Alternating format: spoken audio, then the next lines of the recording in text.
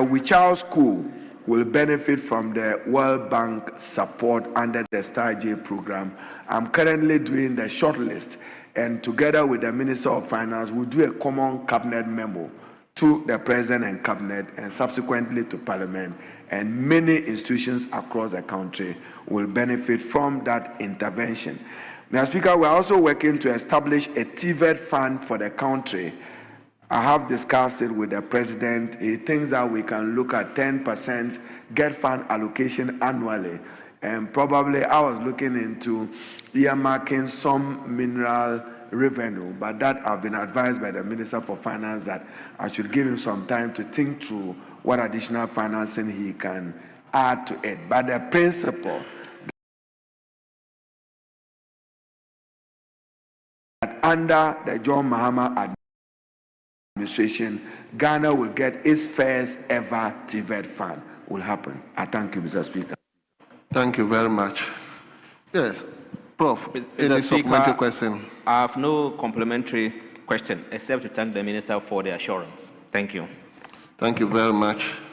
So, honorable members, we turn to question 225. Question 225, and that question stands in the name of a member from Pristia Huni Valley, Honorable Robert Wisdom Kujo.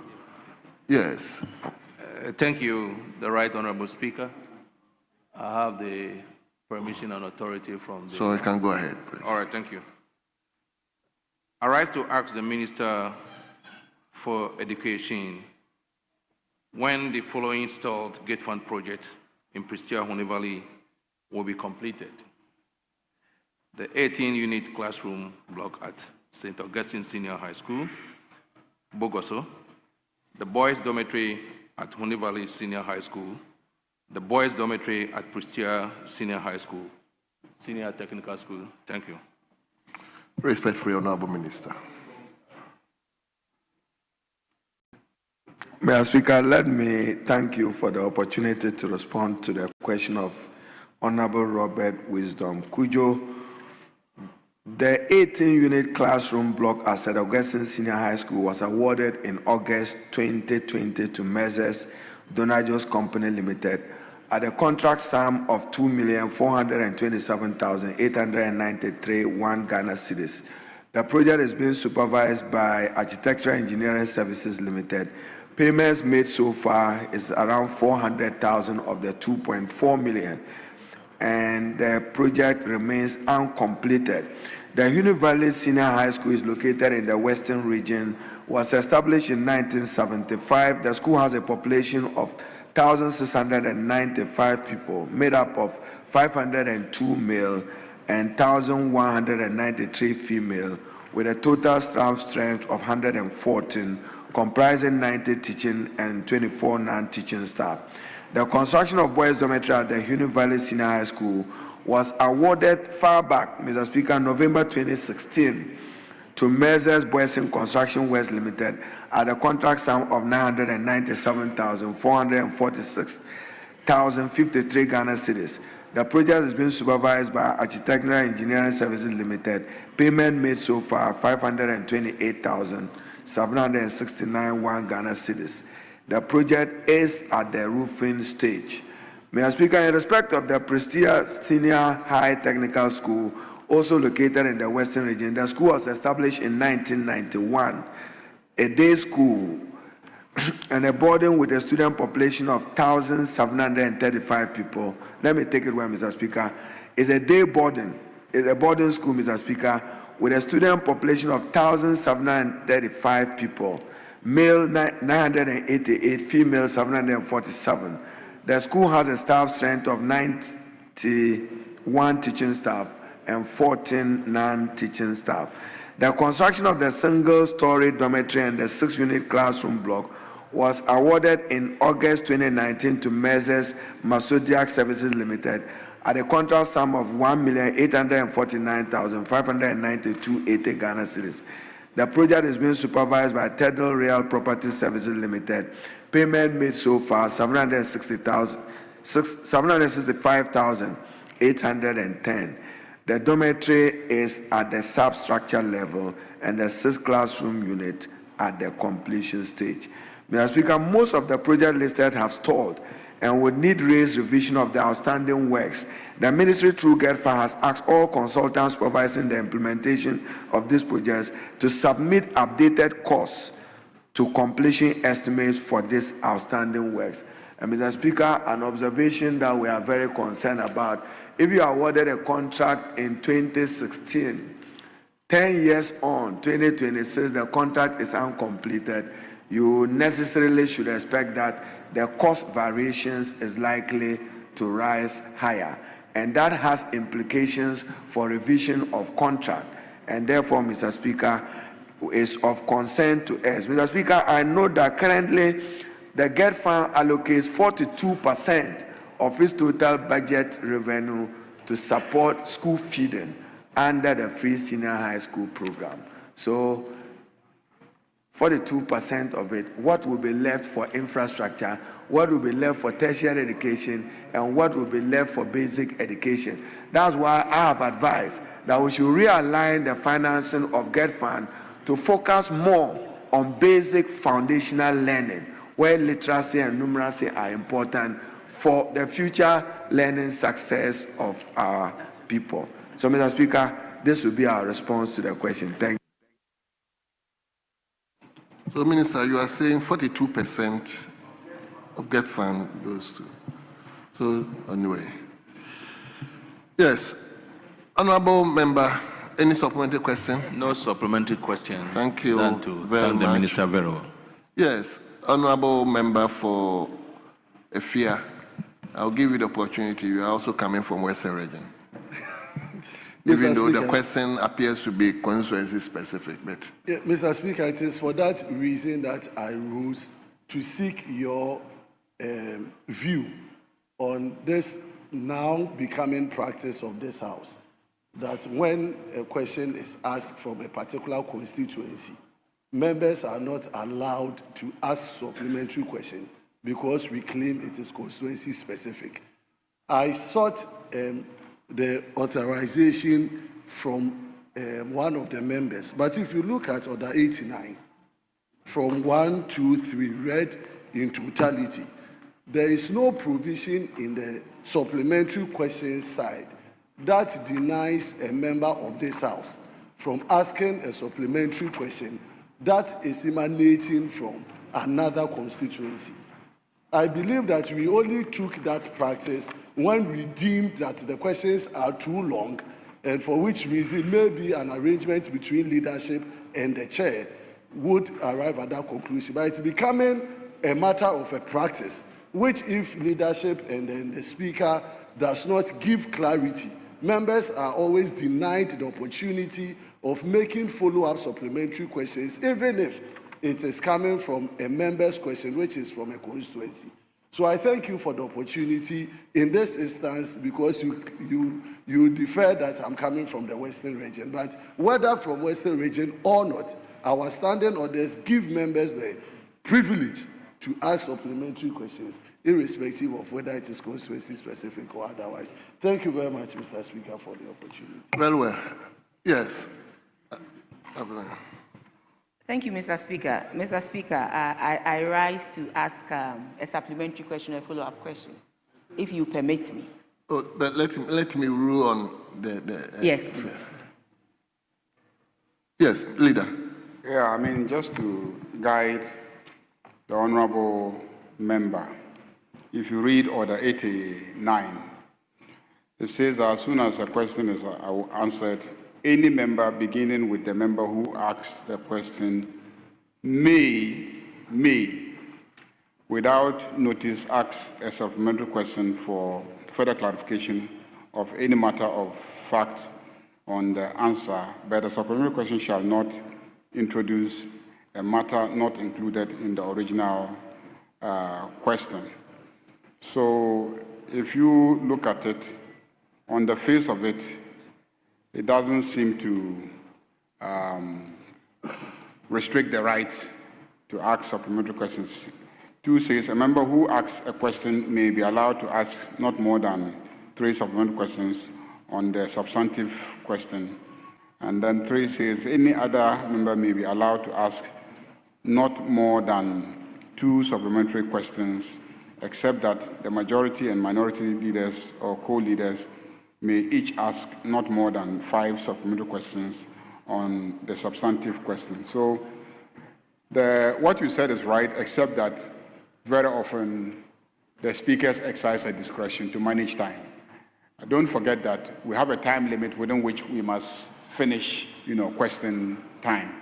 So we manage it by making those arrangements, but it's not a hard and fact rule that, if it is constituency specific. Because there are some questions that are constituency specific, but they raise issues of national importance, such as the answer that the minister gave regarding technical and vocational education. The minister himself provided room for us to ask a lot of general questions on the financing of technical and vocational education. I really wanted to follow up on those issues, but I restrained myself because of this tradition of constituency-specific questions, because he really put out information there that we could have followed up with some more probing questions and would have had some exciting discussion as a House on that issue. Mr. Speaker, on a day when Ghana has won, a match against Panama, you should be more generous with, question time and allowing supplementary questions, because Ghana is now working. Ghana is working, and the results shows that Ghana is working.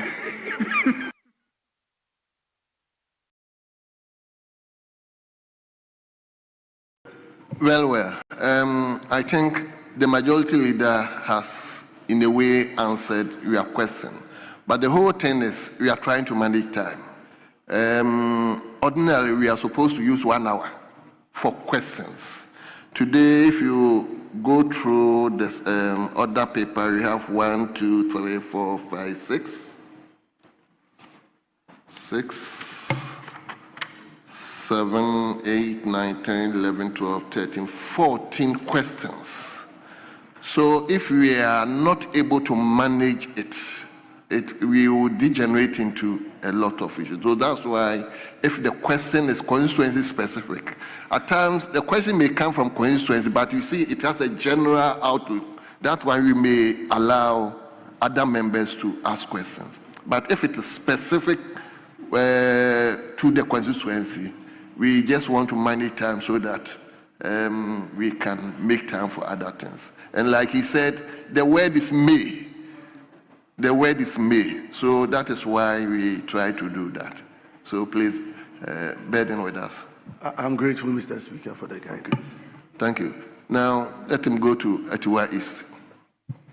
Thank you very much, Mr. Speaker. Mr. Speaker, I rise to ask the Minister a follow-up question on a statement he made, that 42% of GET funds allocation is spent on school feeding at the senior level. Mr. Speaker, that is good because the students also have to be fed as they go to school. But Mr. Speaker, that is not the core mandate of GET Fund. GET Fund's core mandate is to help in the infrastructure of the schools. I had the opportunity to visit the regions and also to engage the pre-tertiary schools.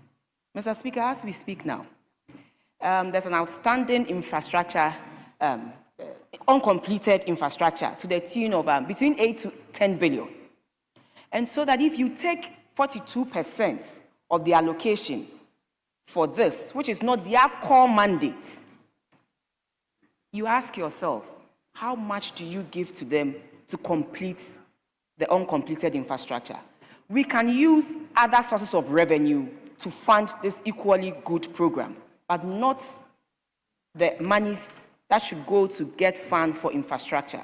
So we will plead with the majority leader and the finance minister that as he brings not the mid-year, but the 2027 budget in November, they should look at this and make sure they give GET Fund enough allocation.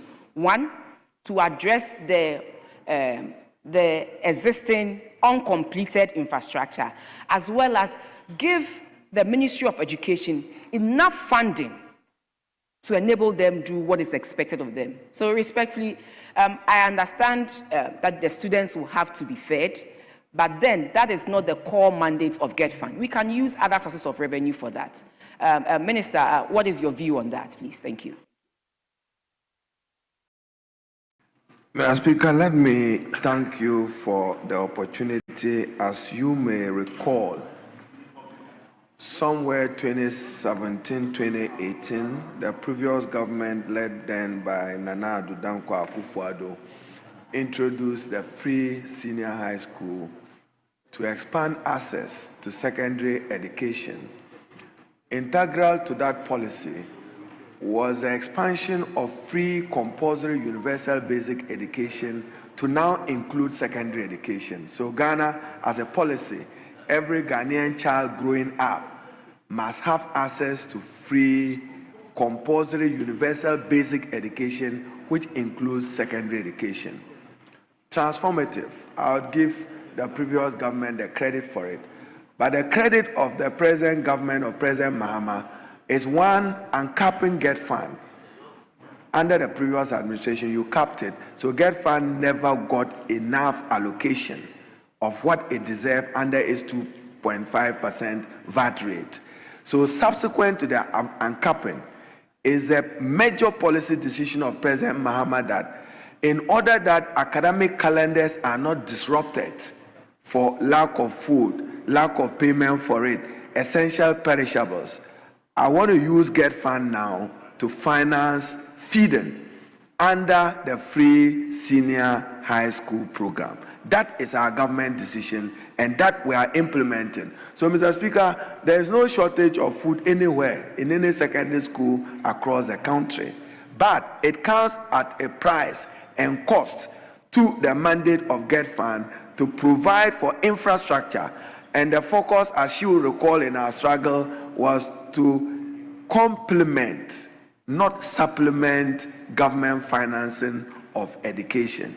But, Mr. Speaker, we want to have free secondary education in Ghana, and therefore we should be able to bear its financial burden.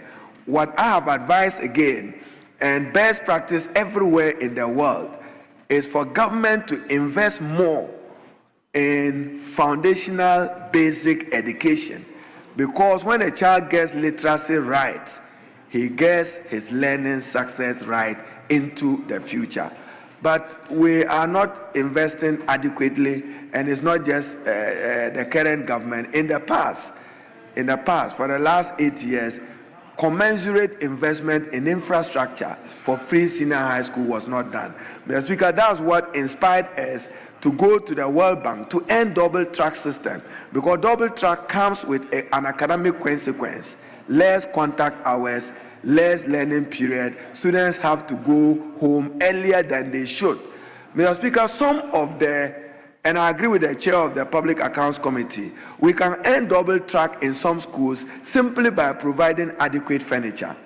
And some we need to invest in robust infrastructure of classrooms, dormitories, and then laboratories, and then equipping them. So I noted, I just shared this so that when Parliament is reviewing and considering the GETFund, you'll be guided that we have abandoned financing basic education, which is core and integral to the success of the country's future education needs in the last decade, to focus on free secondary education. You have just 1.6 billion to 2 billion going to basic to tertiary education. Of the 9.6 billion, you have 4.2 billion, Mr. Speaker, going to feeding of students in free senior high school. So when our government then in opposition said we will review free senior high school, there were many who interpreted it as cancellation. We have reviewed it subsequent to the National Education Forum, and the review is happening at 3 areas. One, infrastructure has to be reviewed. Match the exponential increase in numbers, 1,600 to 4,000. Many schools, they queue to use assembly hall, they queue to use dining hall. That is what has happened in the country in the last 8 years. And we seem determined, Mr. Speaker, to correct it, and we'll correct it. But I couldn't agree more with you that we should look for additional resources to support education generally in Ghana. I thank you. I hope. Yes. Now, available leader, I will grant you that. Thank you. That is my new portfolio, available leader. Mr. Speaker, our respected senior Minister for Education, I think the issue that was raised by Honorable Abdul Sassari, for me, is a legitimate one. And I will plead with my senior Education Minister to heed to this very important advice. Because you see, that money should have found a place within his outfit and not even get fund. As we speak, the Creative Arts School in my constituency, Kwadaso, has been left unattended to for a very long time. And this money from Get Fund could have been used to complete it. So this is a useful suggestion from her that let us look at it critically and ensure that such monies for feeding are kept with the Education Ministry and Get Fund focusing on what it was established so to do. So, Mr. Minister, I think this is a useful one. Let us think about it and get more monies to complete most of the abandoned schools, and also the lack of furniture in most of our schools. Mr. Speaker, turn back for the Creative Arts School, Mr. Minister, we had discussions over this for a very long time. Let it be done. Let it see the light of day by the end of this year. You know, I trust you. I know that you are capable, and you get it done. Mr. Speaker, thank you for indulging me. Minister, are you responding to it? Oh, Mr. Speaker, just to note that we will, but to further share that between this year and 2028, under the Star J project, this government will invest 2.5 billion Ghana cedis on education infrastructure for purposes of improving secondary education with the support of the World Bank. Thank you. Well. So, honorable members, we turn to question 323. 323. And the question stands in the name of a member from Ofueri Krom, Honorable Michael Kwesi Edu. So, yes, honorable available leader, you may take the question for and on behalf of. As you have directed, I stand to ask the Minister for Education the status of the no fees choice policy, the total number of beneficiaries to date, the amount spent so far on students, the categories of beneficiaries, the universities these students represent, and the relevant years. Thank you, Mr. Speaker. Thank you, respectful Honorable Minister. Mr. Speaker, let me thank the Honorable Member for the question. The no fees stress policy is a major transformation social intervention initiative of President Mahama to promote and improve access to tertiary education in Ghana by alleviating the financial burden of students and their families through targeted financial support. The policy was launched successfully 4th July 2025 at the SDA College of Education in Koforidua and is currently active and operational nationwide.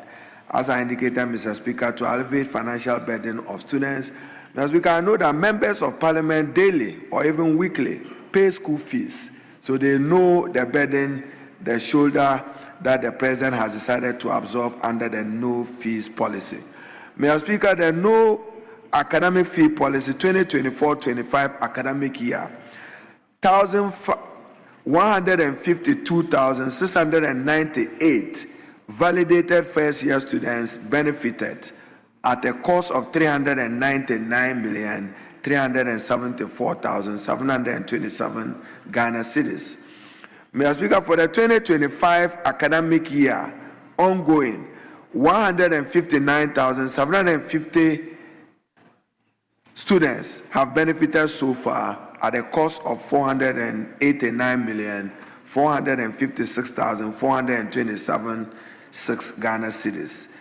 To date, Mr. Speaker, 312,448 students have been assisted under the no-fee stress at a total cost of 888,831,000. Mr. Speaker, this is what we have done to support young people desirous of accessing tertiary education. Our policy remains access, relevance, and quality. For free tertiary education for persons with disability, 2025-2026 academic year, 1,530 persons with disability receive full fee and residential coverage at a total amount of 9,837,000. Mr. Speaker, I'm happy to announce that under this government, we are demystifying legal education, and therefore students pursuing law and professional law can now apply for the Student Loan Trust Plus. 1,332 students receive full fee coverage loans paid directly to their institutions. This includes 610 students from the Ghana School of Law, the first of its kind, Mr. Speaker. So the No Fee Stress Initiative have several components.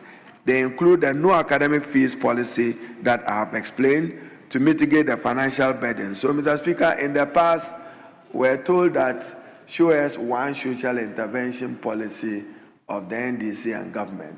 President Mahama has appropriately and eloquently responded to this with a no fee stress as a social intervention policy to support young people to have access to higher education.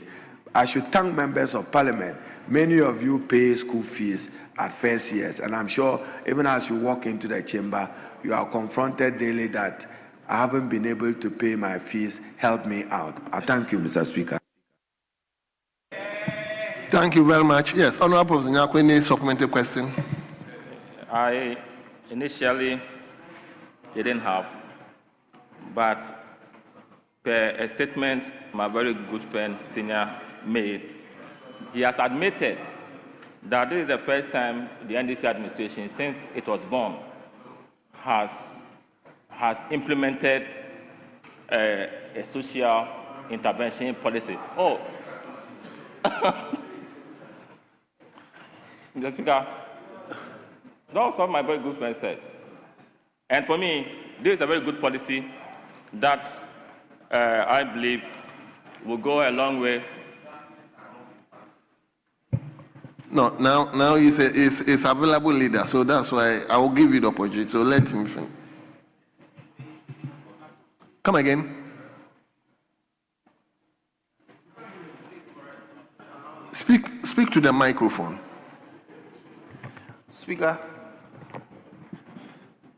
what he says is absolutely incorrect. So we shouldn't even allow him to finish. So please ask your question. I know what you said. So please, you must withdraw that and ask your question. Honorable Chief Whip. Records. Speaker. Honorable Chief Whip, yes. Let's be a bit tolerant. No, we are tolerant. This is subjective. So that's the way he is thinking. So let's be. These things, they go into the records. They go into the records. Let's be a bit tolerant. You must not be encouraged, Mr. Speaker, especially when he's assuming the role as available leadership. Okay. Honorable Professor. Mr. Speaker, if I did say anything wrong and he points it out to me, I'll humble myself to ask you to expunge it. God said that what my senior said. That was why. So if I misunderstood him and you draw my attention to it, I will yield. And so senior, if you could clarify what you said, so that I will come back to say that, yes. Yes, Minister.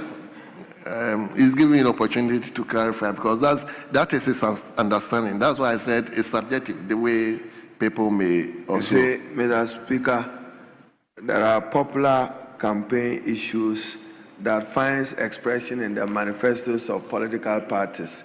If you take Metro Mass Transport, like it or not, you have to credit President J. Kufuor for Metro Mass Transport.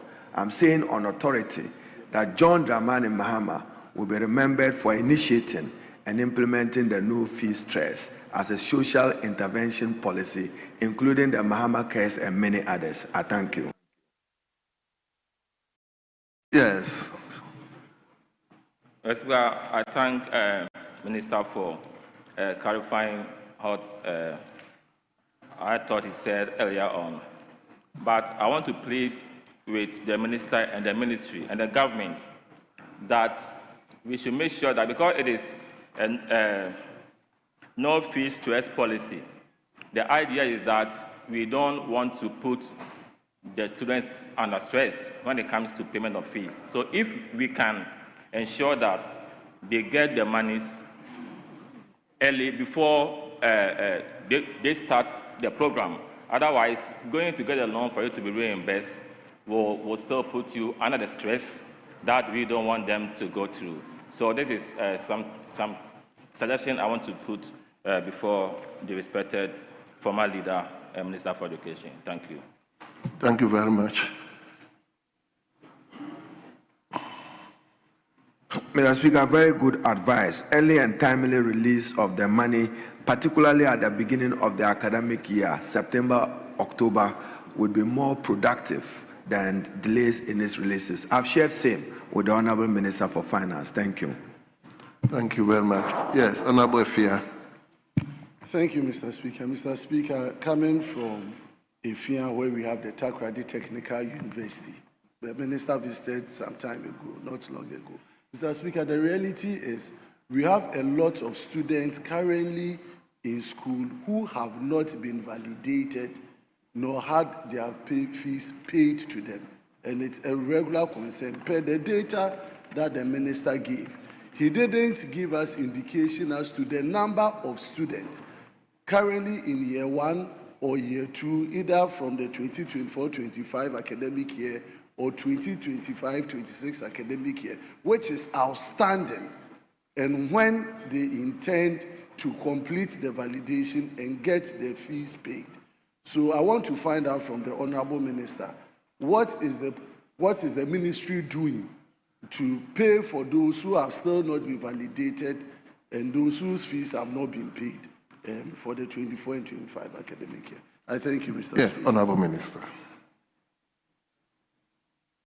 Mr. Speaker, thank you very much. I was with the Honorable Member at the Takoradi Technical University, where again, he was there when we gave assurances that into 2027, the GET Fund will make a minimum allocation of 10 million to support each of the technical universities across the country, total 100 million. Mr. Speaker, we would honor that. There is no outstanding obligation in respect of no fee stress for 2024, 2025, 2025, 2026. The Honorable Minister for Finance has made releases adequately to the student loan trusts, which is executing the no fee stress and the free tertiary education for persons with disability. What we do is just authentication. Are you the real student? Are you a student of this particular institution?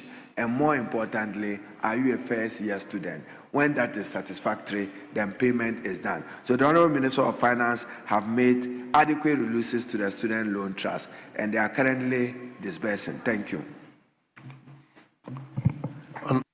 Honorable, I've given you one slot. Okay. Just to tell the Honorable Minister that I would get back to him after I've gotten those concerns, and I'll bring it to your attention. I thank you, Mr. Speaker. Well, thank you, honorable members.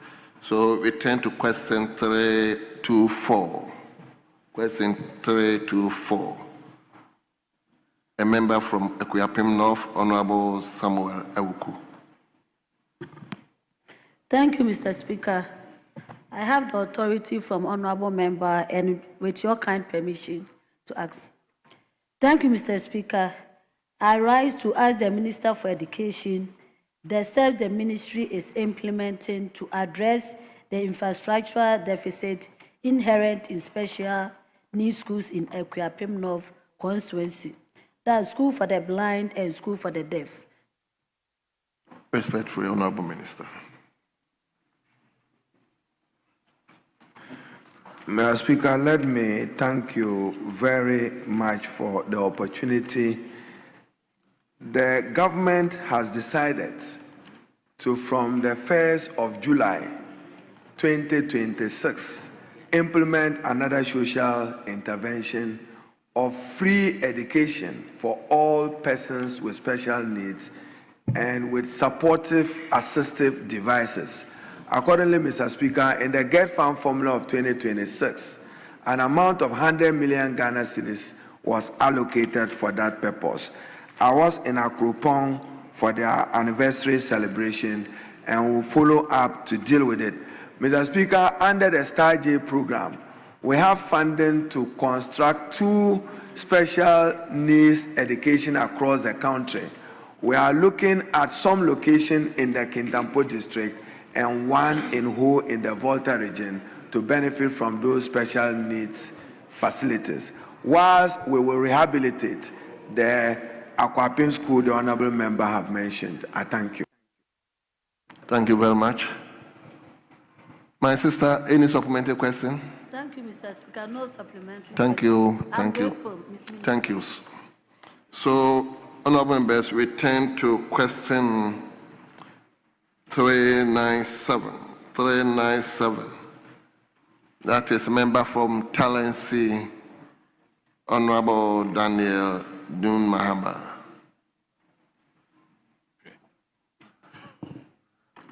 Yes, Daniel. Thank you, Mr. Speaker, for the opportunity. I would like to ask the Minister of Education,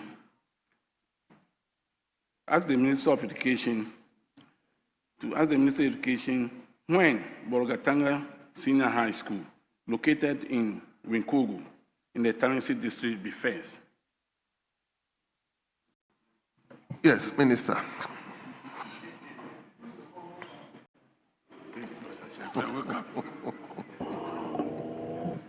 Mike. Mr. Speaker, thank you very much. Bolgatanga Senior High School was founded in 1970 in Zwarungu. The school started with a student population of 75 and a teaching staff strength of 3 with 8 supporting staff at the time. Due to lack of space for expansion, the school in 1976 was relocated to its current located Winkugu, which is its current location. The school currently has a total student population of 2,528 with a teaching staff strength of 176, 52 non-teaching staff. The school, since moving to its current location, does not have a fence wall. Mr. Speaker, the need to construct a fence wall for the school cannot be overemphasized, as the school is open to Bolga-Tamale Highway, and therefore it poses danger to students, teachers, and even workers in the area. The ministry will prioritize the project. Subject to the availability of funds, we'll see what we can do to construct the wall. Mr. Speaker, in that area, the conflict in that area has affected even the presence of teachers and has affected the quality of teaching and learning.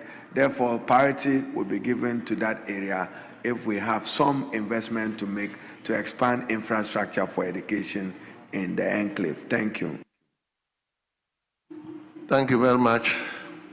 Daniel, any supplementary question? Oh, I thank the Minister for this quick response. Thank you. Very well. So, honorable members from Talensi, let's move to Bekwai. Bekwai. Yes, Bekwai. Honorable Ralph Upokwe-Dusai. Thank you, Mr. Speaker. I have the authority of the honorable member of Bekwai to ask this question on his behalf. With your leave. Yes, I've given the general, the omnibus permission. So just go ahead. Thank you, Mr. Speaker. I rise to ask the Minister for Education what interventions are in place to expand digital learning tools and reliable internet access to public schools in rural and peri-urban areas. Yes, Honorable Minister.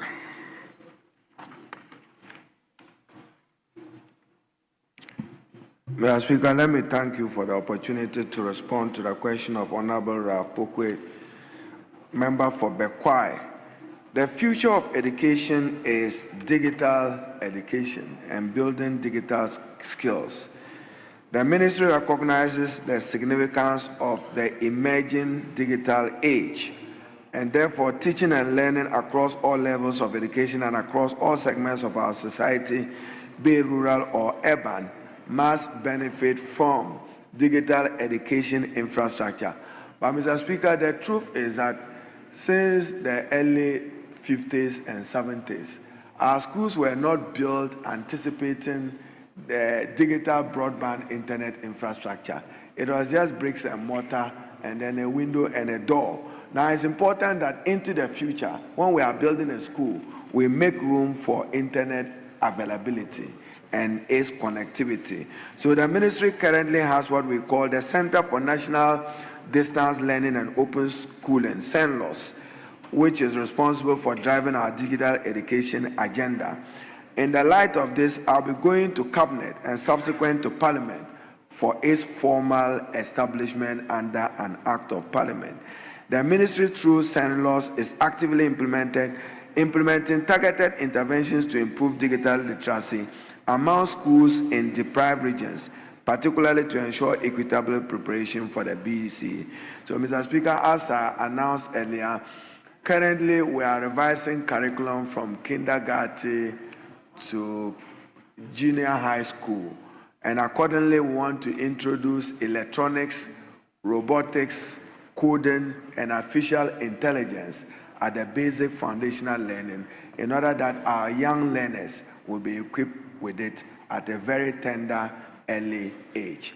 That is being done, and that will require some financial resources to get it done. I expect that NACA, for which the ranking member for education works so closely with, will complete the revision, submit it for policy consideration, and I'll come back to Parliament for a revised curriculum. Mr. Speaker, one of the objectives of the revised curriculum is to let Ghanaian learners know teamwork and learn patriotic values. You say you want to fight corruption. Ethical values must be taught at the basic foundational learning and matters of financial literacy. We'll introduce all that into the revised curriculum, Mr. Speaker. So we'll work with CENLOS to get many of this done. We have the iBox, which was initiated by the previous government, and we currently one laptop per student, which was done for a category and number of teachers. Is also there is a dedicated opportunity for laptop for students at the free senior high school level. I've asked them to elevate the distribution to ensure that every student deserving of it has it, because the curriculum is inbuilt in it. We've zero-rated it and it's ongoing across the country. I thank you, Mr. Speaker. Thank you very much. Yes, Honorable. Thank you, Mr. Speaker, and the Minister for his answer. If the Minister may come back again, we want to have some concrete measures as to how this expansion of digital learning is going to be done in the rural and the peri-urban areas. And from what we've seen in the Ministry of Education, most of the thing is about allocation, and none is being implemented. So we want the minister to tell us how. Because, Mr. Speaker, now digital skills is like literacy and numeracy, which is going to be basic in our learning, whether in TVET education or in grammar education. So we don't want this disparity and the inequality that has existed to continue. as a country. Just here, a couple of days ago, we talked about the African child. And these are some of the things that if we don't become conscious and deliberate about it and implement, but just mention figures without committing to it, it won't help. So how would the minister, one, tell us how is he going to do this expansion? Because I've looked at the answer and we don't see the figures. We're just talking about 1 or 2 schools, and that is not what we are looking at. And also, what commitment? Yes, Minister. Mr. Speaker, I believe that every ministry implements policies and interventions subject to budgetary allocation made available to it. Within those budgetary constraints, we will prioritize investment in digital education. I've said that we have to revise curriculum. I'm sure the young learners here would have loved to have tablets so that they themselves can begin to use it and learn with it. As a country, we need to invest more on digital education infrastructure. There are many schools in Ghana which are not even connected to electricity, let alone connected to the internet. How are you going to have access? But technology have improved, and there's now what we call offline grades of some of these tablets. They don't need electricity connectivity. They may be able to do it. We have just signed a memorandum of understanding with Google, which was narrowed to language, mother tongue language. And I asked Google to expand it to the 12 official languages of Ghana. And they committed that they will do that. They are working very closely with the University of Ghana and the University of Science and Technology in expanding investment on AI-related technology to facilitate digital learning. So, Mr. Speaker, we will do our best within the constraints of budget. I thank you. Thank you very much. Honorable members, we are now moving to Efija Kwabre South on question 421 by Honorable Damata Ama Apienima Salam. But before then, kindly indulge me to acknowledge our visitors at the public gallery. We have Mount Olives Baptist School,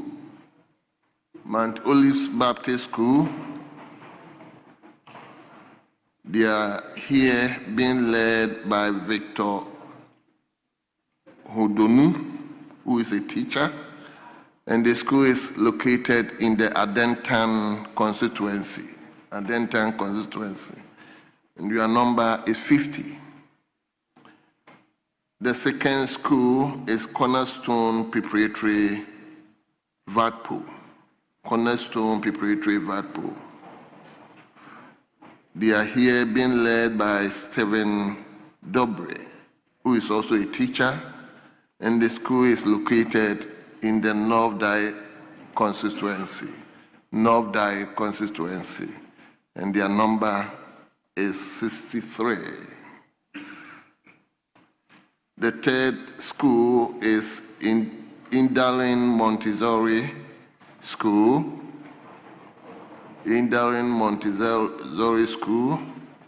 They are also here being led by Stephen Saba,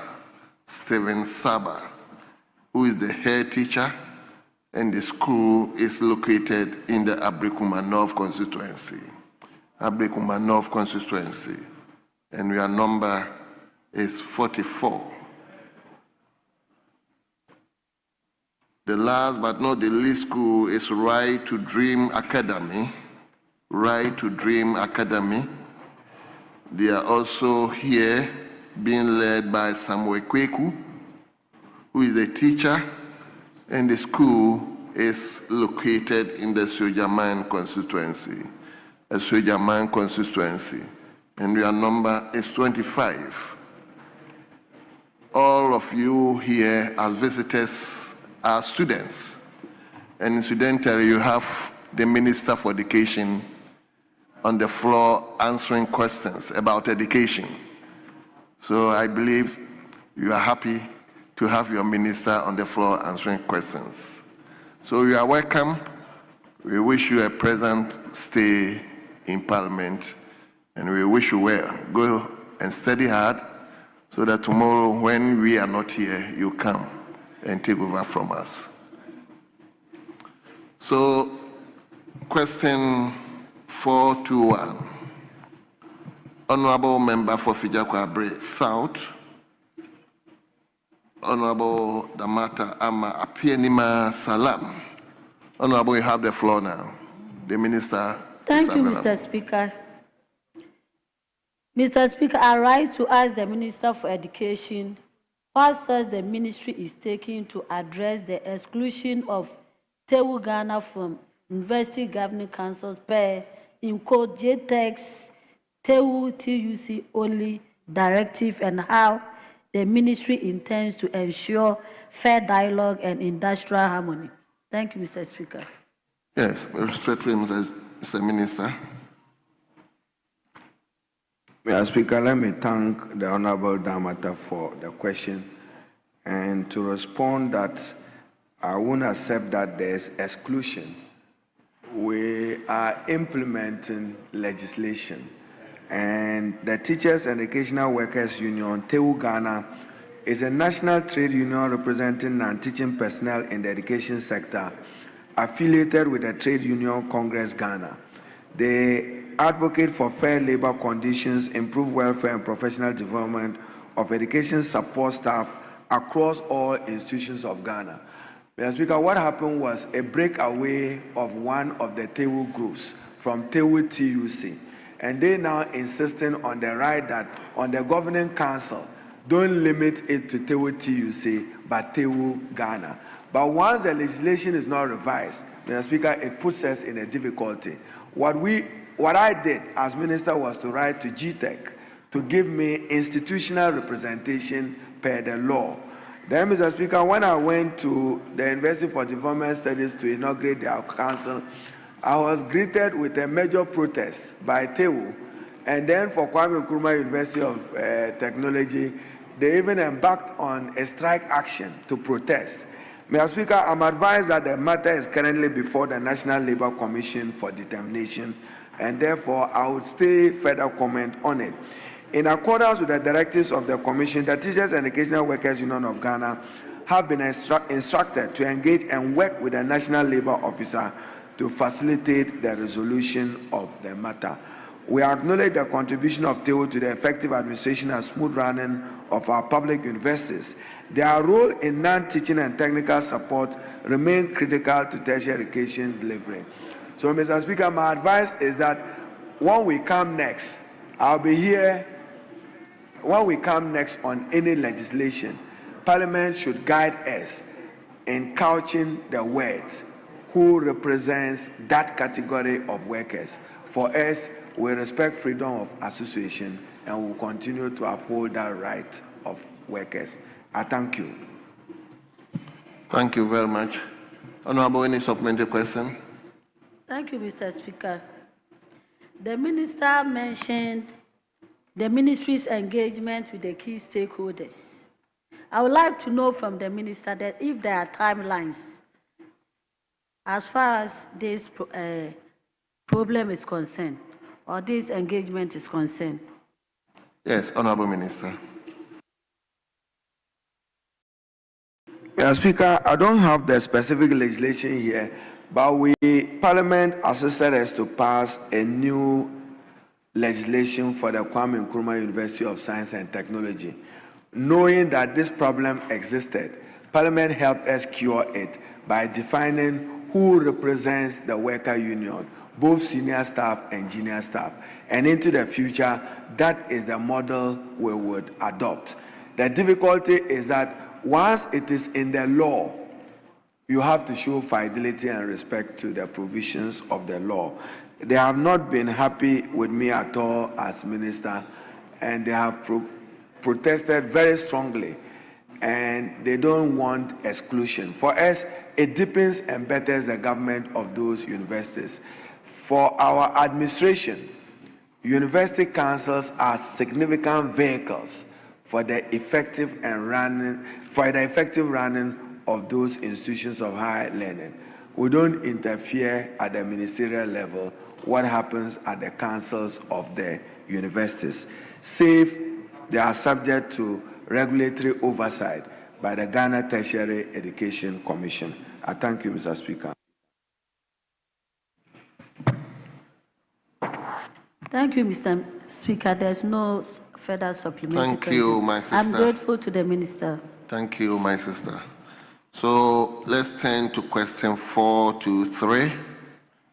Question 423. A member from Himain Lower Dentura, Honorable Lawrence Ajensam. Thank you very much, Mr. Speaker. Mr. Speaker, I rise to ask the Minister for Education when the ministry plans to supply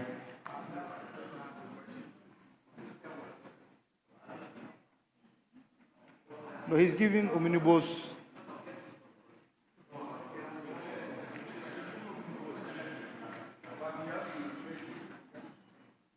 Honorable members, earlier on, when we started, I gave that omnibus bellwether, yes.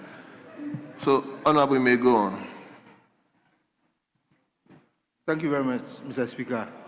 The Chief Whip is heckling a first timer. Mr. Speaker, I rise to ask the Minister for Education when the ministry plans to supply the following schools with student desks, beds, tables, and chairs. 1, Himain Secondary Technical School. And 2, Jukwa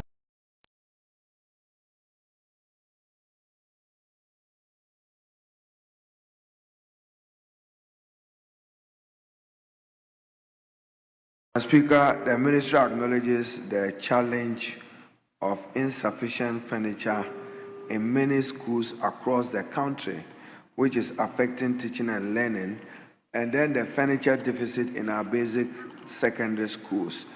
To facilitate this, Mr. Speaker, the GET Fund currently is undertaking some procurement of furniture, and when that is done, it will be distributed across schools in the country.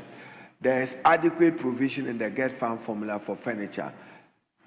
They've just started the procurement process. I'm sure a warrant for commencement certificate is with the Honorable Minister for Finance, and when that is done, some furniture was procured for 2025, Honorable, and some have been distributed across schools in the country. Well.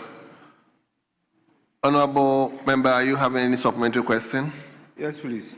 Okay, let's Mr. hear Speaker, I'm happy that the minister has said that this is a nationwide issue. Can he give us some timelines on this? Well, it's very, very important. Minister, can you give timelines? Mr. Speaker, I only can assure my honorable colleague that Himain Secondary Technical School and Jukwa Secondary Technical School, I've taken note of them, and they will be prioritized when the furniture arrive. And I'll relate to him directly to make sure that he relates to the appropriate authority for the schools to benefit from the furniture. But, Mr. Speaker, I'm assuring honorable members that government through GET Fund is procuring adequate furniture for distribution this year. I don't control procurement processes. Subject to its completion, when they supply them, we'll engage with members and get them distributed. Many schools across the country are struggling.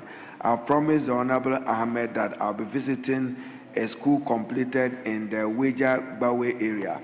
Before you do the visit, the furniture must be available so that I can declare it open and functional. And that we will do if the procurement processes are completed. Thank you, Mr. Speaker. Honorable Minister, pursuant to your answer, I mean, you acknowledge that this is a nationwide issue. I mean, that's one of my headache. Schools in my constituency, they are all on me.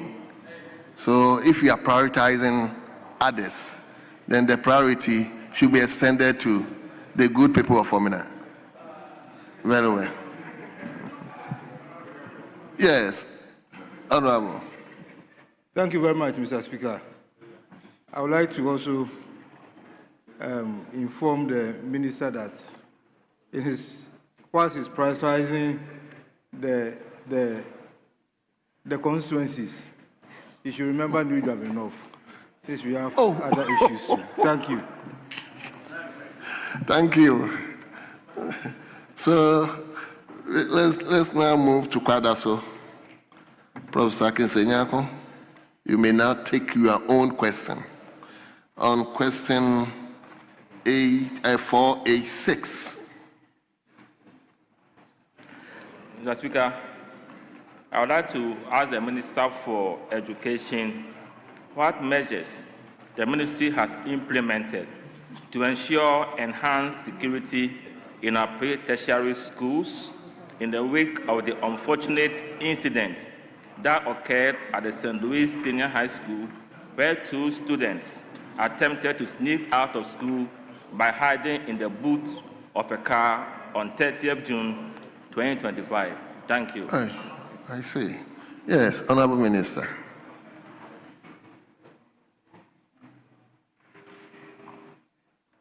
Mr. Speaker, thank you very much. The ministry is ensuring the safety and security of students, teachers, and staff in all pre-tertiary educational institutions across the country. Over the years, we have not allowed for financial clearance for the employment of persons in the category of non-teaching staff, the security-related component of it. We are doing a few, and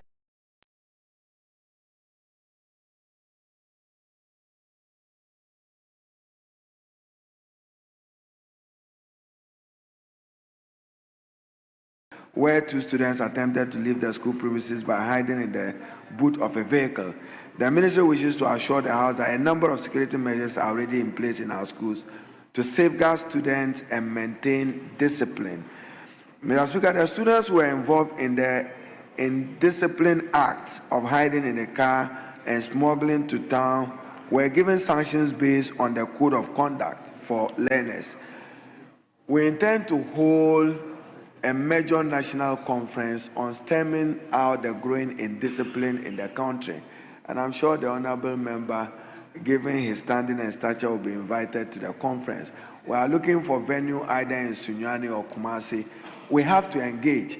If you find a Ghanaian student go to school with a weapon or a knife, Mr. Speaker, that is un-Ghanaian. That is not our training, and that cannot be the training we want these young people to be exposed to. But agreeable that there is growing indiscipline in our school. Mr. Speaker, I share this interesting example. I was taking a walk in Tamale behind the wall of Vitim Secondary School, just taking a walk to my home. I saw a student scale the wall and he fell in front of me by the wall. He didn't need to do that. But many of the schools don't even have the walls.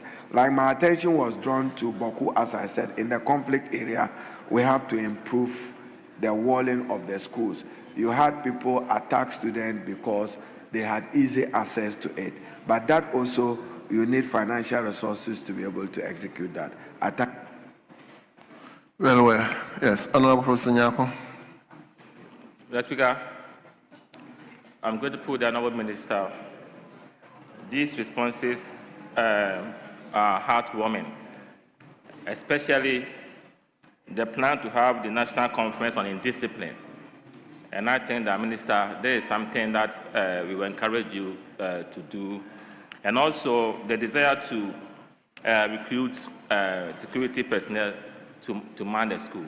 So I don't have any further questions, just to say that these interventions, if we are able to implement them, will help us in promoting discipline in our school. So, Mr. Speaker, I'm done. Thank you. Thank you very much. From Kwada, so let me now turn to Hohoy. Hohoy, Honorable Thomas Walanyo. Yes, you have the floor now. You may ask your question. Thank you very much, Mr. Speaker. I rise to ask the Honorable Minister for Education the current status of the completion of the permanent campus for the University of Health and Allied Sciences, UHAS, in Hohoe, and what timeline the ministry is working to ensure the completion. Thank you.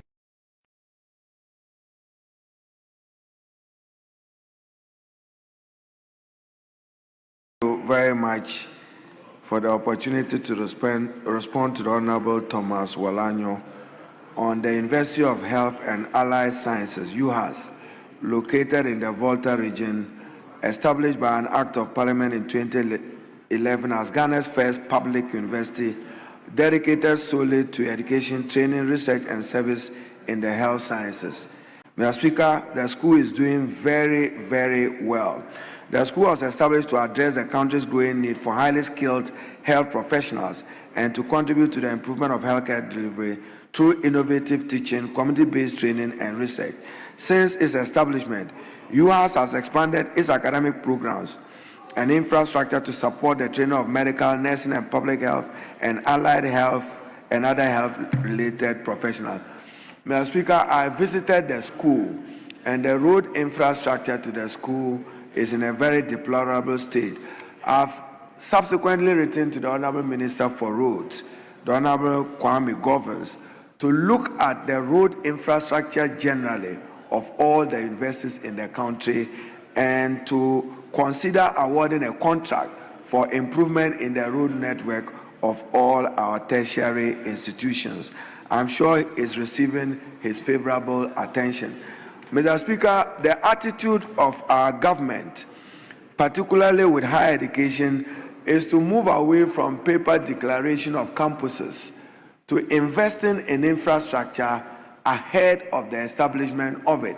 So President Mahama has constituted the Amoako Nuama Committee, which is looking at expanding public universities across the country. It will advise the President and the ministry as to where a particular university and for what purpose should be located. We are considering establishing the Faculty of Pharmacology in Keita in the Volta region. So our attitude will be to send infrastructure to Keita so that we can have a Faculty of Pharmacology. You didn't do it, we'll do it for them. Thank you, Mr. Belware, yes. Thomas. Yeah, Mr. Speaker. Any supplementary question? Yes, Mr. Speaker. Okay. I thank the Honorable Minister, but all what he referred to, is about Ho. That's a campus, the main campus in Ho. But I'm referring to Hohwe campus. That's a satellite campus of UHAS in Hohwe. Currently, we have a structure on their new site, and the old site, they are just using, Honorable Minister, just 3 classroom blocks. No, not even 3 classrooms, but 3 classrooms that the entire university is using with a population of 3,200 students. And we have a new campus that is up to about 70% complete. And that's where the question is being asked, not the whole campus, Mr. Speaker. Very well. Yes, Honorable Minister. Mr. Speaker, the Honorable Member is very right. Let me focus on Hohoi. At my visit to the school, a slide was presented to me. Work was around 54% complete. We'll get fund to prioritize it and ensure its early completion. I thank you. Well. I hope, Thomas, you're okay now. You want, or you still have supplementary questions? Almost. Okay, let's see. Mr. Speaker, I would like to know from the minister if there is a dedicated source of fund for the Hohwe UHAS campus, because anytime I go to Fodome, where the school is located, the question the Paramount Chief, asks is whether there is a dedicated, because Get Fund is struggling to complete the school they started in 2013. So we would like to know from the minister if there is a dedicated fund for completion of the UHAS. Yes, Honorable Minister.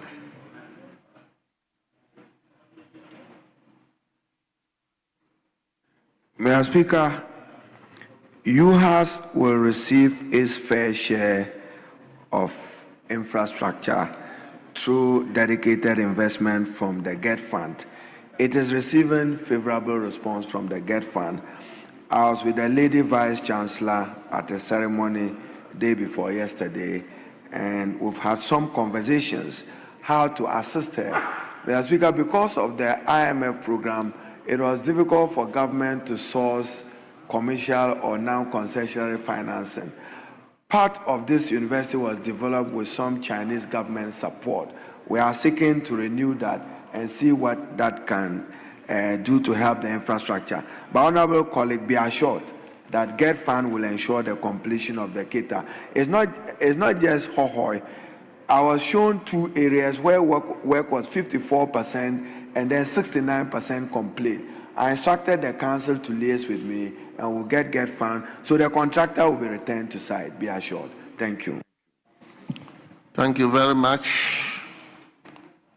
We now move to Takwan Suayim from Hohoi. So, Honorable Issa Salifu Taylor, you have the floor now on question 539. Thank you, the right Honorable Speaker. I rise to ask the Minister of Education how the ministry is addressing the persistent teacher shortages, particularly in rural and mining constituencies such as Takwa and Suayim. Thank you. Yes, Honorable Minister.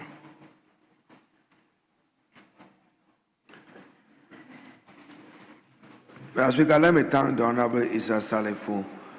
The Ghana Education Service, the GS Teacher Deployment Norms and Guidelines ensure equitable distribution of teachers for purpose of improved quality education delivery and to promote efficient utilization of human resources across the country. The teacher deployment is guided by principles of equity, need-based allocation, efficiency, and professional relevance. Deployment decisions are based on approved vacancies, staffing gaps, enrollment levels, curriculum demands, and teacher qualification and subject specialization. The norms prioritize schools with critical shortages, especially in rural and deprived communities, and focuses on subject areas such as mathematics, ICT, STEM, French, and special education. Teacher allocation also considers approved pupil-teacher ratios, school structure, workload, and timelines demands to ensure balanced staffing across the country. Takwa and Suayim is located in the Takwa and Suayim municipality of the Western region. The constituency has a total of 237 schools comprising of 49 KG, 92 primary schools, 96 junior high school, and a total of 1,078 teachers have been deployed in the constituency. Mr. Speaker, as I reported to this House, our needs across the country will be to recruit up to 50,000 teachers if we are to meet the minimum requirement. I have financial clearance for the recruitment of 7,000 teachers.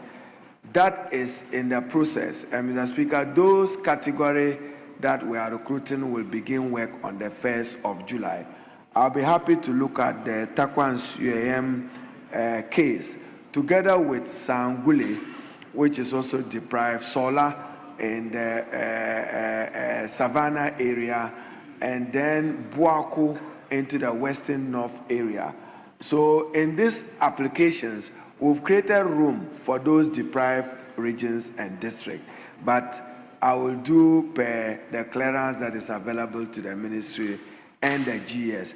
In total, we'll be recruiting plus tertiary education from 1st of July, we should be recruiting 10,000 more, 7,000 teachers, and then a category for non-teaching staff, which will be about 1,000. And then we reserve the other one for the faculty of the universities across the country. We've given some numbers to technical universities, and then to the universities have also gotten some minimum numbers to beef up their faculties. Thank you, Mr. Speaker. Thank you. Mr. Speaker.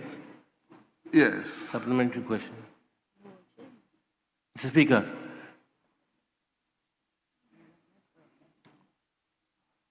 I wish to ask a supplementary question. Can you allow me to finish with the owner of the question before I come to you?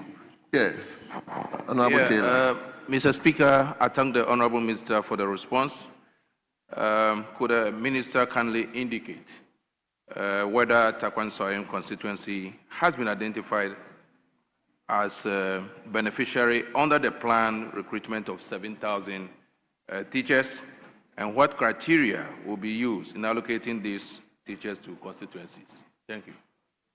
Thank you very much. Honorable members, earlier on, the issue of constituency specific came to the fore. Now, when you look at this particular question, even though the question is coming from Taquan Soyem, you can see that it has a wider scope. So I will allow other people who are also interested or desirous or having an issue regarding teachers in their district, I will also take those questions from them.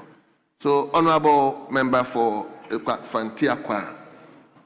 Fantiakwa South. Fantiakwa South, let's hear you. Thank you, Mr. Speaker. Mr. Speaker, I wish to ask the Minister for Education if he would consider supporting myself and my district director,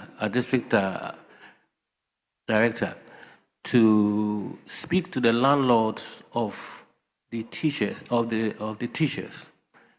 In my district, we have 68 teachers who are missing at the basic school. They have been priced out of their households. Rent is now at 700 cedis a month. So we plan to go visit with the landlords and appeal to them that they are performing a patriotic duty, and as such, they should consider them. We wish that someone from the ministry will join us to be able to appeal to these landlords. Thank you. Very well. That's another dimension, Honorable Minister. Mr. Speaker, I have taken note of the Honorable Member's concern. And Mr. Speaker, currently within government, there is ongoing discussion led by the administrator of the Common Fund. I'm sure it's related to one of the questions I'll be answering today on the Teacher Dabre initiative of President Mahama. We intend to provide for 50,000 housing units across the country. Mr. Speaker, the intention is for the district assemblies to own this. And accordingly, the President constituted a committee chaired by the Minister for Education with the Minister for Local Government.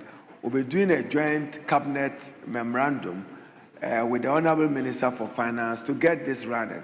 The idea is that GSOP, which is the pension fund of the Ministry of Education, can be used adequately as collateral to provide for these houses. What we are looking at, Mr. Speaker, is that we should build housing units which will cost 25 to 30,000 for ownership of the teacher, but with an understanding that they will agree that you can do monthly deduction to service the ownership of it. But as I said, this is currently at discussion stage. We will be meeting with the administrator of the District Assembly Common Fund. I've assured them that GSOP will support it.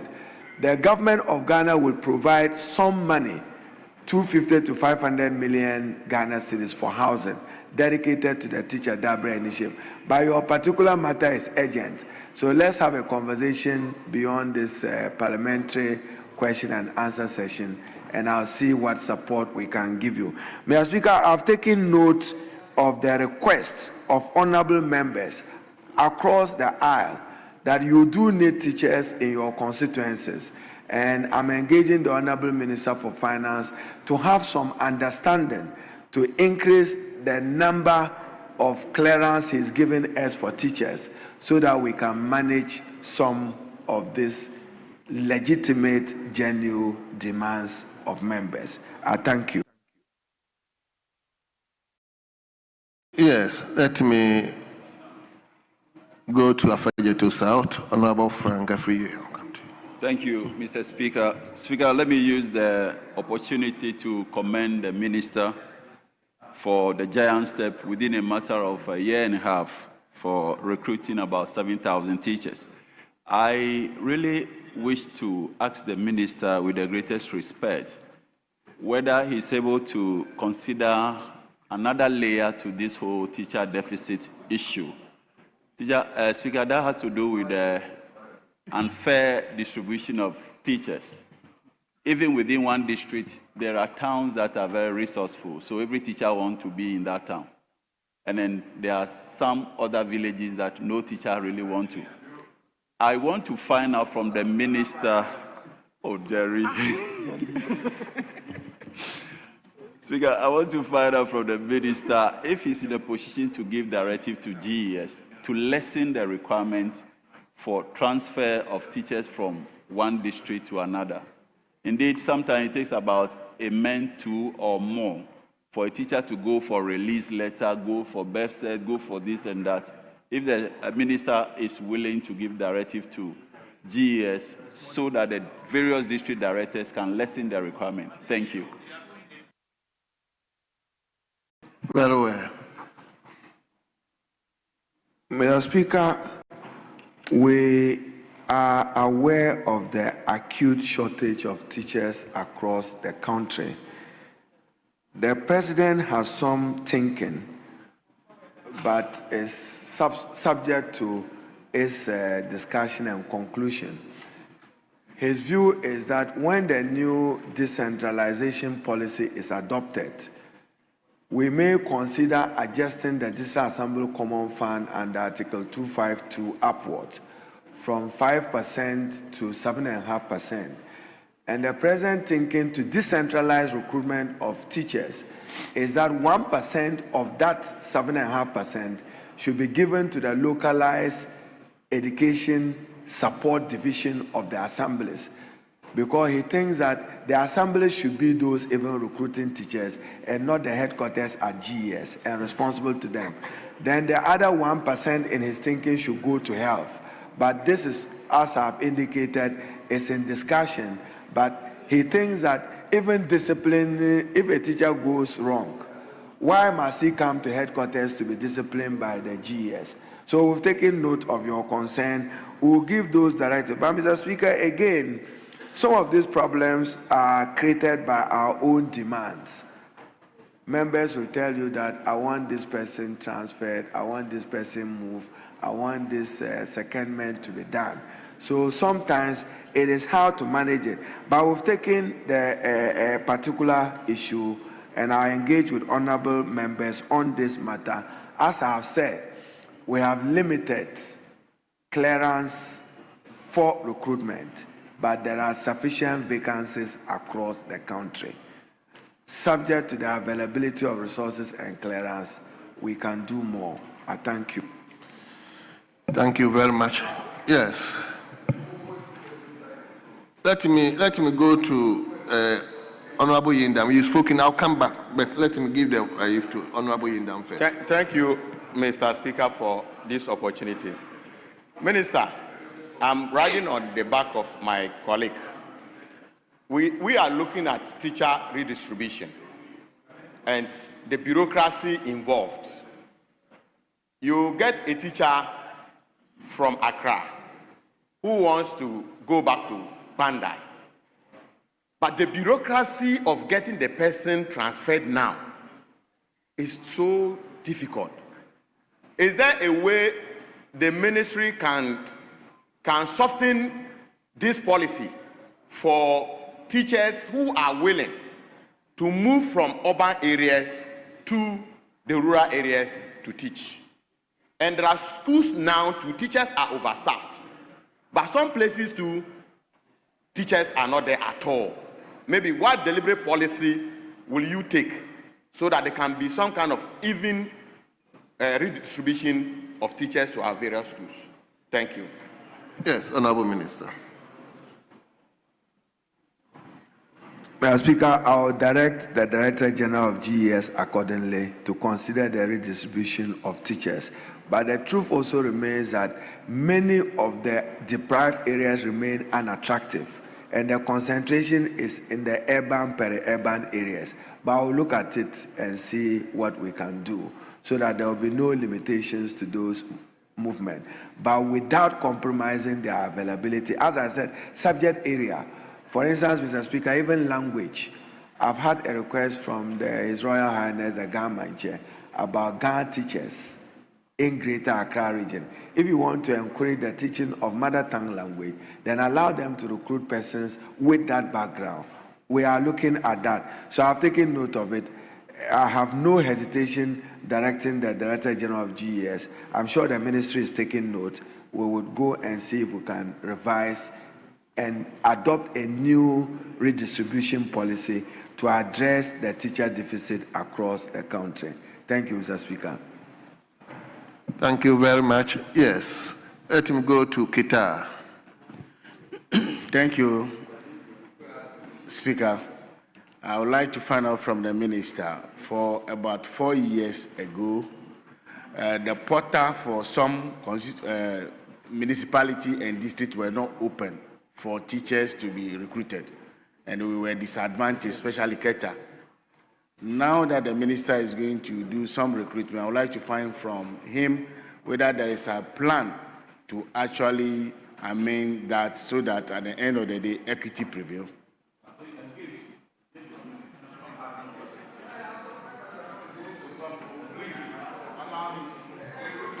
Yes, Honorable Minister. Mr. Speaker, these processes are done openly and transparently.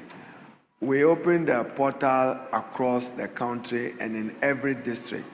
But Mr. Speaker, within 3 to 4 hours, for a vacancy of 7,000, we had over 49,000 applying. I didn't want to have a crisis how to manage the numbers, so we had to immediately close the numbers at 49,000 so that we can pick the best 7,000 of the over 40,000. But we will take note of the concerns of deprived districts across the country, and we'll do the redistribution accordingly.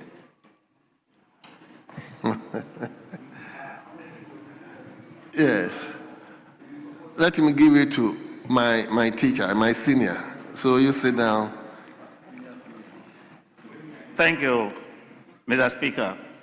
Mr. Speaker, I've heard the answers from the minister. At some point, I had an impression that we don't have adequate teachers, that we are in short of teachers.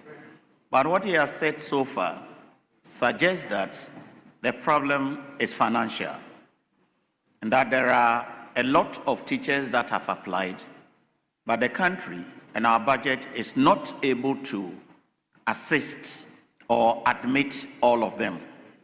I want to find out from the minister, having realized this problem, what are the steps that as a country we would adopt to clear these qualified teachers who cannot be assimilated into the system? Thank you. Very well, Honorable Minister. Mr. Speaker, it's largely a function of the management of the compensation budget of the Ministry of Finance and the government of Ghana. GES remains the largest employer in Ghana. We have over 360,000 teachers across the country.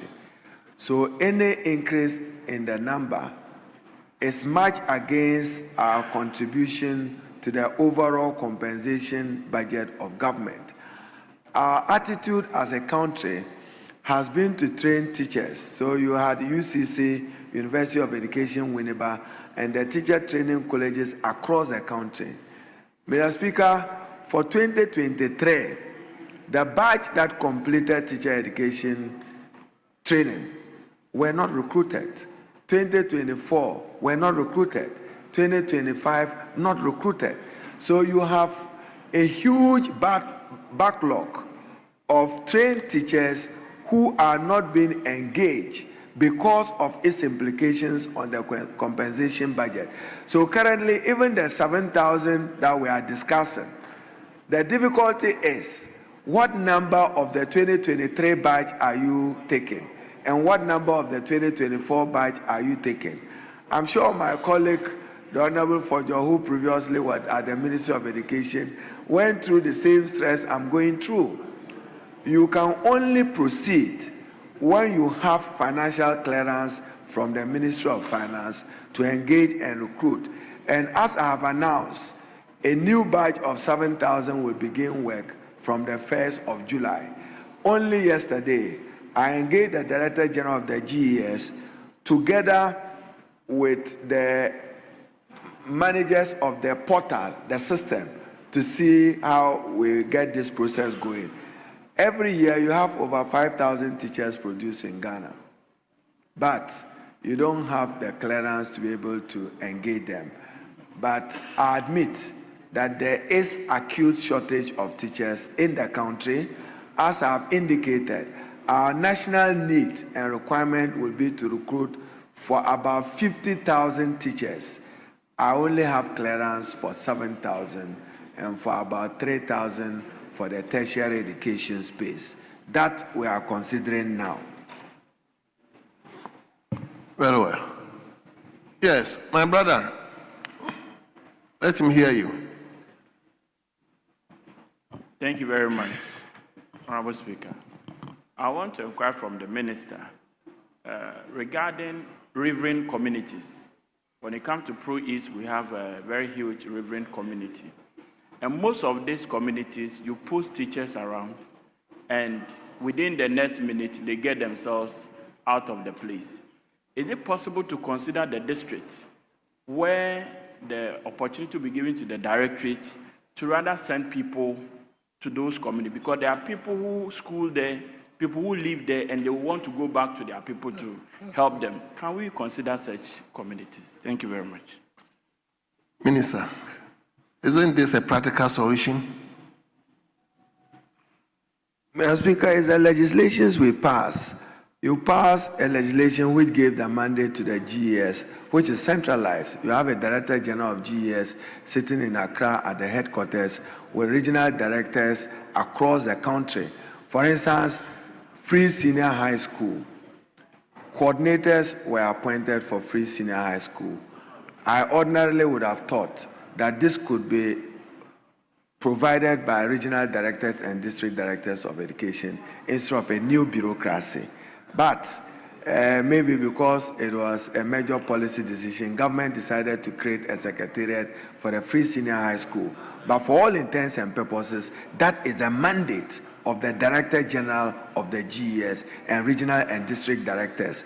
But we are reviewing it, and at the appropriate time, I'll come and make a major policy announcement to this August House. Mr. Speaker, I've heard the concern of our honorable colleague.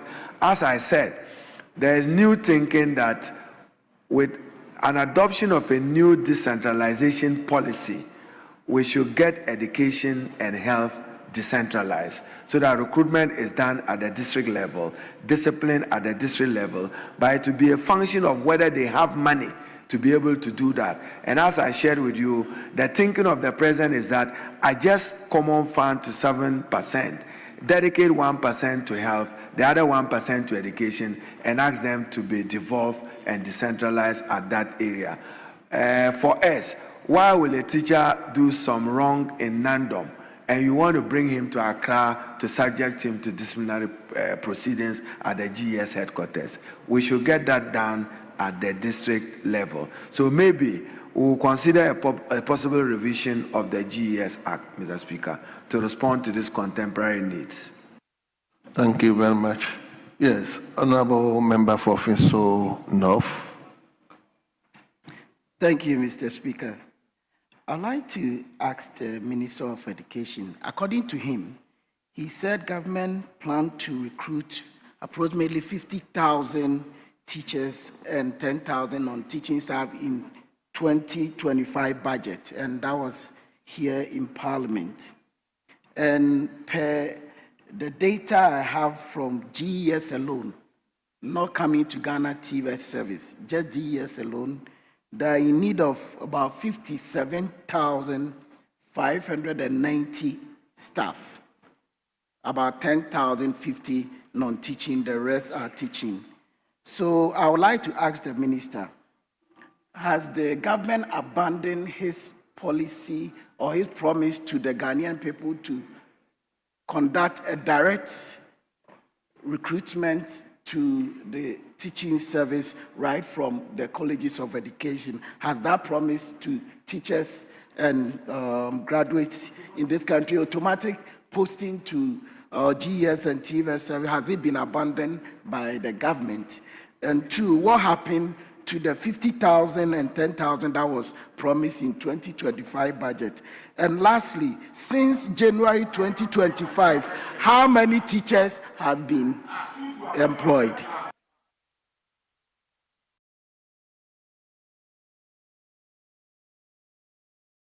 Members, I allow him to. The minister can do whatever we all know can do. So those ones he cannot answer. He will be frank with us.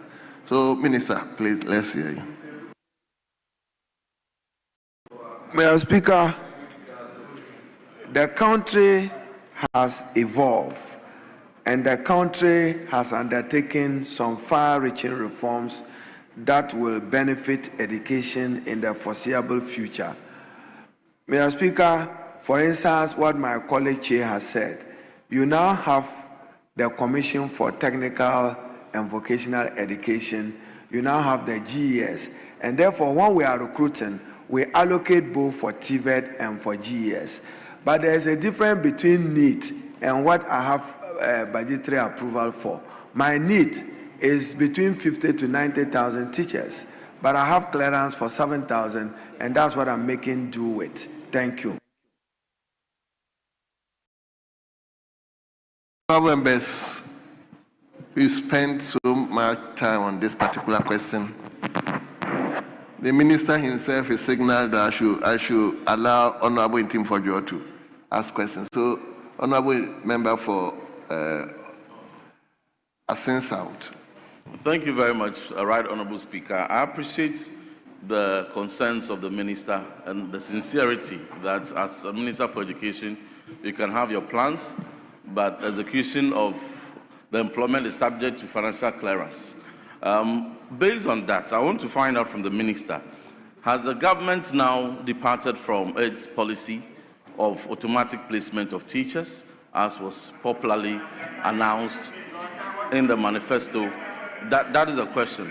And to also agree with the minister, that particularly when it comes to teachers. You asked a fantastic question. Allow somebody else to also ask this question. Yes. And particularly when the minister makes the point about the challenges, peculiar challenges in the mining areas. It is one area we need to have a conversation on. And I want to support what the minister said regarding the challenges in the mining areas. These are areas where the minimum wage for a week is about 4,000 cedis. And then you're sending teachers there whose salaries across the country is not even able to meet a week's earning, the average earning in such areas. So we need to have a more comprehensive, it's not a political discussion, we need to have a more comprehensive discussion on that. But my question on the policy departure, thank you. Yes, Honorable Minister. Mr. Speaker, there is no policy departure. What I do know is that in 2023, there was no automatic placement. 2024, there was no automatic placement. I thank you. So, honorable members, please. Yes, Speaker. Honorable members, yes, Speaker. Education issues are broad, and if we restrict ourselves to this is just one question, I have counted 14 separate supplementary questions. I think we will move on. Asafojo, you just came in. Please, let's move on. So we will turn to question 604. Question 604. Member for Saraga North. Saraga North. Honorable Alhaji Alhassan Mumuni. Please, you have the floor now. Thank you, Mr. Chairman. Mr. Speaker. Mr. Speaker, I have the authority of the honorable member to ask the Minister for Education the steps the ministry is taking to complete the abandoned E-block at Palby for the establishment of the first ever senior high school for the Salga North constituency of the Northeast Gonja district in the Savannah region. Thank you. Yes, Honorable Minister.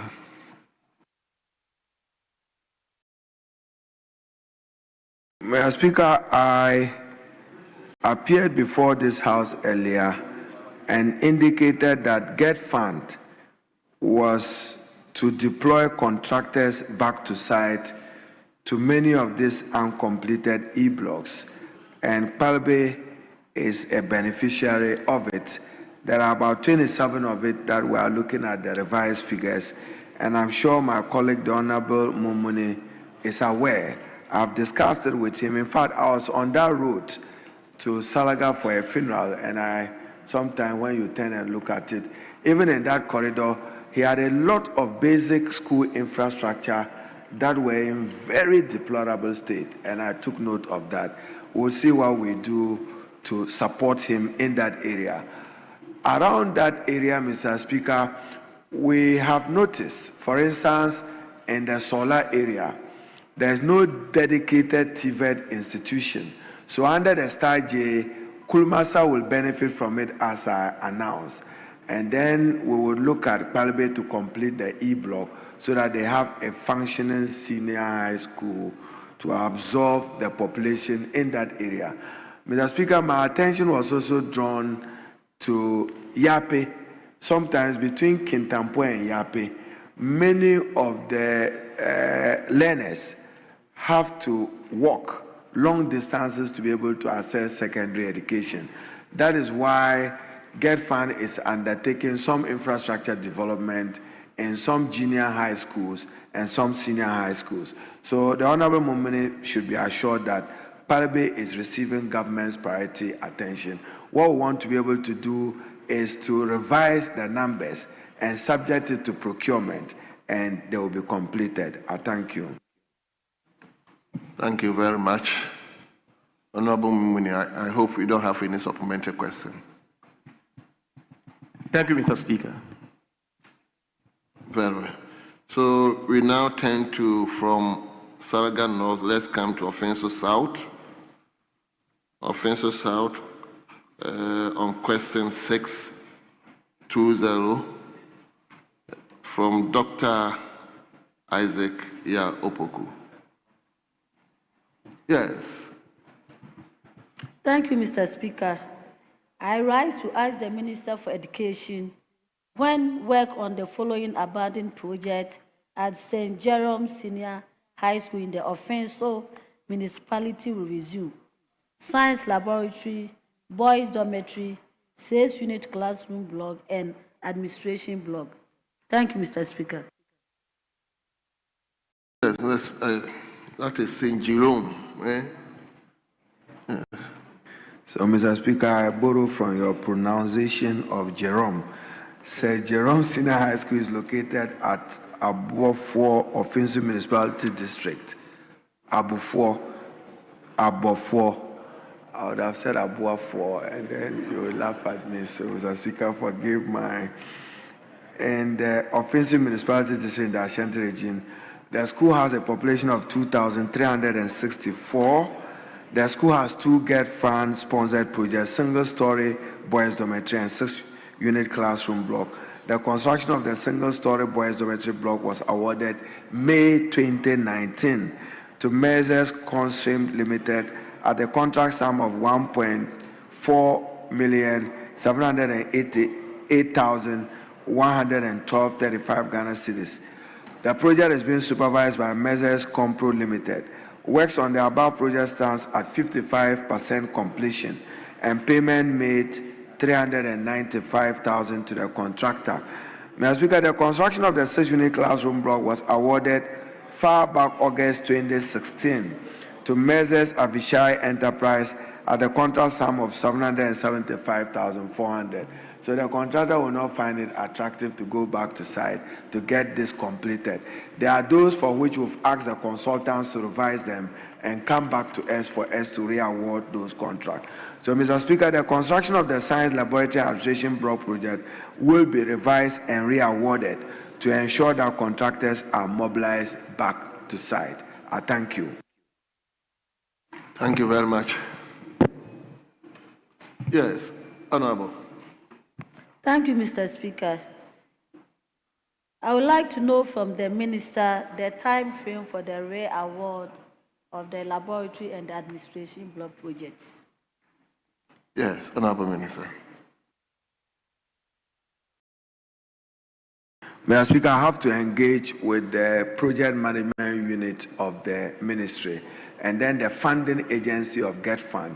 Once I get the buy-in of the two, I'll proceed. Thank you. Thank you very much. Now you take the last question from Manson Kwanta, Honorable Chunibu Akudria. Is it Foku or Fokuya? Foku. Foku. Yes. Mr. Speaker, on authority from the member and your permission, I rise to ask the Minister for Education when the Pechi Applied Technology Institute, TVET, would have its boarding facility ready following the completion of the shell structure, which requires furnishing. Yes, Honorable Minister. Mr. Speaker, there are two projects. I should thank the honorable member for the question. There are two projects at the Pechi Applied Technical Institute, the construction of boys and girls dormitory.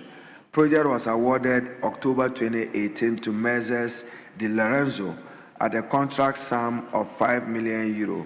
The contract is being supervised by CPM Africa Limited, and payment made stands at €5,135 million. The percentage of work at the boys' dormitory, 90% and 75% of the dormitory is at completion stage. The ministry through its agencies will continue to monitor to ensure that the boarding facilities are completed.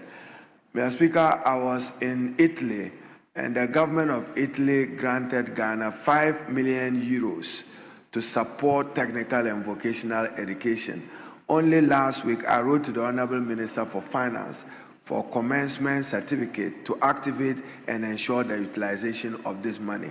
I would look closely to the Pechi Applied Technical Institute. Mr. Speaker, yesterday I was in Kukrantumi for the commissioning of a girls' dormitory built with the support of GIZ of Germany and the European Union. And Mr. Speaker, I was amazed that the bedding facility provided at the St. Paul Technical Institute was built by the students themselves. That is what we should be doing going forward. Mr. Speaker, I'll recognize Che. I'm saying I was at St. Paul's yesterday, and I'm encouraged that the beds that was in those girls' dormitory was built by the students themselves. Yesterday, I assured them of an assembly hall. And as I have said, Mr. Speaker, if Ghana is to succeed in addressing growing unemployment and underemployment, we need to upskill steady, sustainable resources for the TVET space. So I'm considering coming back here with the TVET fund. We need to dedicate more resources into skills training. Many of the young people are not looking for jobs. What they want is give me a skill. And if you look at many of the workshops and facilities, they are poorly equipped. I was at Burma camp to look at the Armed Forces School, and not in the best of shape. In fact, I entered there with the World Bank, one of the deputy managing directors. The laboratory was an empty shell of a table and chair. How do you expect the student to do well with that facility? So, Honorable Member, the Di Lorenzo group of Italy, they got support for it. They are currently doing some work in Salaga under our TVET initiative.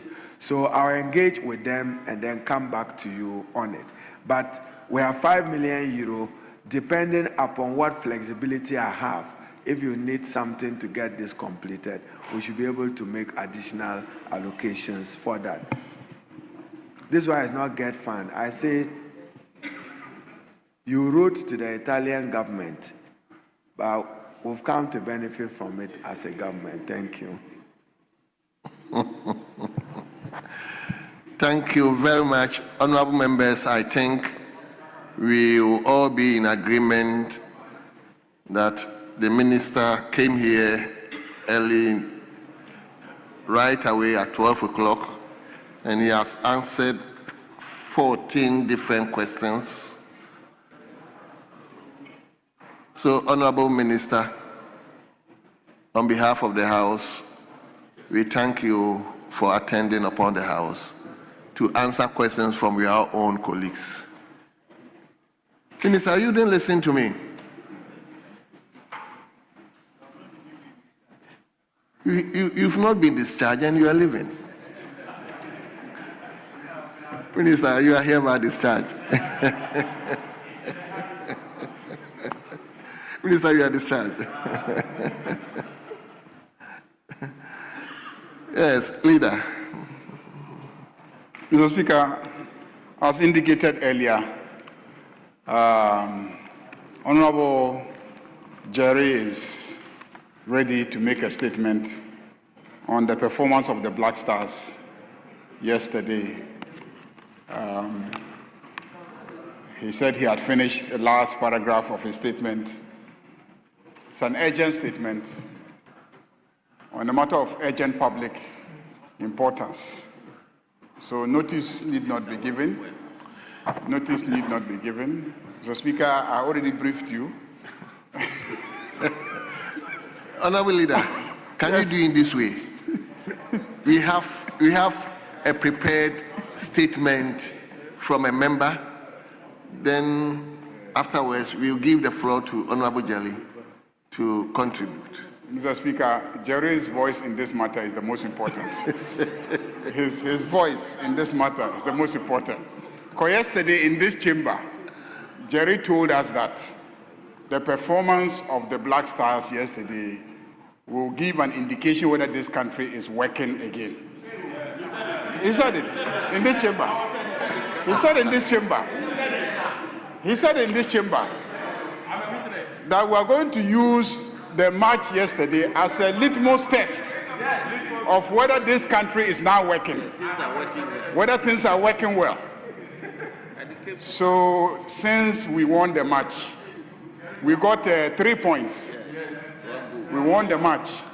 Many great soccer nations drew, but we won.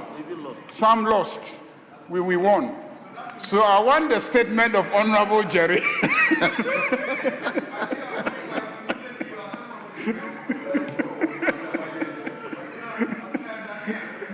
So leader. So, Mr. Speaker, but if you have exercised your discretion to admit other statements so that Jerry can contribute. Yes.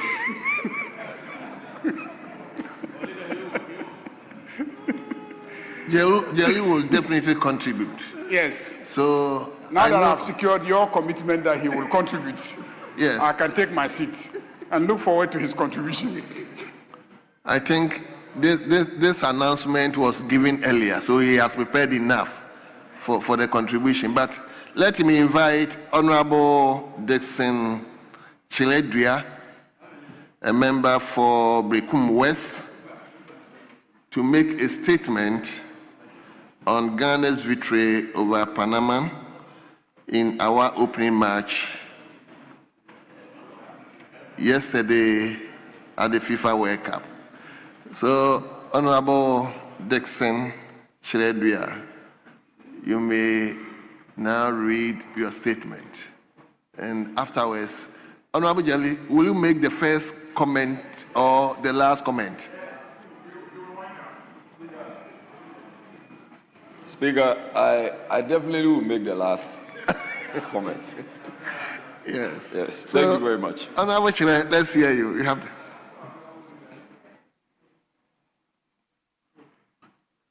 Speaker, just by way of a small guide, because we are seeking to abridge time so that we can take the bill. We want to pray that we take the two statements, then we take two contributions, and then we conclude it. Because there's one advertised in the name of the Great Jam, and he's ready. No, on a different one. My renewed friend. Yes. Well. I also admitted one, but the person is not here, so we can. So, Honorable Chair, let's hear you. Thank you very much, Mr. Speaker. I rise with profound honor and pride as a Ghanaian first and foremost, and as the representative of the football-loving people of Berekum West constituency, to make a statement on the significance of the Black Stars' victory over Panama in our opening match of the 2026 FIFA World Cup played yesterday in Toronto, Canada. Mr. Speaker, football remains the most powerful unifying force in our nation, regardless of our political affiliations, ethnic background, religious beliefs, social status. Football uniquely brings Ghanaians together under one flag, one anthem, and under one national identity. It is therefore with immense joy and pride that I congratulate the Black Stars on their hard-fought 1-0 victory over Panama in Ghana's opening Group L match at the FIFA World Cup. Mr. Speaker, this victory is significant for many reasons.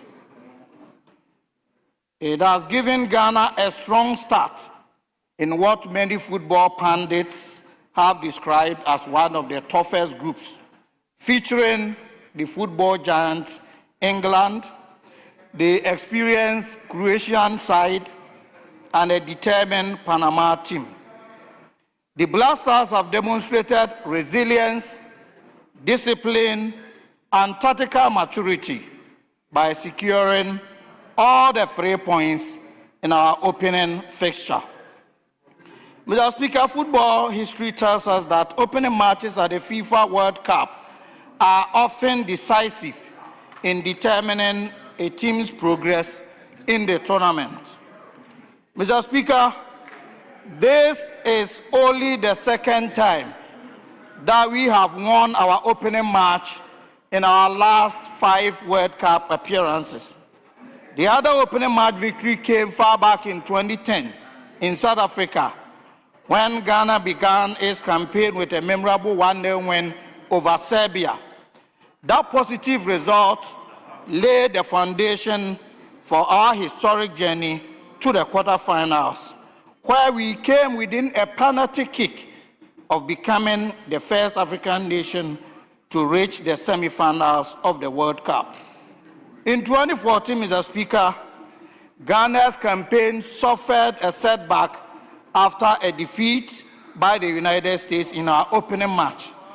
Despite spirited performance against Germany, we could not recover sufficiently to progress beyond the group stage. Also in 2022, Ghana lost its opening match to Portugal despite an impressive display. Although we later defeated South Korea, the initial setback ultimately affected our chances of qualifying. Mr. Speaker, the lesson from the history is clear. Winning the opening match significantly enhances a team's prospects of advancing to the knockout stage. We Ghanaians have therefore placed ourselves in a very strong position to challenge for qualification from the Group L. Mr. Speaker, I wish to commend the technical team and the entire playing body for their professionalism and dedication. They carry the hopes and aspirations of over 30 million Ghanaians and delivered a performance that has reignited national confidence and pride. Mr. Speaker, it is also important to recognize the distinguished leadership and the extraordinary support this House has provided for football in general and specifically for the elite national team, the Black Stars. Ahead of our game against Panama, the Speaker himself demonstrated leadership by mobilizing support from the parliamentary leadership, parliamentarians, parliamentary staff, and the entire Ghanaian public for Black Stars. Indeed, Mr. Speaker sent a delegation from the Select Committee of Youth and Sports to Canada to support the team. As if that were not enough, Mr. Speaker, your very good self sat in the chair yesterday, and major part of parliamentary proceedings was devoted to goodwill messages for the team. Additionally, Mr. Speaker, kindly allow me to commend our own television channel, the Ghana GH Parliament TV, for the excellent job it did in promoting and building support for the Black Stars before this game. I would like to encourage them to do more in our subsequent games against England and Croatia. Mr. Speaker, this victory does not belong to the players and the technical team alone, but also to the millions of Ghanaians at home and abroad who continue to support the Black Stars through difficult and successful times.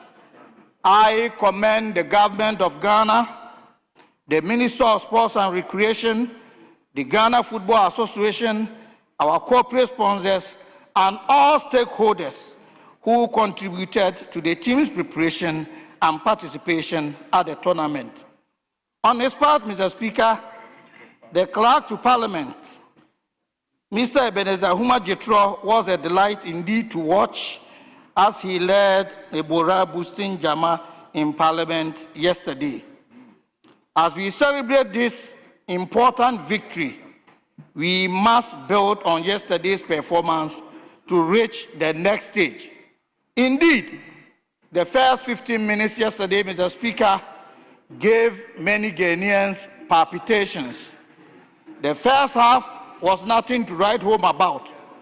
However, the team improved markedly in the second half, particularly after tactical substitutions. It is therefore essential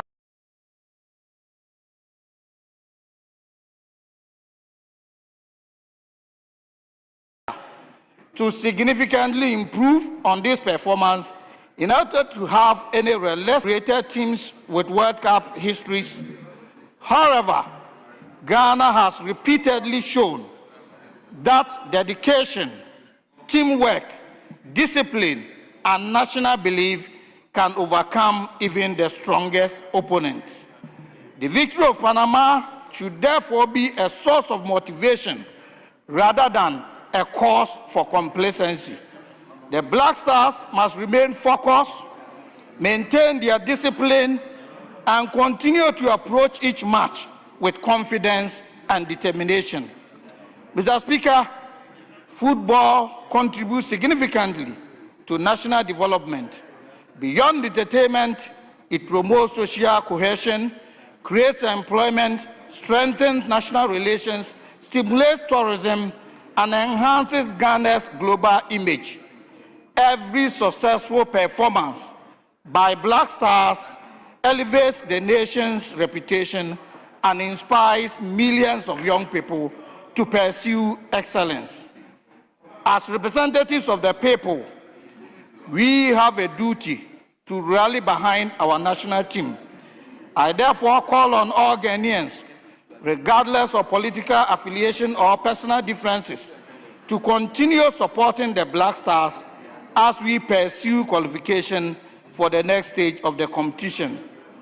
On behalf of the good people of Brecun West and of the good people of Ghana, I once again extend congratulations to the Black Stars on this very important victory. May this triumph mark the start of another memorable World Cup journey for Ghana. Mr. Speaker, I thank you for the opportunity to make this statement. Thank you very much.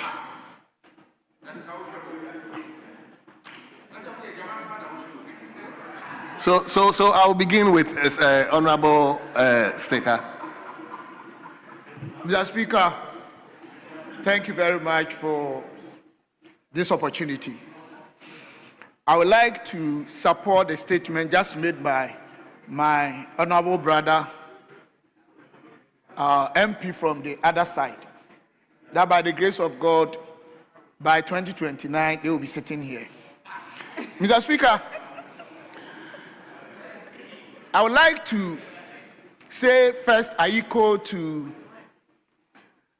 the entire management of the Black Star team and the playing body, as well as the state and all stakeholders that contributed immensely towards the excitation, the utility, the pleasure they gave us yesterday.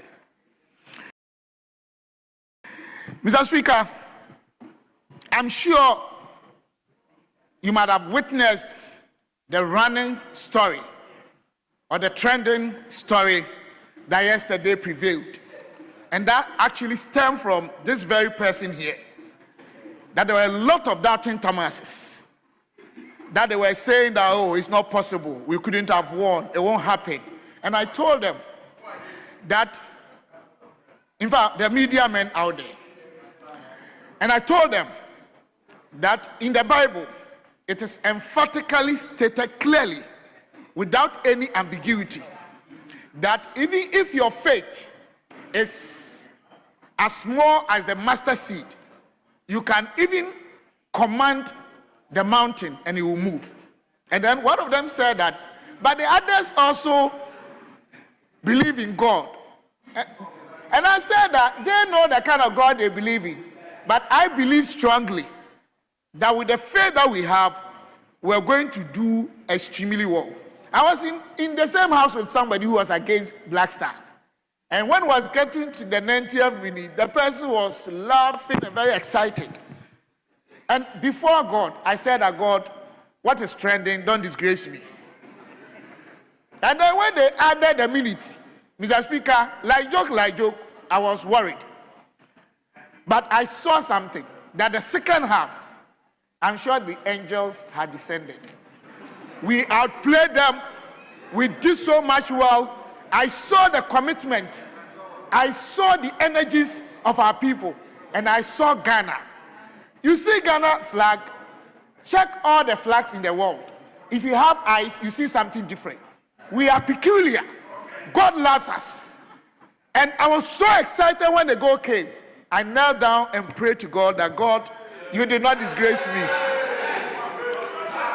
Mr. Speaker, what I would like to say, Mr. Speaker, what I would like to say, even though the task is very Herculean, cumbersome, laborious, involving, tedious, such an appointed time such as this, our God is with us. I believe that if you all have one spirit, if you all begin to believe with one accord and pray hard and have faith and work hard, God is God of impossibilities. Even those things that are impossible, he can do it. But I want to sign this caution. I beg all stakeholders, let us not be complacent. The management body, the referee, the boys, those who are praying, the entire state. Because if you read James 2:26, it talks about James 2:26. It talks about the fact that faith without works is dead. So let us not begin to be sluggish, indolent, and inactive, and begin to be too complacent to the extent that we don't get where we want to get to. I believe if it is in the goodwill of God, with prayer, hard work, and that oneness as a state, because football always unites us. And Ghana here, what has taken us far It's our national cohesion. I am saying this because emotionally, I am with the Black Star, and I want each and everyone here to be also with the Black Star. This is about Ghana. This is about our country. This is about one people with one nation and one destiny. Inshallah, we'll get to where we are supposed to get to. Thank you so much, Mr. Speaker. Thank you so much. Thank you very much. Let me come to Bolgatanga Sankra. I think it's taking some time that I've given the floor to. Thank you very much, Mr. Speaker. Mr. Speaker, I would like to commend the maker of the statement for successfully dealing with the issue of our participation in the World Cup. But, Mr. Speaker, if there's anything at all that brings Ghanaians together, it is always football. And listening to my colleague basically supporting the point that have been made by the maker of the statement gives me the hope that football can always lead the way to unite this country. Mr. Speaker, if you look at what happened last night, you come to no conclusion but to agree that Ghana has always been a slow starter in major international tournaments. Unfortunately, for those occasions when we have started very slow, all Ghanaians have been turned into mathematicians and calculating how we would fare based on the performances of other teams. But the good point is that this time we started slow, but we ended on a high, which gives us a good opportunity going into the subsequent matches, that if we're able to build on the rhythm that we saw towards the latter stage of the game, there's a likelihood that we'll go very far in this tournament. A lot of Ghanaians have been very apprehensive of Ghana's participation in this tournament because our preparations have not been very smooth.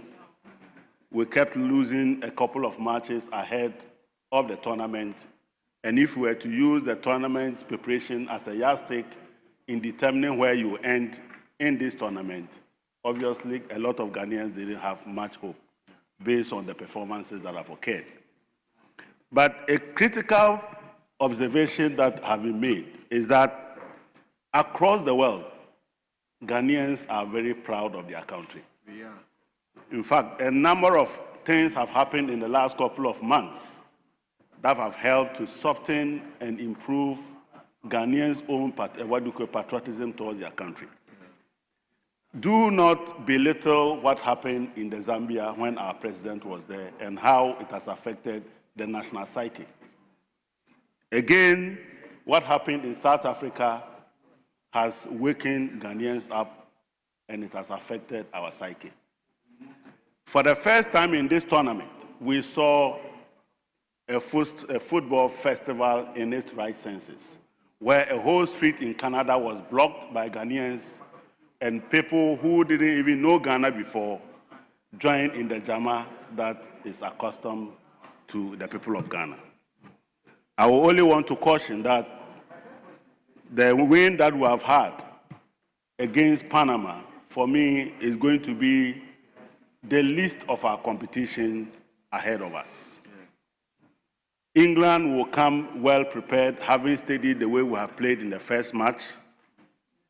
Croatia would come with their proverbial robustness and tactical competence.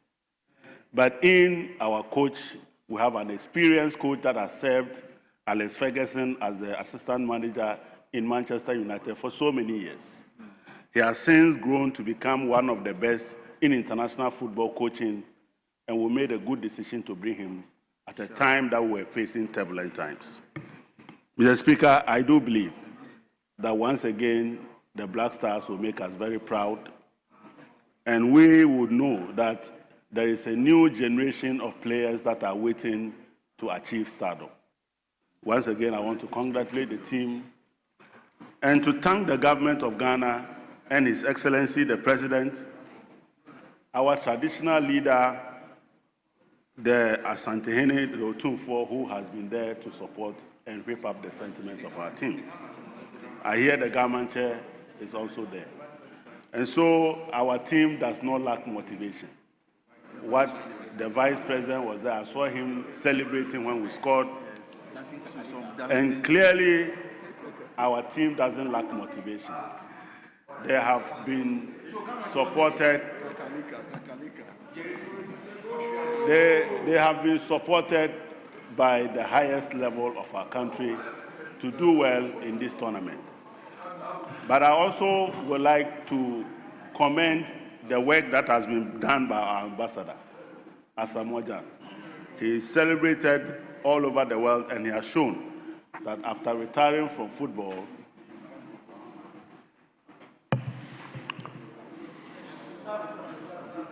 Thank you very much.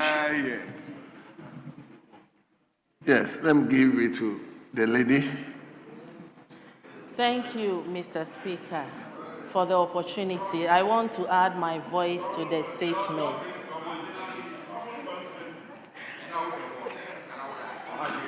Mr. Speaker, first of all, I want to congratulate the Ghana Black Star.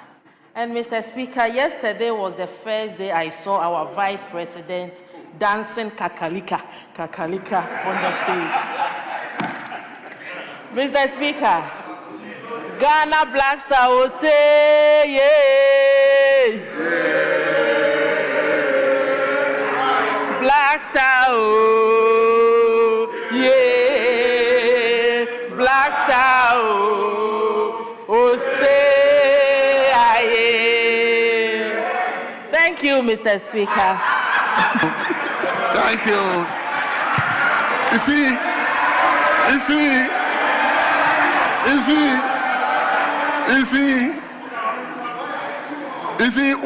what he did for just 1 minute is more than speaking for 1 hour. So let me deal with my mom first. Thank you, Mr. Speaker, for the opportunity.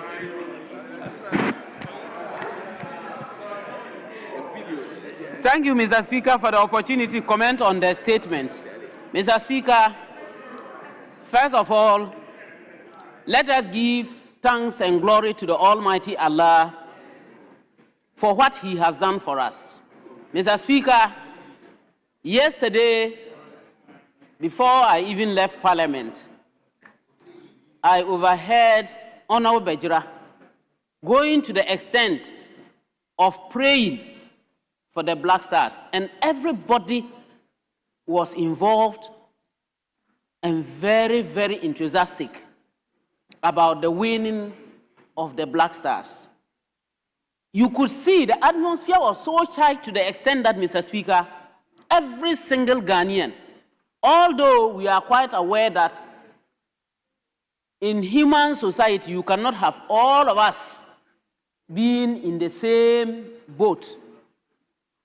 There might have been some people who were not interested or even didn't want to, but the Almighty Allah said that even if it is a minute for the game to end, and we all have borne testimony to the fact that the last minutes when nobody believed that it will work for Ghana, the Almighty Allah showed us His power. Mr. Speaker, we need to continue to be united to understand the fact that the win of the Black Star is a win for Ghana. Nobody, and I cannot tell who is an NDC, an MPP, a PNC, a CPP, or whatsoever. I only know that it is a football team meant for Ghana, wearing our colors, ready to die for us. And so we must all pray fervently for them. Mr. Speaker, I wish to congratulate our Vice President, our President, all Ghanaians, the leaders, the organizers, Parliament especially. Yesterday you could see everybody dancing and singing, hoping and praying and the Almighty Allah answered our prayers. I want to congratulate all of us and to say that let us continue praying. Let us stop the blame game. There is no need. I refused, Mr. Speaker, to watch the game because I was so frightened. I didn't have the heart at all. Mr. Speaker, I started having this problem when Otto Pfister was the coach. When Otto Pfister disappointed us, I became sick for 2 weeks. I almost died. Then came the almighty loss, and I'm saying this with no any reservations or any insults. When we had the issues of Asamoah Gyan missing the penalty, then, Mr. Speaker, the insults that the mother got, I just looked and I said, what? I give birth to a child, the child helps and works for the nation for all this while, just one mistake and you have to insult this woman. Mr. Speaker, no matter how serious it was. Mr. Speaker, since then, I have never had the heart to watch any football match. Mr. Speaker, let us continue to get united. Let us understand and let us put into prayer and let's edge on. Let us continue to give them that morale boost to make them play better. Congratulations once more to all the Black Stars and Ghanaians all together. Thank you, Mr. Speaker.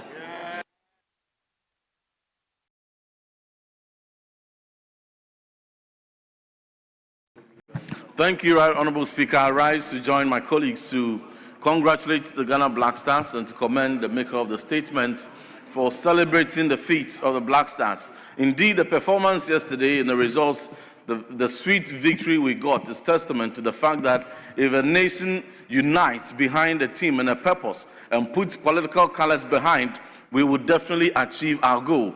Yesterday was a clear demonstration that not by might, not by power, and not he that willeth or he that runneth, but the Lord that showeth mercy. For anyone that had doubts in the inspiration of the team from the beginning, until the last minute and until the last whistle was blown, you would not be able to predict right. But we thank the team, we thank the technical team, we thank the government, we thank Parliament, the bipartisan support that we rallied behind the team yesterday. All across the country, and even in the diaspora, Ghanaians across the world were cladded and were flaunting the colors, the proud colors of our country. A lot of people that you see in the streets, in their cars, various walks of life, all were cladded in the national team's jersey, including the Parliament of this august house. That goes to show the new spirit, the spirit of patriotism that has been awakened by football. Football unites all of us. Football has a unique power of bringing the country together, bringing us, uniting us, and letting us forget some of our woes, our differences. But I want to point out that getting to the 90th minute, when a new wave of inspiration was sparked, and the young man, Caleb Ironsi, started the onslaught, initiated the attack, and passed it on to Antoine Semenyo, and Antoine Semenyo brilliantly passed it to Thomas Asante. Then the whole country started rising. Hope had been restored because, and then just when brilliantly Thomas Asante passed it on to the young man Caleb, who initiated the attack and finished it completely, brilliantly, all of us were thrown into a state of ecstasy. Midnight, and the whole country was vibrating with joy, with excitement, because the victory we won yesterday was our clear chance of qualifying for the next round. If we had lost that game, we would have, our dreams would have ended. But we also don't take for granted the teamwork. And people who thought that our team today may not be as inspiring and started as the team 20 years ago when we made our first appearance at the World Cup stage in Germany, will now be revising their notes. Because a team like Croatia, with all their FIFA rankings and all the big things that their players are engaged in, are struggling even to earn a point. They lost 4 goals to 2. We have the African champion, with the greatest of respect to Senegal, but they failed to secure even a point. They lost. But Ghana has made Africa proud. Black Stars have made Ghanaians proud. And therefore, we all must proudly take portions in this joy. And this must remind us that in much the same way, if we would tone down on the political differences that continually destroy this country, but will unite the political class all the way to the grassroots and unite everybody together, we will be able to go somewhere very far. Yes, last night, when I joined the youth and the community at Ankwaso, where all the are saying about 20 communities are joining Ankwaso, Dama, Inyersi, Asen Crying, Inswayem, Tichire, all of them together. We forgot who was MPP or NDC. That did not matter to us. We forgot who was Muslim or Christian. That did not matter to us. All of us were united and fixated and focused on victory for Ghana. That spirit should not end when the World Cup season ends.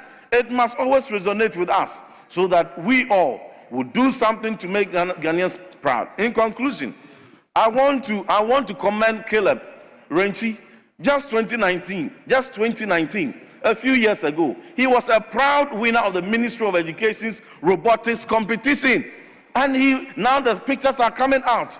And we have a strong policy on STEM, on robotics, which prepared some of these stars, which at the time were very young, but now are rising as global giants. And so let us continue in everything this nation begins, whether it was started by MPP or NDC. And let's provide opportunity to the African child to continue to make us proud. Once again, go Black Stars. This is just the beginning.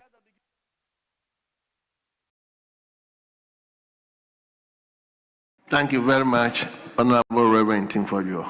So let me come to Honorable Sam George. Thank you very much, Right Honorable Speaker. Right Honorable Speaker, yesterday or last night, or the early hours of this morning, were a fantastic time for all of us. The love is indeed back. The spirit of our nation is restored. And because I come after the presentation made by a reverend minister, and because this Sunday is Father's Day, you know, they celebrate Mother's Day more than Father's Day. But Proverbs 23:24 says that the father of a righteous child, the father of a righteous child has great joy. A man who fathers a wise son rejoices in him. And this is because the nation has a righteous man as father.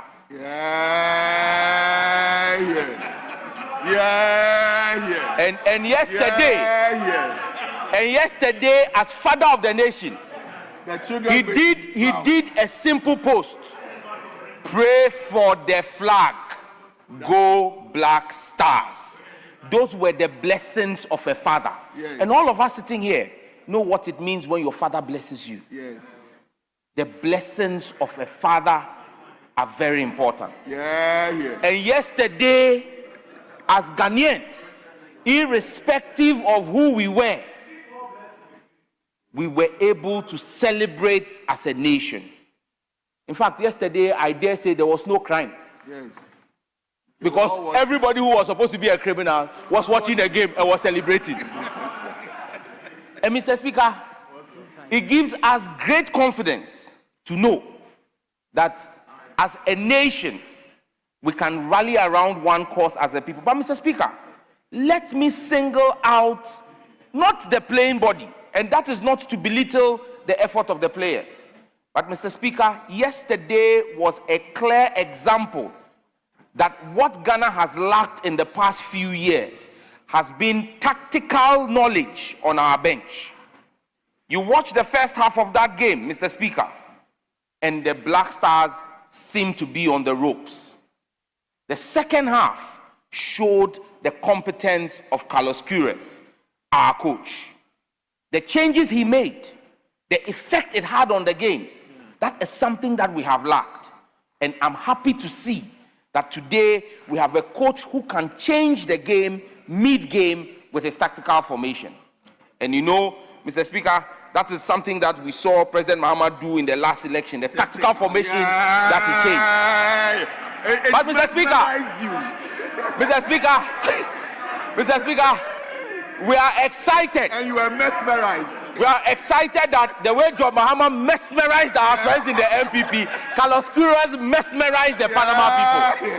But Mr. Speaker, you know, Ghana loves the big boys. Yes. We love, when we faced Czech Republic, they were number 2 in the world. Yes. When we faced US, they were number 5 in the world, and we made them small. Yes. And so tell England that we are coming.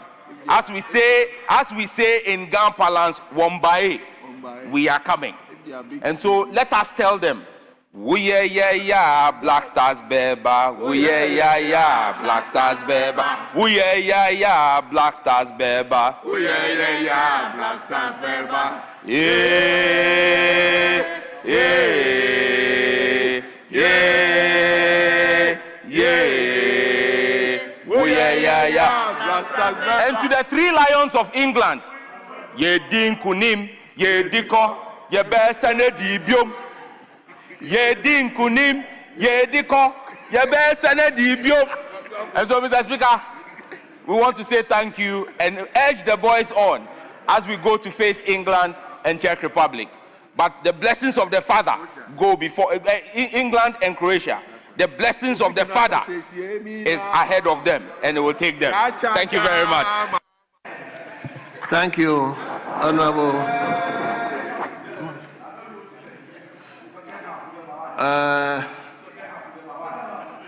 You have spoken today.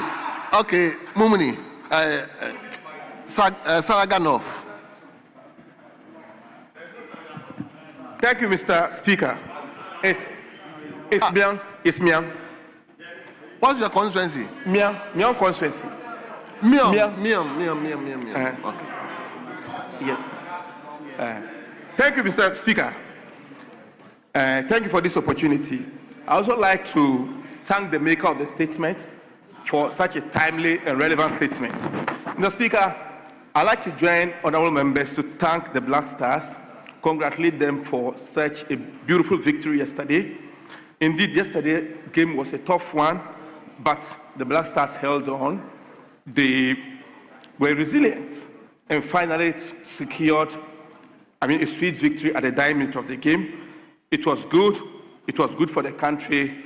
And then again, Mr. Speaker, like the maker of the statement alluded to, the games ahead are not going to be easy. We have England and we have Croatia.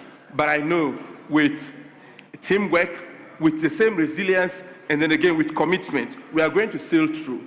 England, I know, at least for the game they played yesterday, they are also endowed with at least beautiful talents. But I know Ghana will sail through. Other African countries have done it. We saw the likes of Egypt, held Belgium, almighty Belgium, to a draw game. We saw what Morocco also did against Brazil. So, inshallah, with the confidence we got through yesterday's game, we are going to hold on to the same resiliency, beat England in the next game, follow through to beat Croatia. So I'd like to again thank the Black Stars for a sweet victory, and we pray that inshallah in our next game we are going to win again and make Mother Ghana proud. Thank you so much. Thank you so much.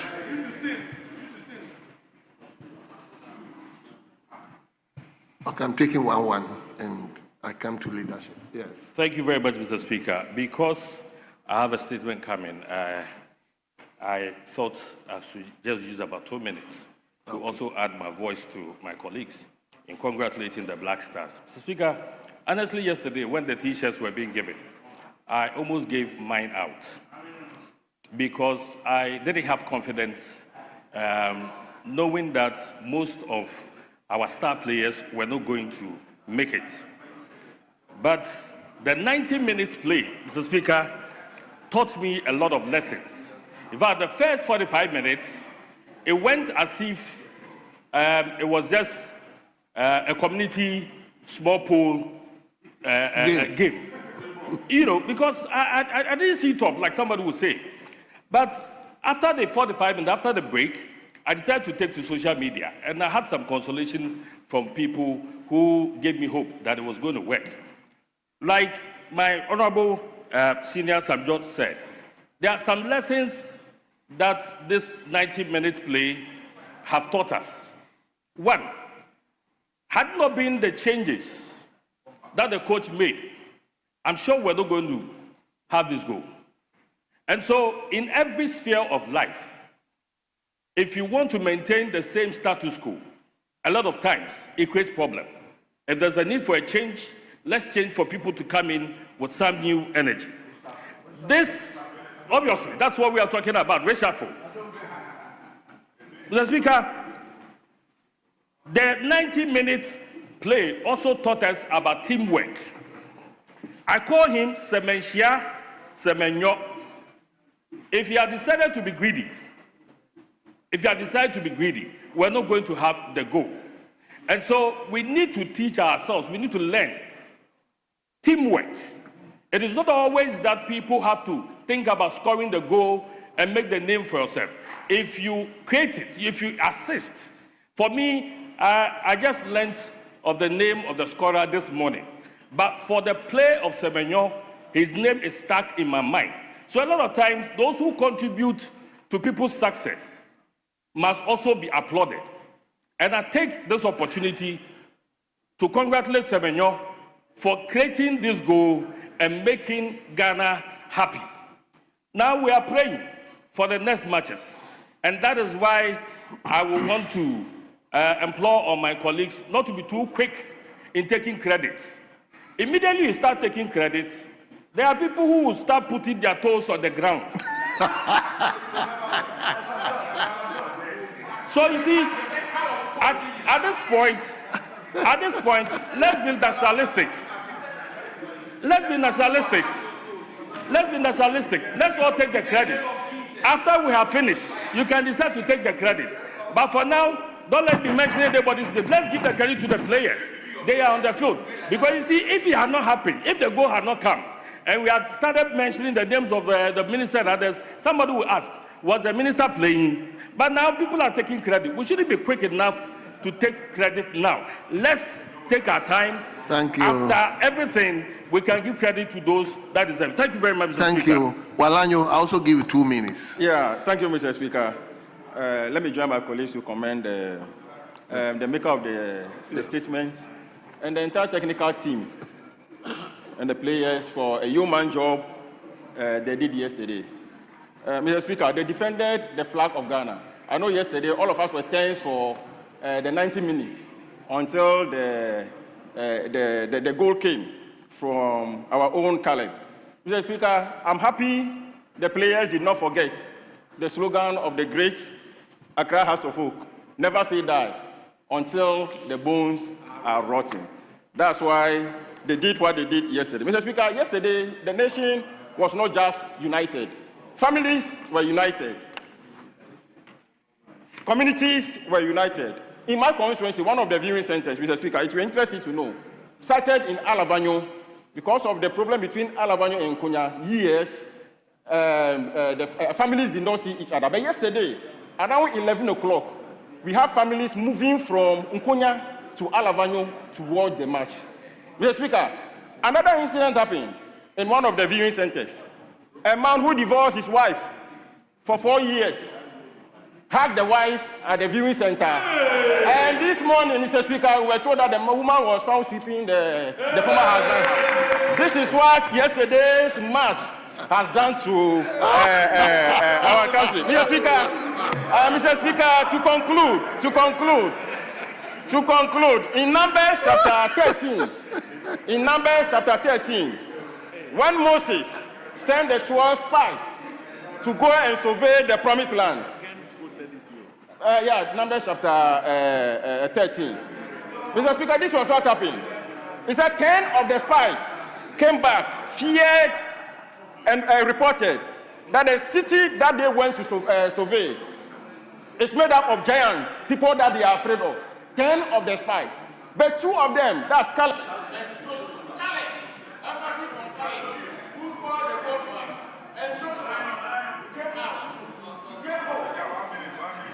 Came out to give hope to the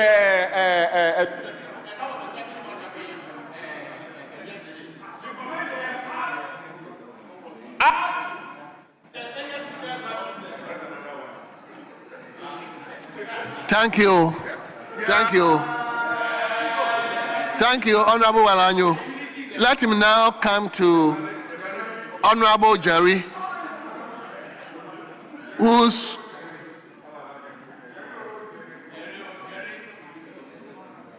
so Honorable Jerry, yesterday you remember that when we were making the motion to adjourn the House, Honorable Majority Leader and the Chief, we wanted to continue with the bill.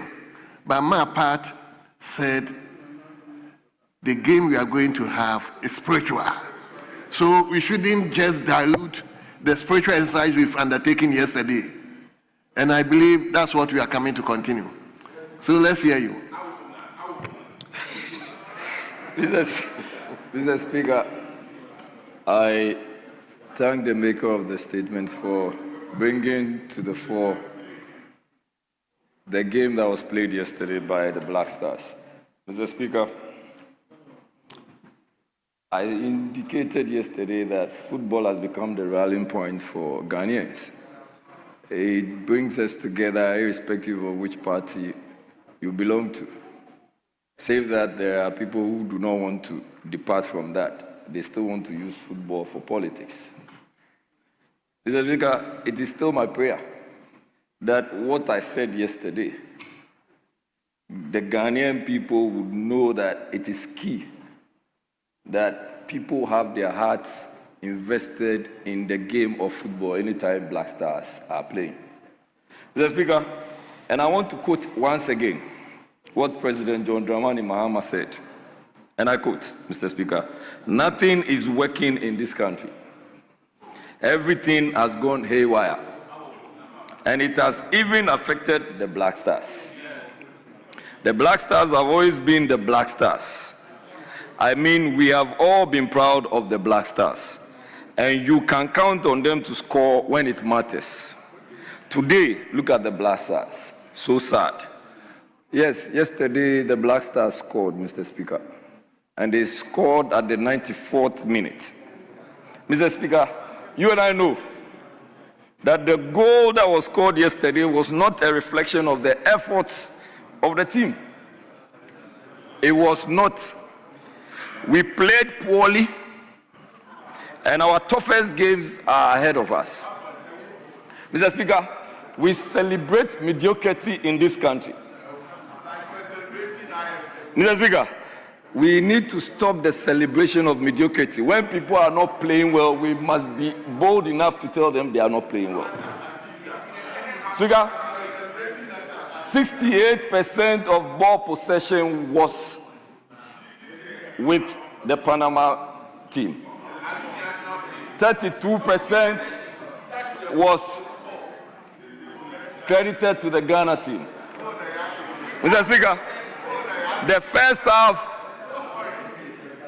half was practically played in our 18. Mr. Speaker, to the extent our goalkeeper, Atazigi, got injured and had to be taken out. Thank you very much. Atizigi, thank you very much, Minister of Communications. And our goalkeeper, Atizigi, got injured. I'm used to the Kolegono goalkeeper. Yes, I play football with him. I'm not sure of Atizigi. That the president promised that 99.9% of the team was going to be made of local blasters. I can show you as part of the videos. I have it here. Mr. Speaker, if he is doubting me, he's the Minister of Communications. You can see. Yes. Oh, Speaker, if you grant me the permission, I can share the video, and it can be played on the screen. That the president said that you need the Black Stars to be formed from the local team. And that, well, if you are talking about a percentage, please, when you were talking, I didn't. You can challenge it when you have, if you have you can come under point of information or elucidation and challenge that. Mr. Speaker, we need to, as Ghanaians, stop being mediocre. We need to be frontal with issues. You and I know, and I do not know if you actually watched the game, but we did not play well.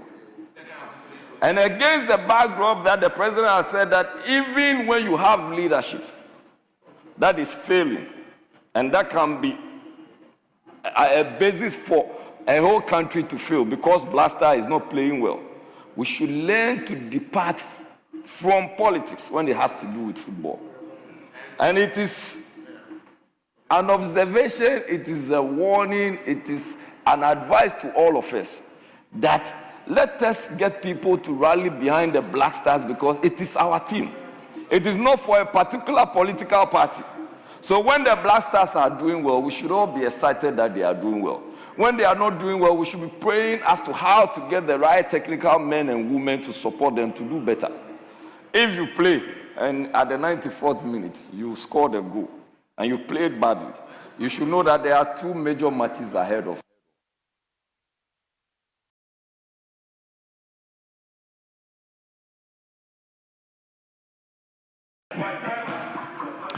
Thank you very much.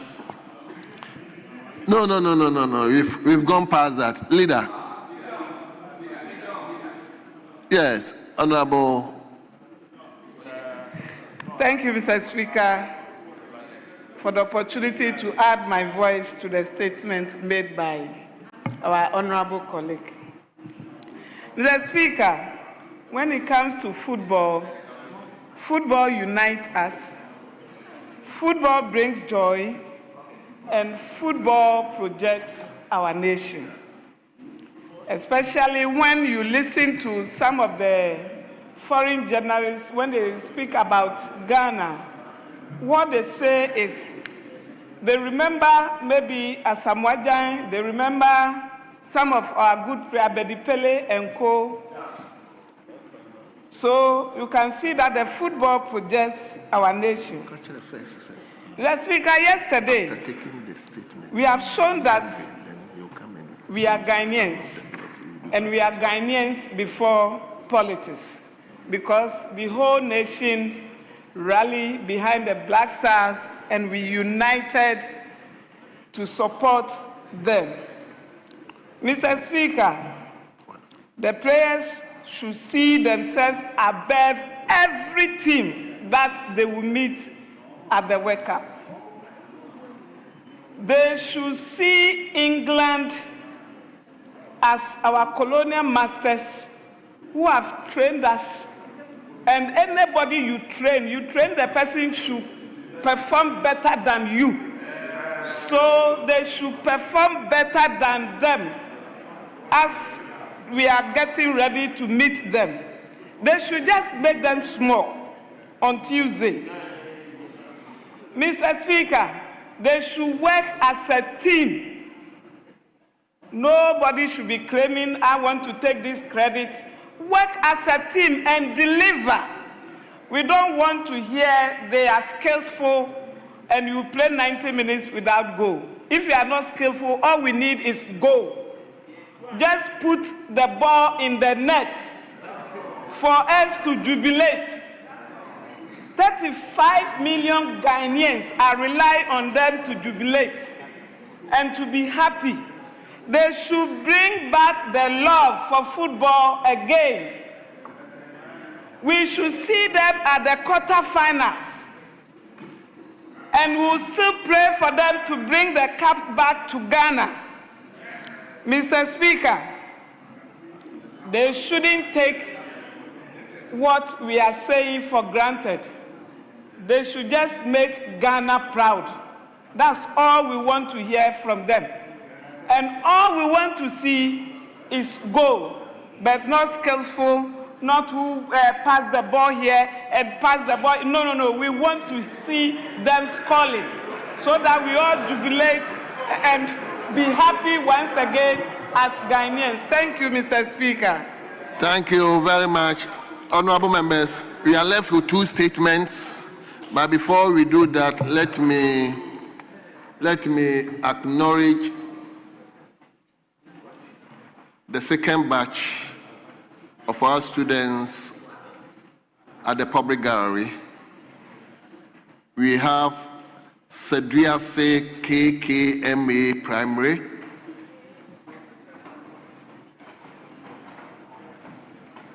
they are here being led by Dennis Mensah, who is the assistant headmaster, and the school is located in the Pond Katamanso constituency. Their number is 65. And the second group is UHAS Basic School. UHAS Basic School.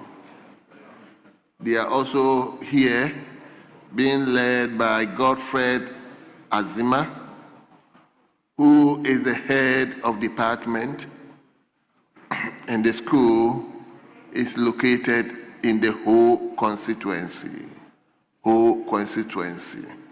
And their number is also 65. You are welcome. We wish you a pleasant stay, and we pray that whatever you are monitoring here will urge you to study hard, so that tomorrow you can also come and take our place when we are not around. You are welcome once again. So we take the second statement.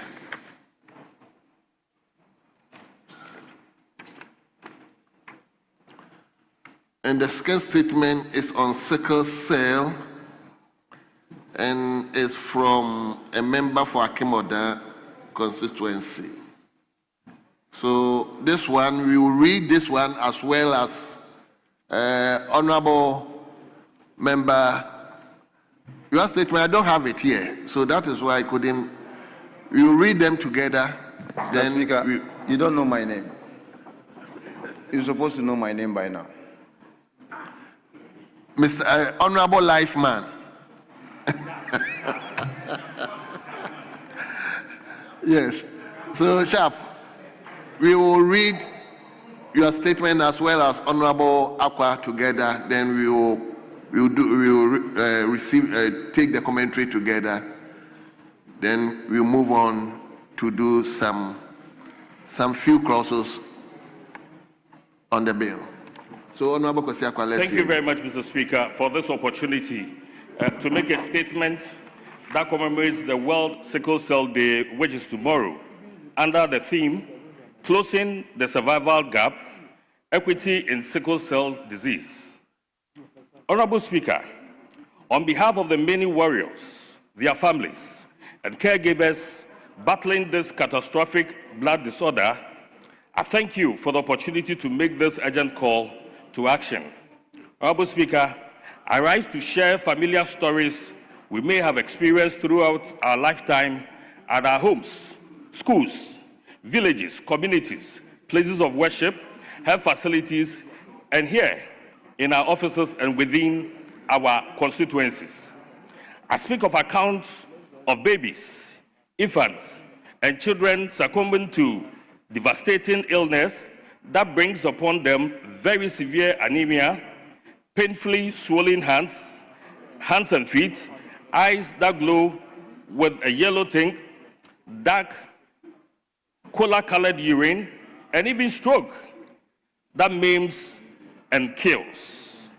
And then there are narratives that were remembered among the young and old about those who escaped these premature deaths. I'm sure we all remember statements like, Nkrabia, he won't live beyond 18 years, 25 if he is lucky. Unfortunately, too many people continue to be stigmatized and judged because of this disease. Indeed, honorable members, sickle cell disease, or SCD, is a catastrophic genetic blood disorder that kills, maims, and impoverishes affected individuals and families. Honorable Speaker, about 8 million Ghanaians are carriers of an abnormal hemoglobin gene called the sickle cell gene. Here on the floor of Parliament, every fourth person may be a carrier, with the potential of passing the gene on to our unborn children. In Ghana, about 2 out of 100 newborns have sickle cell disease. The sickle cell disease gene is common in Ghana, where the malaria parasite also thrives. Across all Ghanaian dialects, there's a local name for this devastating blood disorder that is notorious for causing excruciating physical, mental, and even financial pain. Mr. Speaker, for example, the girls refer to it as Nyunyui in Fanti, Nududui in Ewe, and then Ahututio in Chi. We know this disease very well, yet global and international efforts to manage it, let alone eliminate it, are not commensurate with the devastation it causes. Mr. Speaker, over the past century, there have been fewer than 5 disease-modifying therapies for this catastrophic blood disorder, which can be efficiently managed through early detection, through newborn screening, that is popularly known as MBS. MBS is a life-saving intervention that is not universally accessible in countries in the global south with the highest burden of the disease, including Ghana. Sub-Saharan Africa accounts for nearly 80% of global cases. In 2021, there were 515,000 new births and an estimated 7.74 million people living with the sickle cell disease globally. The most vulnerable population is African children under 5 years, in whom 50 to 90% of sickle cell disease-related deaths occur, sometimes with children dying undiagnosed. The rising global burden of sickle cell disease underscores the urgent need for action through sustainable local, national, and international collaborative partnerships that strengthen health systems and respond to the acute and chronic physical and mental well-being of all SCD warriors and their families.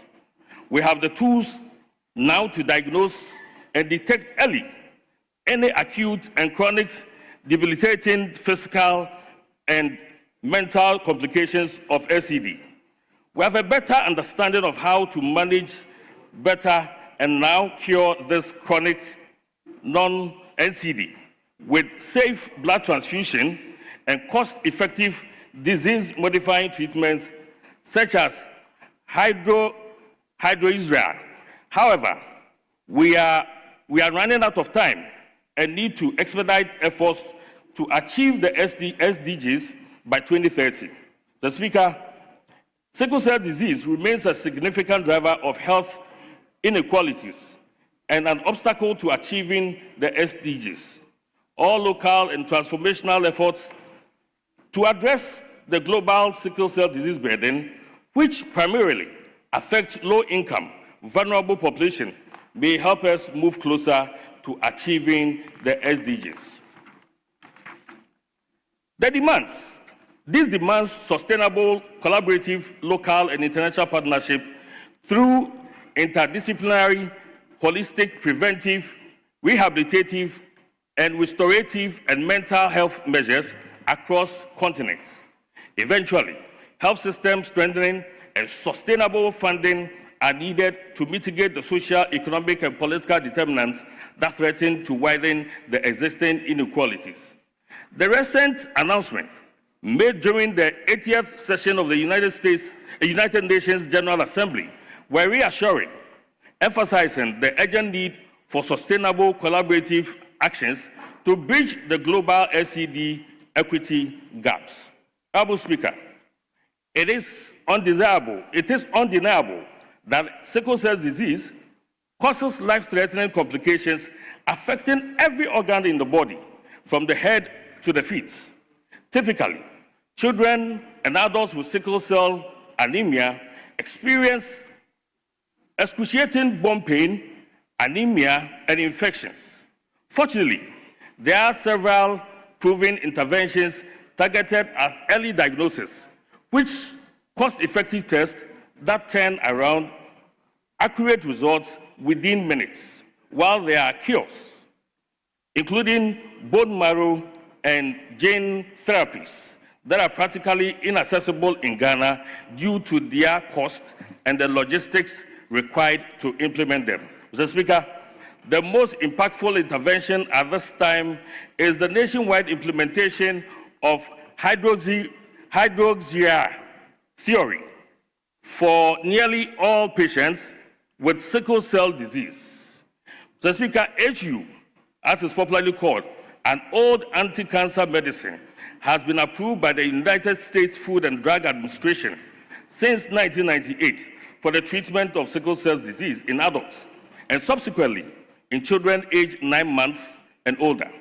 Several sub-Saharan African studies have also shown that these interventions are feasible, safe, and cost-effective in reducing typical bone pain, recurrent hospitalizations, the need for blood transfusions, and acute chest episodes. Therefore, the consistent benefits of one daily oral HU have been demonstrated across the lifespan in the global north and south. A public-private partnership between the Ghana government and Novartis in Ghana that happened in 2018 successfully piloted HU therapy for sickle cell disease across 21 districts, regional and teaching hospitals under the Ahojo program. Subsequently, HU was included in the National Health Insurance Scheme in 2022. HU access under the NHIS is currently restricted to about 20 NHI credentialed hospitals in 8 regions, including only 6 of the 21 Ahojo affiliated facilities with specialist prescribers. This urban centralization creates a significant barrier for rural patients with sickle cell disease. The resulting travel burden forces a difficult trade-off, leading to lost income for adult caregivers and diminished school attendance for children. The underserved hospitals incur avoidable healthcare costs for recurrent hospitalizations, treatment of recurrent sickle cell disease crisis, and blood transfusions, which HU effectively prevents. Mr. Speaker, like Uganda, which has decentralized the safe utilization of HU for sickle cell warriors in their country, we need to urgently put in place measures to reap the full benefits. Therefore, to achieve true universal coverage of HU utilization for sickle cell disease, it is clear what we must do. As 2030 beckons for the achievement of the SDGs, let us facilitate measures to 1. Declassify HU as a specialist medicine and integrate it into the standard NHIS benefits list. Decentralize the prescriptions of HU and non-specialist prescribers in tertiary, regional, and district hospitals. Improve HU forecasting and procurement by including the global platform for access to childhood cancer medicines. 4, simplify the guidelines into national one-page as posters and reminders. 5, develop a network of specialists for consultation and supportive supervision. Finally, Honorable Speaker, I appeal to the public to show deeper compassion and sympathy toward those living with sickle cell disease and their families. We must eliminate derogatory and stigmatization language from our vocabulary. These individuals possess unique identities, strength, and talents. They are warriors, not sickless. To our dedicated healthcare providers, I urge you to treat our warriors with utmost urgency and empathy. This is especially critical during the rainy season when emergency departments set a rise of painful sickle cell crisis. Please ensure every patient is offered and assisted and assisted in assessing HU. Furthermore, I call upon hospital administrators to strictly implement government policy recommendations, ensuring that HU is fully accessible under the NHI's benefit list for all sickle cell warriors. We can now improve the survival, quality of life, and economic productivity of Nkrabia today while preparing the tomorrow's Nkrabia. We have tools, expertise, systems, and knowledge to achieve equity in sickle cell disease care across the country. Thank you very much, Mr. Speaker, for this opportunity. Well, let me as well listen to Lifeman, Honorable Joseph Appiah Boateng. You may read your statement as well, so that. Thank you, Mr. Speaker. My statement is supposed to be on Friday. I'm supposed to take it on Friday, but it was delayed. So it's better late than never. So I'll do it. Honorable Speaker, my statement is on the World's Day Against Child Labor. The theme is Red Card to Child Labor, Fair Play for Children, Decent Work for Adults. Mr. Speaker, economic hardship places immense pressure on families across the world, with children often pay the highest price through the loss of their safety, education, dignity, and childhood. It's also against this backdrop that I rise to commemorate this year's Child Day Against Child Labor, observing on the 12th of June 2026 under the theme Red Card to Child Labor, Fair Play for Children, Decent Work for Adults. This year's theme called for collective action to end the exploitation of children and safeguard their rights, education, and future. Child labor, which involves work that is harmful to a child's physical, mental, moral, or social development, remains one of the grievous violations of children's rights and a major challenge to national development. Mr. Speaker, according to the 2024 global estimate on child labor by the International Labour Organization, 138 million children worldwide, representing 7.8% of all children, are engaged in child labor, including nearly 54 million, that's 3.1%, in hazardous work. In sub-Saharan Africa, child labor prevalence remains high at 21.5%, and despite recent progress, rapid population growth has kept the total number of affected children largely unchanged over the past 4 years. In Ghana, despite notable progress through legislative reforms, policy interventions, and social protection programs, child labor remains prevalent in sectors such as agriculture, fishing, mining, street hawking, and domestic work. According to the International Labour Organization findings from the 2017-2018 Multiple Indicator Cluster Survey revealed that approximately 2.5 million Ghanaian children, representing 28% of those aged 5 to 17, were engaged in child labor. These figures underscore the reality that many children continue to have their education, safety, dignity, and future opportunity compromised by poverty and economic hardship. Mr. Speaker, child labor in Ghana manifests in various forms, including trafficking, forced labor, and commercial sexual exploitation, hazardous work in sectors such as mining, fishing, quarrying, and agriculture, and exploitative labor through street hawking, domestic work, and other informal activities. Recent cases from the Volta Lake and Galamsey communities continue to highlight the vulnerability of children to dangerous and exploitative working conditions, whilst the growing presence of children, including disabled and internally displaced children, on the streets, underscore the socioeconomic pressure facing many households and the need for stronger child protection institutions.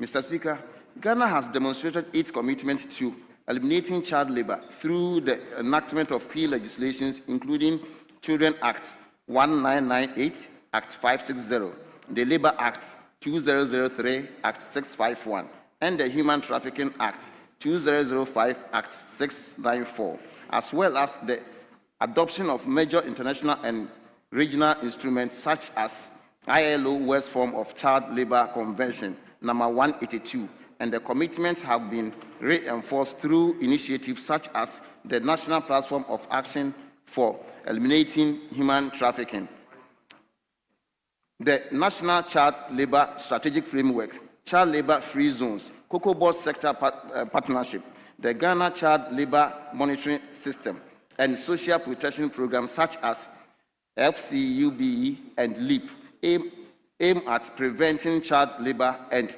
supporting vulnerable children and families. Mr. Speaker, despite this effort, significant challenges continue to undermine progress in the fight against child labor, poverty, unemployment, rising living costs, limited educational opportunity, family instability, weak social protection system, harmful social norms, and enforcement gap continue to place children at risk. For many vulnerable families, child labor remains a means of survival rather than a choice. Consequently, countless children are denied their right to education, exposed to dangerous and exploitative work, and robbed of their opportunity to reach their full potentials. These challenges are further compounded by inadequate resources for child protection institutions, limited rehabilitation facilities, and persistent data gaps. If left unaddressed, they will continue to perpetuate a cycle of poverty and vulnerability from one generation to the next. Mr. Speaker, child labor is therefore not merely a legal issue, but a reflection of broader socioeconomic inequalities. If we are to eliminate it, we must address its root causes through targeted social intervention, quality education, youth employment opportunities, and stronger protection for vulnerable families. As members of Parliament, we must strengthen oversight of child protection institutions, support community sensitization efforts, increase investment in education, social welfare, and rehabilitation services, and improve data collection to ensure well-informed, evidence-based, and targeted policy interventions.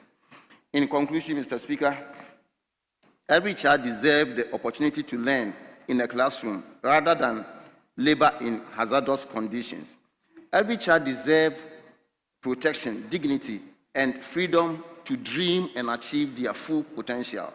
I therefore call on this August House, relevant state institutions, civil society organizations, traditional authorities, parents, and all citizens to renew our collective commitment towards ending child labor in all its forms and building a Ghana where every child is safe, educated, and empowered. Mr. Speaker, I thank you for the opportunity. Thank you very much. Honorable members, I'm taking just one comment from here, another one from here. It's either on the first statement, which is on sickle cell, or on the child labor. 1-1. Yes. Millicent.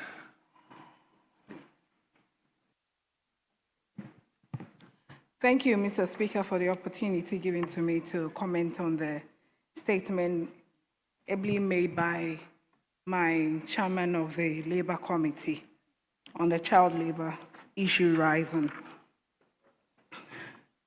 Mr. Speaker, according to the statement, the 2024 global estimate on child labor by the International Labour Organization indicates 138 million children worldwide, which represents 7.8% of all children who are engaged in child labor. Mr. Speaker, it tells us it's very alarming and something that we have to really take much key attention to it so that we can eradicate this issue that is rising throughout the international community, which Ghana is also part of it. Mr. Speaker, in his statement, he clearly stated that despite the notable progress through the legislative reform, policy interventions, social protection programs, we are still facing this high rate of child labor through some sectors such as agriculture, farming, mining, and some domestic work as well. One thing we should be asking ourselves is, what is the root cause of this menace? And Mr. Speaker, I will clearly indicate and state that it's economic hardship. Poverty is one of the causes that gets kids or our children into this child labor, as well as the widespread, this financial hardship, and it's something we have to look at.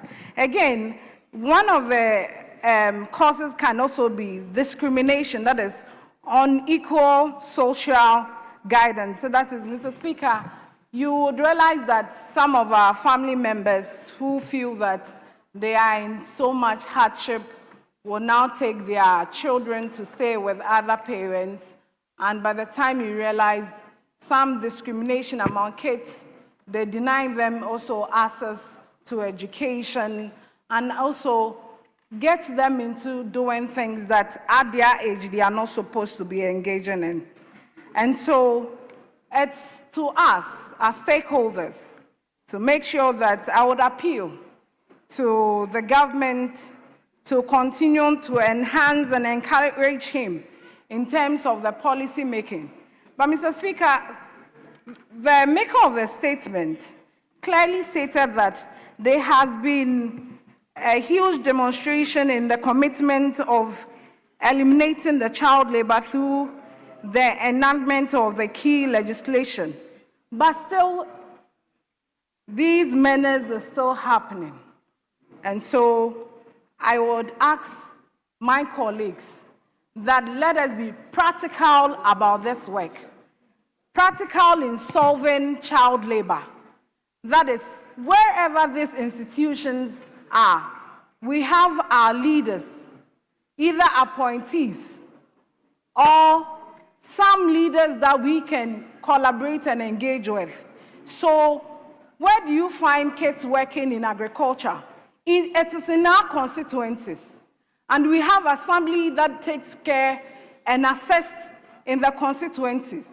So we get the agri director in charge there who have its own, directors that will be going around, or officers, agri officers that will be going around. They should make sure that when they find kids or a child under age between the age of 5 to 17 years, they should report and get them to put a stop to that act. Again, when we find or we talk about mining sectors, we still have our local leaders over there, teachers as well. So, Mr. Speaker, I would say that much also dependent on us as parents and leaders. We brought the case on this earth, and we should take it up. It is not about the book. It's about the practical work. We have to make sure we put in measures, and also the security agencies that have to put justice into place should do that. And I believe that with that, we will find a better way in solving. Thank you, Mr. Speaker. Thank you. I'll take the last one. If there's nobody here, then I'll take Kintampo. Thank you, Mr. Speaker. I'm grateful, and to the maker of the statement for this laudable decision. Mr. Speaker, I have been attending programs a lot, human rights programs, educational programs, and what have you. And annually we are talking of child labor, child labor, child labor. Mr. Speaker, I beg to differ today a bit. Can we begin to relook at the causes of child labor well as a nation and beyond? I take myself, for example, Mr. Speaker. I was very young. when my mother and my father had separation, I was moved to my senior father at a community called Asante in the Kintampo North Municipality. My senior father was a young farmer. He never forced me to start using the hoe. But at a point, I was gingered up on my own to tell them that I wanted to farm. And he permitted it at a point. Mr. Speaker, the end result about this is that at my secondary school, during economic recovery program, my father was affected. I didn't have money to continue.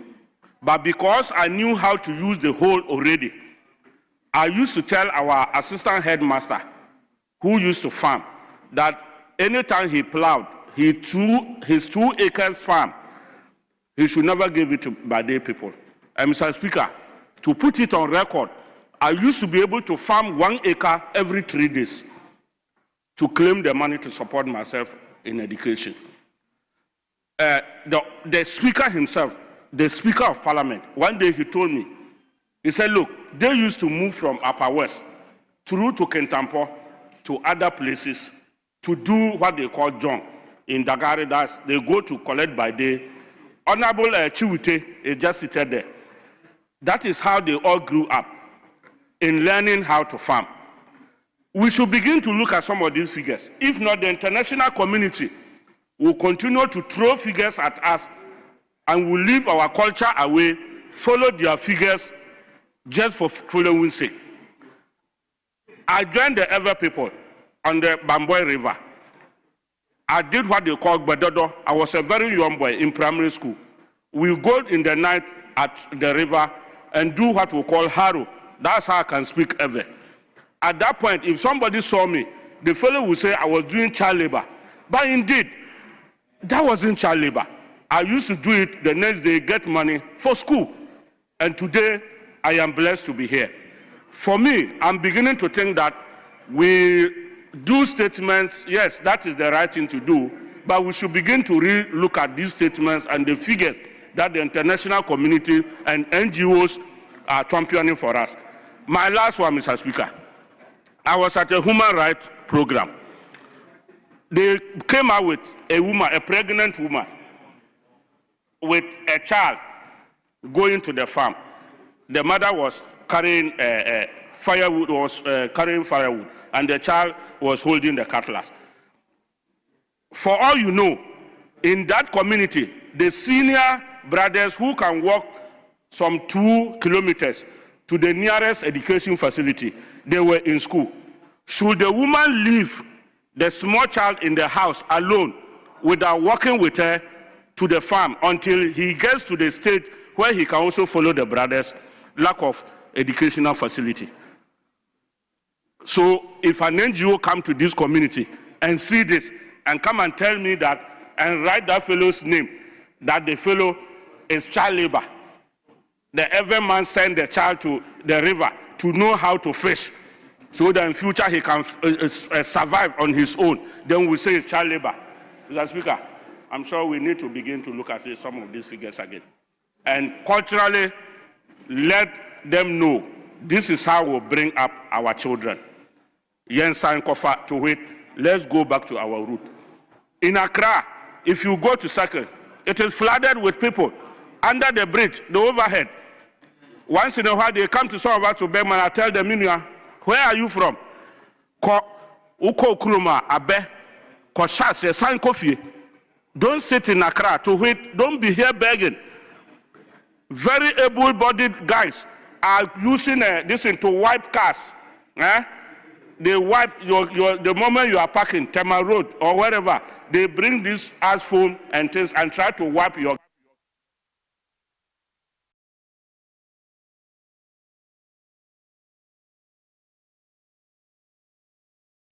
Thank you very much, Honourable Member for Kintampo, for taking another angle of the discussion. Of course, all of us went through some of these things, so I'm inclined to also go with him. So, honourable members, we bring statement to a close. We will now move to the bill. So I will invite the first Deputy Speaker to take the chair. Whilst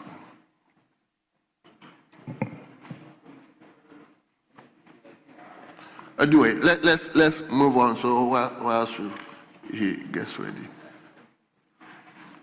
So Community Service Bill 2026 at a consideration stage.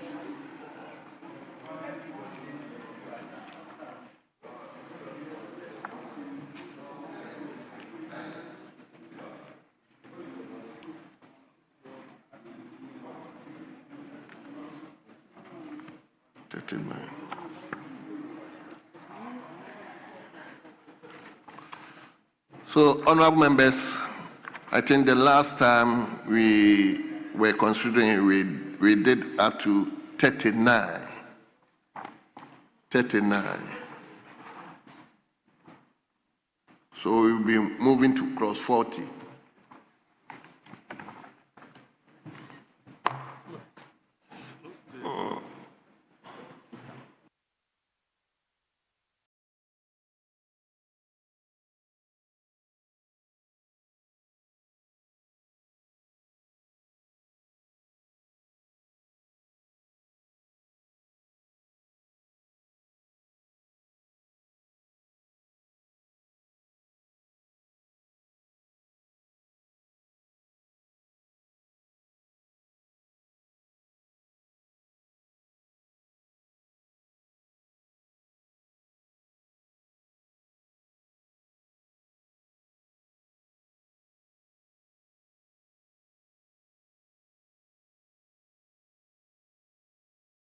Honourable members, Community Service Bill at consideration stage, starting from page 14.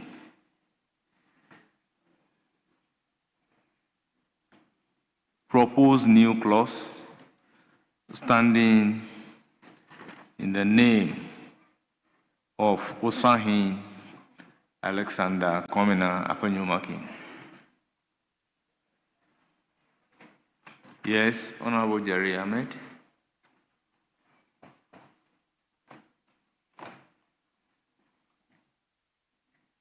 Speaker, which of the proposals are you looking at, please? At page 14. Yes. Yes. Speaker,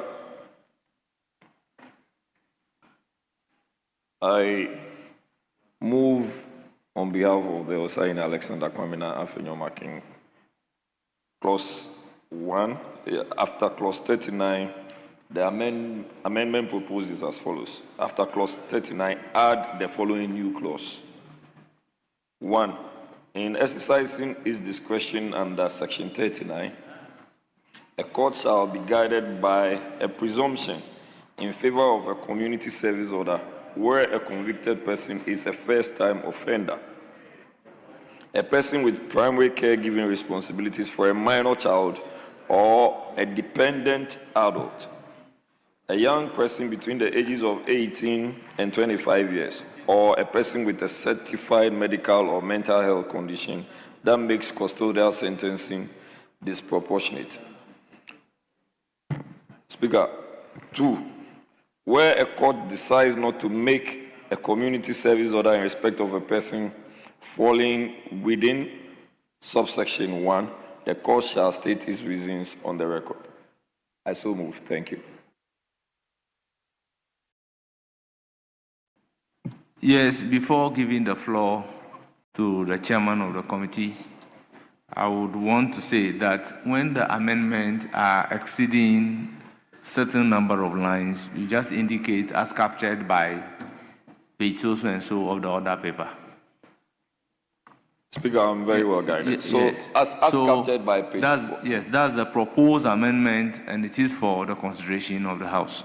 Yes, chairman of the committee. Yeah, when it exceeds 4 lines. Mr. Speaker, I am opposed to the proposed amendment which stands in the name of the Minority Leader. Mr. Speaker, if you read clause 43 and even clause 44 of the bill, Mr. Speaker, would find that everything, all the, matters raised in the proposed amendment have been well dealt with. So, for instance, you take the third line of the proposed amendment, which talks about a convicted person is a first-time offender, a person with primary caregiving responsibilities, and then it goes on and talks about a person with a certified medical or mental health condition. Mr. Speaker, you find all these things captured in 43, 1, A, I.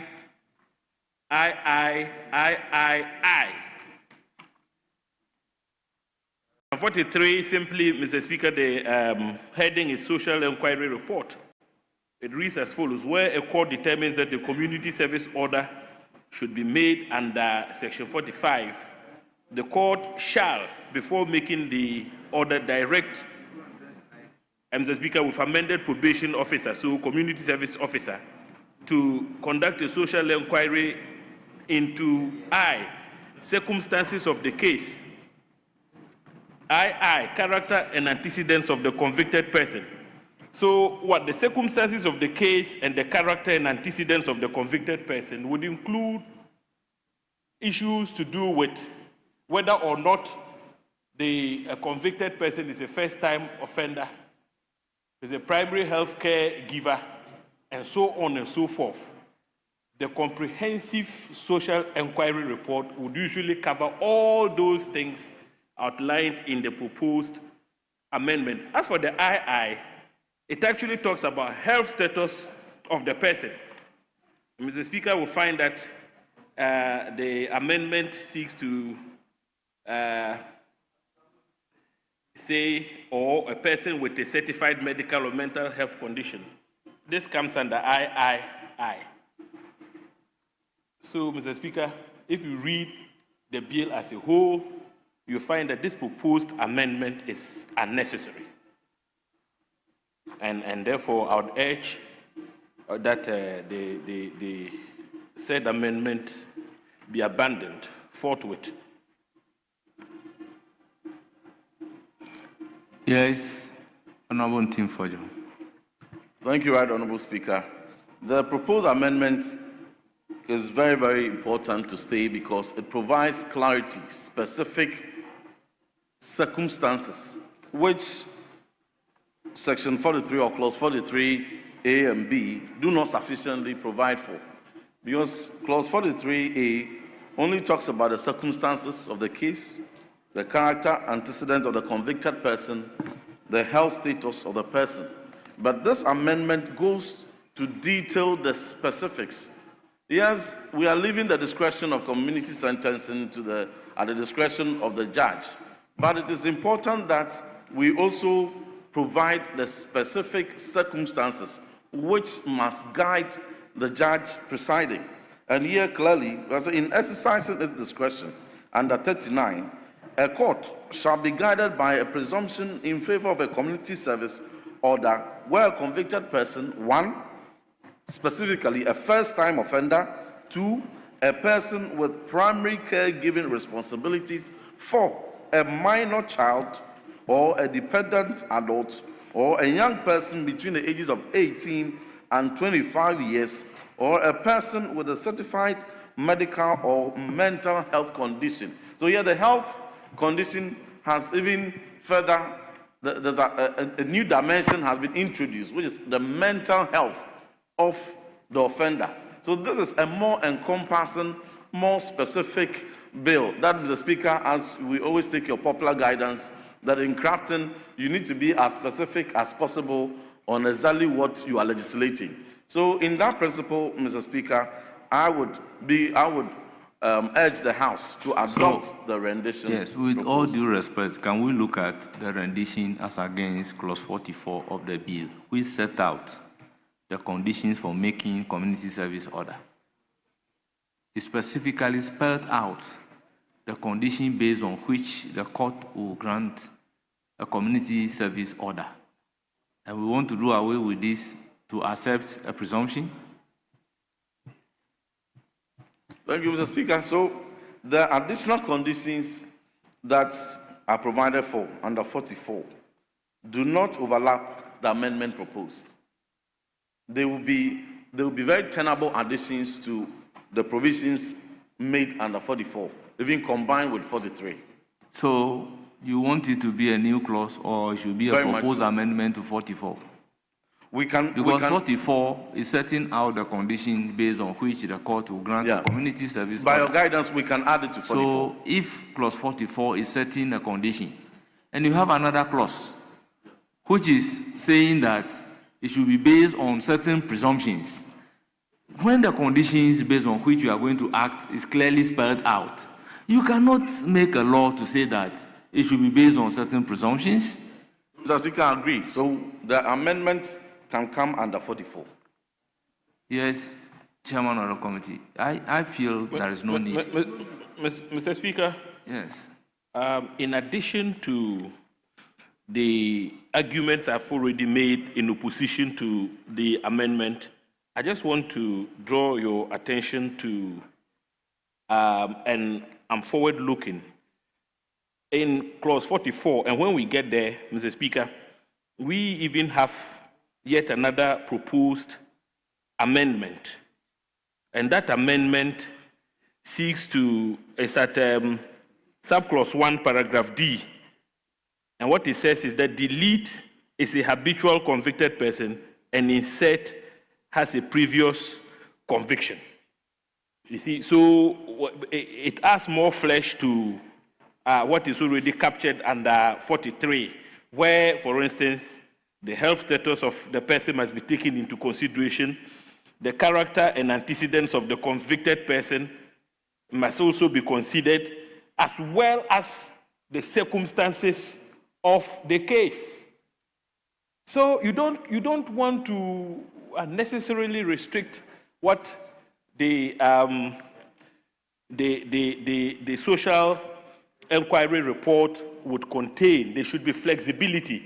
But so normally, when you are seeking to get officers to conduct social inquiry reports, you allow for flexibility because there are issues that may come to the attention of the social worker or whoever is responsible for churning out that report, which cannot be legislated.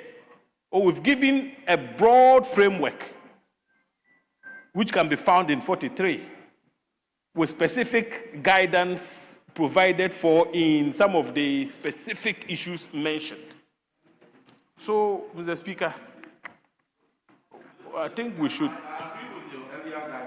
I agree with your earlier guidance that the 44 sets out the various conditions. And so any amendment that seeks to introduce new factors for consideration should come under the 44. So that guidance, I agree. And that is why I propose that the 44 conditions that they set out, plus the 43 conditions that my respected chairman sets out, are still not exhaustive of the specific factors raised in this amendment. So I propose I will lift those amendments. Please again drawing your attention to a proposed amendment that has taken care of this. So, Mr. Speaker, I propose that we carry those amendments under 44, where we enact that the convicted person, the presumption in favor of the community service order, whether the convicted person is a first-time offender or a person with a primary caregiving responsibilities for a minor child or a dependent adult or a young person between the ages. My question remains unanswered. If a law stipulates a condition based on which something is supposed to be done, do you need to have another provision apart from those conditions, basing it on presumption? Because in the absence of specific conditions based on which you should act, there can be a presumption. But when the law is telling you A, B, C, D should be a condition for you to make a community service order, you can have a provision that will subject the same condition to a presumption. Mr. Speaker, the suggestion from the member is that the 44, clause 44 is not exhaustive. So there are some conditions that... So then the mover of the motion should do the needful when we get to 44, so and you are still not satisfied. He's saying that it's not exhaustive. So he thinks that some of the amendments that they are making under 39, which falls under condition, should be moved to 34. That's what he's 44. That's what he's saying. So that it's very exhaustive, especially caregivers and a few other people. That's what he's trying to say, Mr. Speaker. Yes, Majority Leader. Well, Mr. Speaker, what the amendment proposed by Honorable Afenyo-Markin seeks to do is not to add to the requirements of clause 44. It is to create a right to be vested in the case of a first-time offender, okay?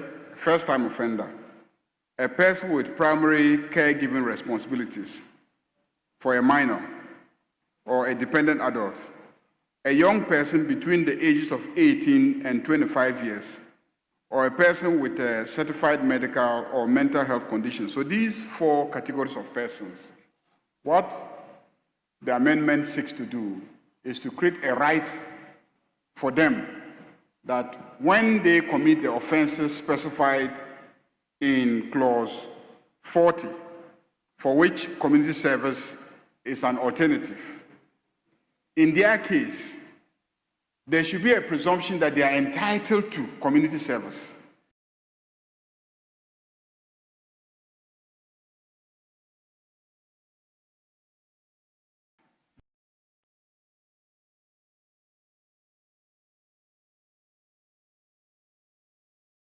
To do, okay?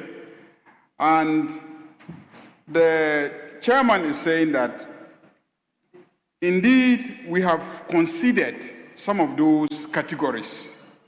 So if you go to clause 44 and the amendments proposed by the committee itself, it clearly also adds in the category of 44 some consideration regarding, for instance, a nursing mother, some consideration regarding the principle of not separating a mother from a child, and I think another one that perhaps caters to the needs of health and other considerations. I think the committee makes that recommendation in 44.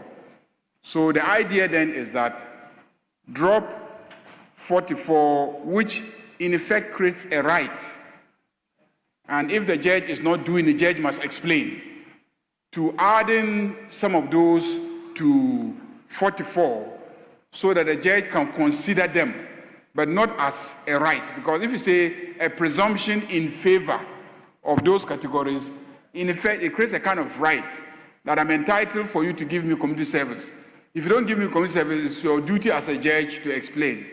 But in 44, the judge is being told that in taking your decision, you may consider A, B, C, D, E, F, G, H, including the condition of the person in terms of health, the condition of the person in terms of age, the conduct of the person in terms of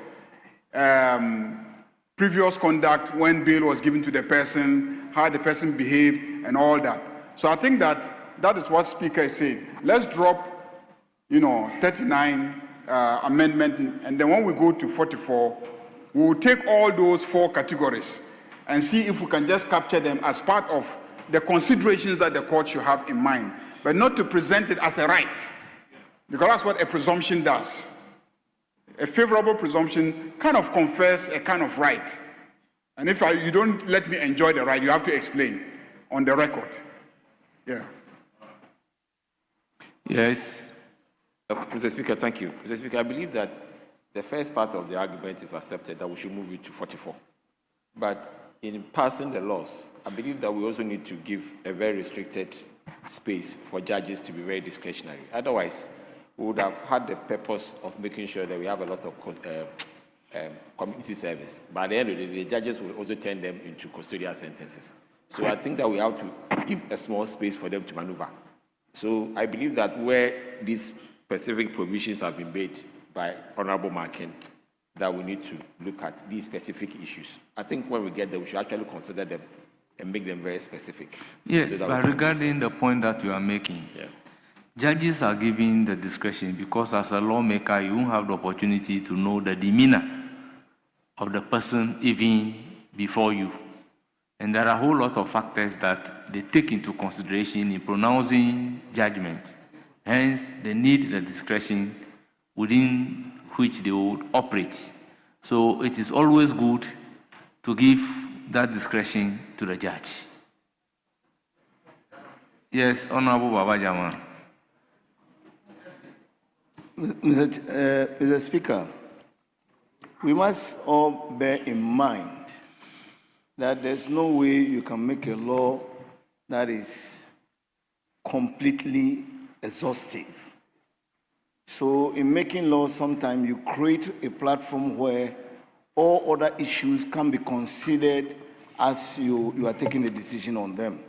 So when you look at 43, as it is stated in the law, what is the purpose of 43? 43 is saying that when a court decides to commit somebody to community service, the court shall, and they made it mandatory, shall order a probation officer to conduct a social inquiry. Mr. Speaker, a social inquiry will uncover all the circumstances of the person. Whether the person is sick, whether the person is a caregiver, whether the person is a convicted, old age, whatever. A social inquiry will encapsulate all that. So that is why I think that whatever the amended, the intention of the amendment is captured under the social inquiry. If we want to add 1 or 2 specifics, fine. But when you look at the social inquiry uncovers everything around a person who is coming to be convicted, and it gives the court the opportunity to ensure they are fair to the person. So I don't think that repeating it here will make any impact on the law. The law is already where, from 43 already captures what we want to do, and that gives even the judge a better circumstance to understand the issues and be able to make a good decision. Yes, I'll take that as the last comment, and if they still insist, I'll put a question. Because the social inquiry, apart from the inquiry, can you make it no. Mr. Speaker, because of what you have said, I think we need to really look at, in combination with what the majority leader has said, we need to really look at this particular clause and ask whether we should allow it to stay or we should move it to 44 as a condition. Condition is not mandatory. The judge may look at it or may not, but he will be guided by it. But Mr. Speaker... No, here the law is saying shall. Shall, okay, that's fine. It's saying shall. So it's a mandatory conditions. Look at it. But the Mr. Speaker, proposed amendment is talking about some presumptions. But Mr. Speaker, like he said, under 39, we are giving the judge some discretionary powers. And he's saying that there are some three conditions, there are four situations where he thinks that in looking at the discretion power, if you want to take away the discretion of the judge, he can do it, but he must explain. Because the presumption is that this particular categories of people should presume to enjoy community service first. That's why he's trying to do that. Look, when it comes to these four groups or categories of people, they should enjoy community service first. First-time offenders, this, that, enjoy community service first. If the judge decides in his discretion not to give them community service, then the judge must explain why he's not giving them community service. The suggestion is, we are making a suggestion that we should move it to the conditions. Those that don't fall under, like the first-time offenders is already under the condition. But the other three, we should move them to the conditions. Is it the same? That is why I'm saying that if we get to 44, then you can look at the relevant conditions under 44 and see which one is not captured and will have to be captured. I believe we've all listened to Honorable Baba Jamal when he was explaining one of the provisions, what it entails. So the question therefore is, do I put a question on the proposed amendment or the mover will do the needful?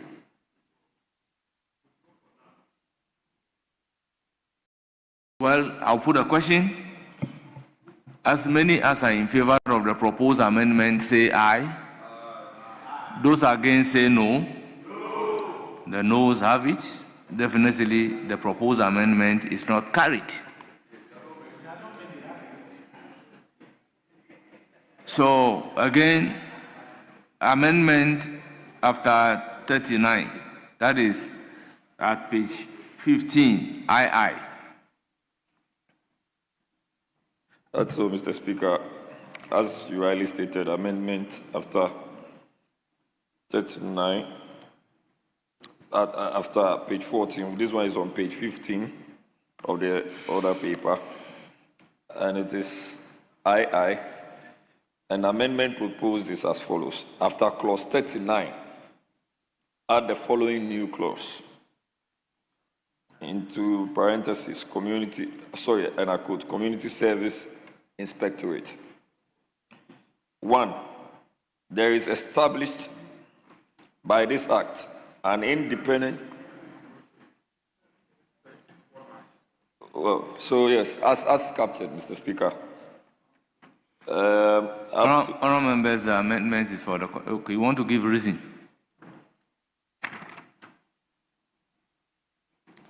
Yes, you are done. Yes, Majority Leader. Yeah, Mr. Speaker, I think this amendment is caught by Order 1683C, Roman numeral 2 of our standing orders.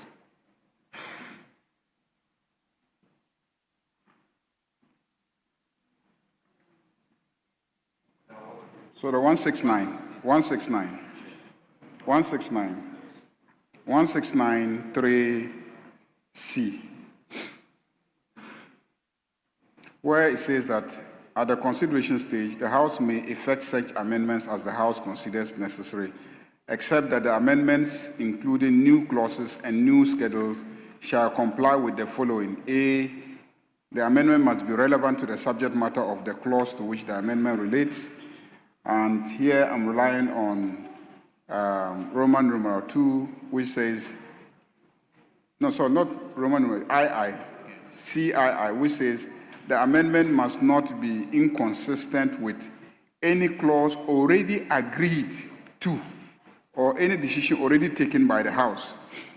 Mr. Speaker, if you look at what the amendment is seeking to do, it is seeking to replicate the creation of an institution to perform functions that we have already assigned to the Secretariat and the board and the various regional committees. So if you take, for instance, the first item, 2A, the inspectorate, so it says there is established by this act an independent community service inspectorate. If you go to 2, it says the inspectorate shall monitor the implementation of community service at the national, regional, and district levels. Monitor. This is a function that if you look at clause. Yeah. Yes. Speaker, I thank leader for bringing this to our attention. I think that the right thing to do is to abandon it at this point. Thank you. Very well. Honourable members, the new clause as in II at page 15 is withdrawn. Now we go to clause 40. Amendment II at page offences 16. suitable for community service. Yeah. Amendment II. Number 3 at page 16. Speaker, thank you very much. Speaker, on the order paper 16, page 16, amendment proposed as III, clause 40 as is captured, we add the following new subclause. 3, the Secretariat shall, not later than 2 years after the commencement of this act, and every 3 years thereafter, review the categories of offenses to which a community service order applies, and submit a report with recommendations to the minister, who shall lay the report before Parliament. Mr. Speaker, I move this amendment on behalf of Osayin Alexander Kwamina Afenyo-Markin. Thank you. Yes. Have you considered the fact that clause 40 is on offenses suitable for community service? The clause 40 is talking about offenses suitable for community service. And how do you juxtapose this under clause 40? What you are proposing, that the Secretariat shall not later than 2 years after commencement of this act, and every 3 years thereafter, review the categories of offenses to which a community service order applies, and submit a report with recommendation to the minister, who shall lay the report before Parliament. And I'm saying that clause 40 of the Community Service Bill is under the marginal note, offenses suitable for community service. How can this be an amendment under offenses suitable under community service?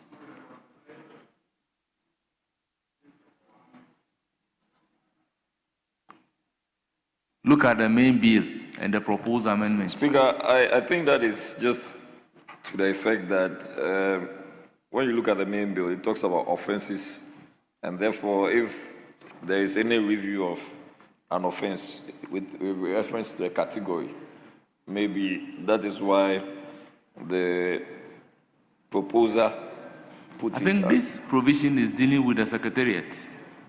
Speaker, it's imposing some obligation on the Secretariat. Yes, Speaker, that's so the it case. cannot come under community service, offenses suitable under the community service. This relates to the Secretariat.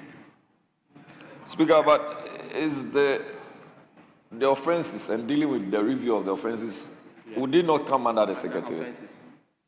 Because, yes, because, see, it's saying that offenses suitable for community service. Yes. That a community service order made under section 45 applies to an offense punishable by a term of imprisonment of not more than 3 years with or without the option of a fine. Despite subsection 1, a court may make a community service order in respect of an accused person who has been convicted of an offense under the enactment which provides as punishment for the offenses a fine only, a fine with an option of a term of imprisonment, or a fine and term of imprisonment. This is what the section is dealing with. You understand? Now, under that section, you want us to place that the Secretariat shall not, later than 2 years, offer community 2 years after the commencement of these acts, and every 3 years thereafter review the category of offenses to which a community service order applies and submit a report with recommendation to the minister, who shall lay the report before Parliament. Even if there is going to be such a thing under the offenses, can that be a way of doing it? The law must come to Parliament for amendment. Speaker. Yes. I think that if you read this present amendment being proposed, which may have to be subjected to further amendments to clarify the language, I think this is like an additional function. And so we may have to push it to the Secretariat's function. Exactly. Which will be contained, but it has to be the Secretariat shall within 2 years. After the commencement of this it act, is only when we get there then we can tidy it up. So you may have to abandon it here and take it to another. Speaker, I wanted to say I take a cue. We can have it deferred, and then when we get to the functions of the Secretary. Yes, but let's consider the feasibility of it. The law. But Speaker, you are the same person who is saying that we are not dealing with it now. If yes, we are but deferring. So let's get the. No, I'm just saying whether this can be feasible. Very well. Even under the provision. Yes. In the sense that this law passed by Parliament is indicating the category of punishment that can be subjected to community service. Then Parliament will again make this particular law, giving power to review without the law coming to Parliament for amendment. That is problematic. Yes? I agree with you entirely. The point is that clause 40 of the bill is very clear, and it talks about, let me read, a community service order made under section 45 applies to an offense punishable by a term of imprisonment of not more than 3 years, with or without the option of a fine. Now, these offenses, the category of offenses envisaged under clause 40 have already been provided for under 45. The Criminal and Other Offences Act, Act 29. So if you now have an amendment which says periodically you would come back for a review, how are you possibly going to review those category of offenses and which will now be made subject to community service orders if you don't bring substantive amendments to the Criminal and Other Offences Act, Act 29? So such a review is impossible without an amendment to the existing law, which is the Criminal and Other Offences Act. Even above all, this law in itself is categorizing those offenses. And Parliament cannot make law to say A, B, C, D and subject that to a review of the minister without the substantive law being amended. The minister doesn't have the authority to make law under Article 93. So we can subject it to the review by a minister. Speaker, the amendment is fatal. I mean, it should be abandoned.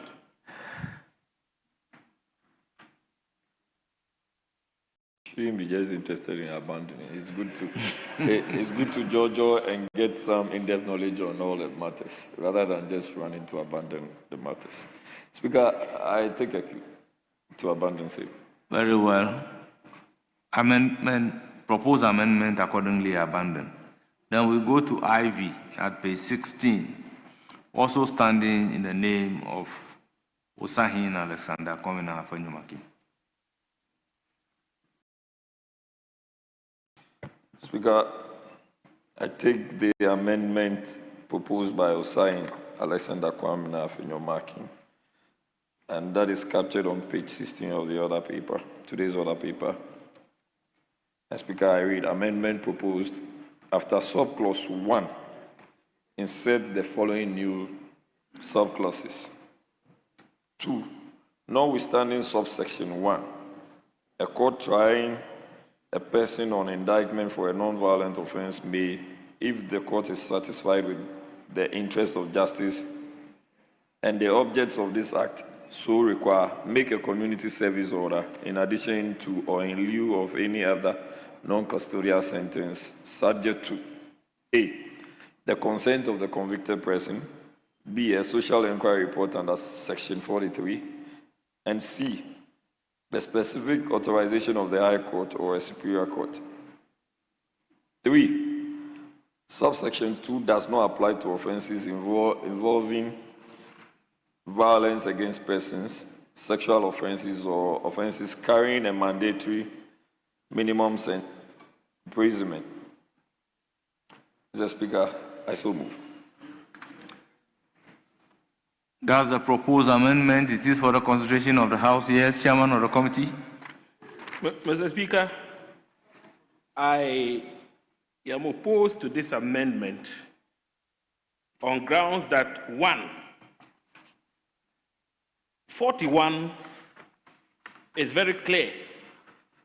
It says, and with your permission, I read, despite any provision in an enactment, a court shall not make a community service order in respect of an offense that is unsuitable for summary determination in accordance with Section 179 of the Criminal and Other Offences Procedure Act 1960. So anything that is not subject to summary determination cannot be entertained so far as 41 is concerned. Now, what does the amendment seek to do? The amendment seeks to add a subclause 2, which seeks to introduce indictable offenses. And this is what it says, notwithstanding subsection 1, a court trying a person of indictment, on indictment for a non-violent offense may, if the court is satisfied that the interests of justice and the objects of this act so require, make a community service order. So, Mr. Speaker, ab initio, indictable offenses are not supposed to constitute, sorry, can I land? Oh, okay. I asked him to explain his own proposed amendment to us. And I said so because the amendment is talking about trial.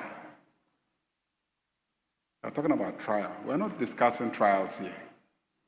We're discussing penalty after conviction. But everything about how you have couched your amendment is about trial. So you say that notwithstanding subsection 1, a court trying a person on indictment for a non-violent offense may, if the court is satisfied that the interests of justice and the objects of this act so require, make a community service order in addition to or in lieu of any other non-custodial sentence subject to XYZ. I think you are confusing the issues here. Yes, you are confusing the issues here. So let's drop it and then make progress. Let's drop it and make progress. Yes. That's the good thing about making laws. We listen to one another. And where some prominence in this decision-making prevails, why not? Speaker, I've taken a cue from the majority leader's submission, and we have dropped this amendment. Very well. Amendment accordingly withdrawn. I'll put a question on entire clause 40. As many as are in favor of clause 40 standing part of the bill, say aye. Those against, say no. The ayes have it. I didn't put a question on 40.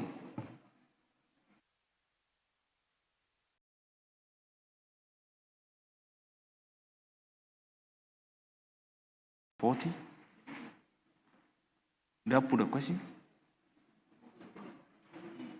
Honourable members, did I put a question on clause 40?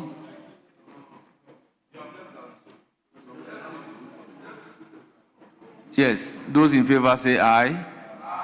Those against say no. The ayes have it. Clause 40 is ordered to stand part of the bill. Now we are in clause 41 and the amendment is abandoned. So I'll put a question on 41. As many as are in favor say aye. Those against say no. The ayes have it. Clause 41 is ordered to stand part of the bill. Clause 42. Minister to notify Chief Justice of arrangements for community service. Amendment number V, standing in the name of Osahin Alexander Kwamina Aponyo Maki.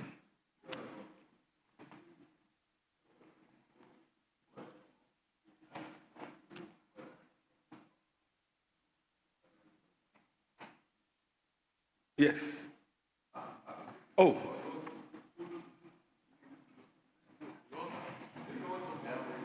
Allow it. Please, Speaker, you have the floor. Move the amendment. Speaker, thank you very much. It starts from page 16, in fact, page 17, which says that Minister to notify Chief Justice of arrangements for community service. And Speaker, I move this amendment proposed by Osahin Alexander Kwamina Afonyo Maki. And Speaker, it starts with 1. The Minister shall, on the advice of the Secretariat, notify the Chief Justice in writing of the district or communities in the country where arrangements have been made and structures have been put in place for the enforcement of community service orders. 2, the Minister shall ensure the community service programs are available in all districts of Ghana within 5 years of the commencement of this Act. 3, the Minister shall, by the 31st day of March in every year, submit to Parliament a written report on the progress towards nationwide implementation, identifying districts in which community service is available, the districts in which it's not yet available, and the steps being taken to achieve availability in those districts. 4, where arrangements for community service are not yet available in a district, a court sentencing a person in that district for a qualifying offense shall consider any available alternative non-custodial measure, including a suspended sentence, a fine with installment provisions, or a probation order before imposing a custodial sentence. 5, if on the expiry of 5 years from the commencement of this Act, community service programs are not available in all districts, Parliament shall, within 6 months of that expiry, review the implementation of this Act and shall consider such amendments as may be necessary to give effect to the objects of this Act. I so move.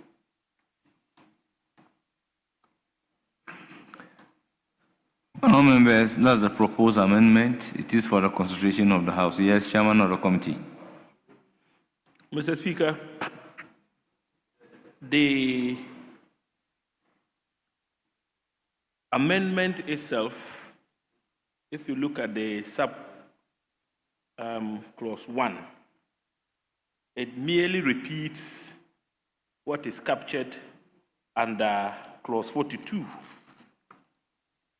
The only difference is that the proposed amendment merely seeks to collapse the numbering and put the sentences together. That's all. So if you look at 1 and just oppose that with what we have, the original rendition, Mr. Speaker, is the same. But if you look at the Second, that is the subclause 2 of the proposed amendment, which reads as follows: the minister shall ensure that community service programs are available in all districts of Ghana within 5 years of the commencement of this act. Sorry, I should think that that is worth considering. I mean, it's worth considering because it sets certain timelines within which, Mr. Speaker, structures should have been put in place for implementation within 5 years. The only problem is that this is a policy issue. But, Mr. Speaker, like I said, that is something that is worth considering. Then we come down to 3. 3 talks about reporting. In principle, there's nothing wrong, Mr. Speaker, if Parliament so desires that the minister reports so that we can be properly apprised about steps taken towards ensuring that the community service is fully implemented as part of our sentencing policy. Why not? But, Mr. Speaker, I have issues with the 4. The 4 is problematic because the 4 which talks about arrangements for community service, and in the absence of which we must introduce suspended sentence, is captured under clause 48 of the bill. Then the 5th subclause 5 is actually in contradiction to what we have under clause 40. So, Mr. Speaker, given what I have said, I should think that there are only 3 provisions which may be allowed to stand. And those provisions are 2, 3, and no, 4. 4 is already captured under clause 48. So 2, 3. But as for 5 and 4, and even 1, because 1 is repetitive. It repeats what we have in the original bill. So, honourable members, let's look at it one after the other. It's been agreed that the proposed clause 1 is in the original bill, clause 43. Is that also? Clause 42. The original bill as in clause 42. So, therefore, there shouldn't be an issue if clause 42, as it stands, is carried. Is that not so? Okay. That is so. So the rest of the amendment will come as in 42.2, 42.3, 42.4 in that order. Let's pick it one after the other, so that can be clear for everybody. So I'll put a question on the existing clause 42.1. Those in favor say aye. Those against say no. Now we come to the proposed amendment to 42. That will be 42.2 when it is carried. Now this is for the consideration of the House.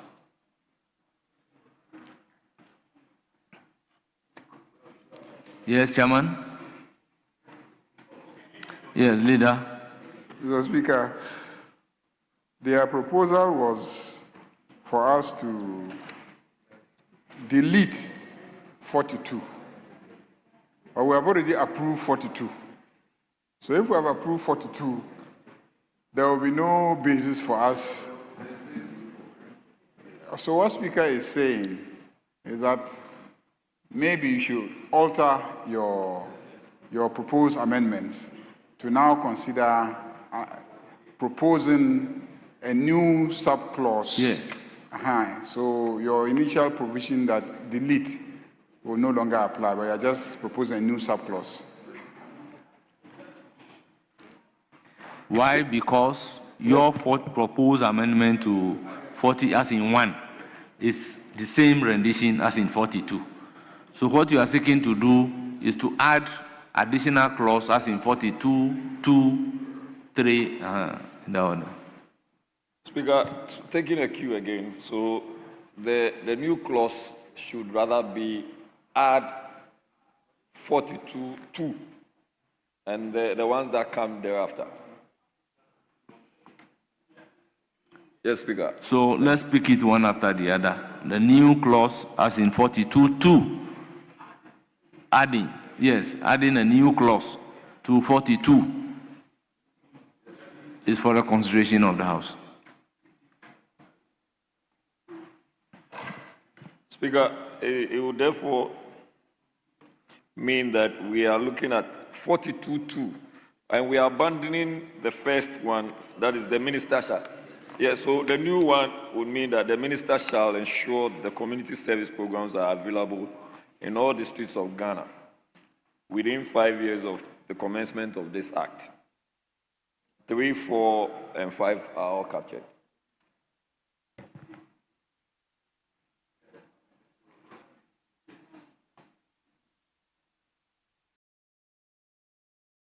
It is for the consideration of the House. Yes, majority, Chief Whip. Speaker, we, as part of drafting style, we avoid the language of ensure, because to ensure, how are you going to gauge it? So you are giving the minister a timeline within which every district, all the 261 districts, should have this law implemented. So I think you are talking about implementation. Because if you are asking him to ensure, how are you going to hold him to it? So what you are saying is that within 5 years upon the coming to force of this act, community service as designed by this framework should be implemented in all the districts. I think that's the tenor of this provision. So we must take away ensure and say that the minister shall implement community service programs in all districts of Ghana within 5 years upon the commencement of this act. Even then, the community service programs, we must indicate that as enshrined in this act. Yes, the community service enshrined in this act in all districts within 5 years. We may not have to add Ghana because the law is for Ghana. So we'll say that in all districts within 5 years upon the commencement of this act. And then that one, the implementation will come with mechanisms, will come with administrative mechanism, offices created and all that. So that one, you are able to gauge it.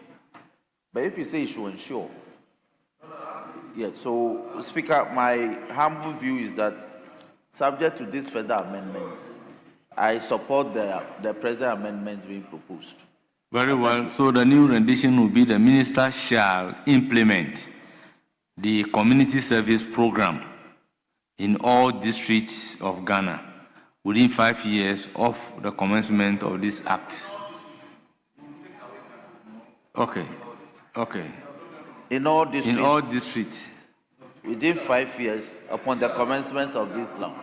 So, Mr. Speaker, I so submit. In all districts of which country? Oh, Mr. Speaker, we are enacting the law for Ghana. You have taught me that.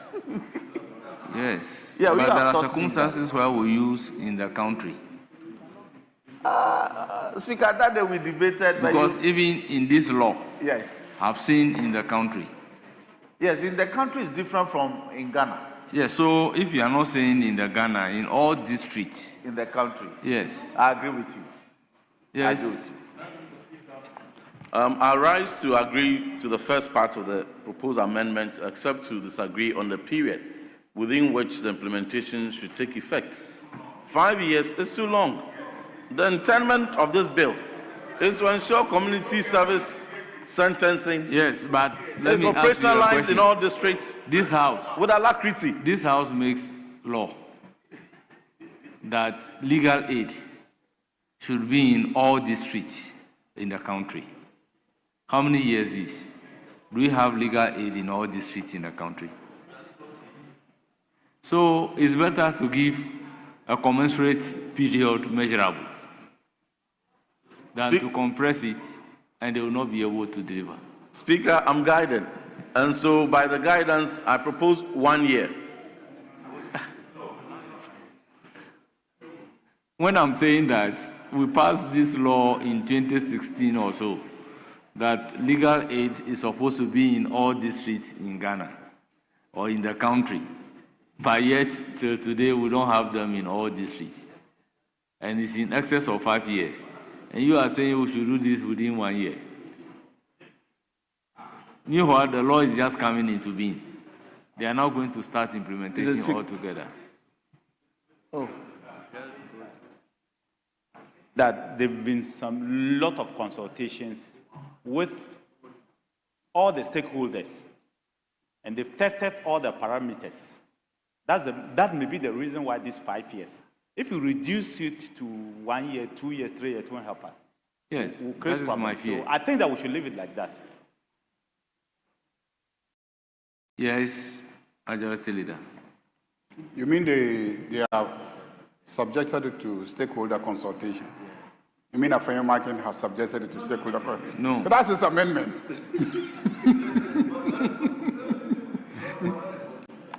Yes, consulted stakeholders. Which stakeholders did Afenyo Markin consult?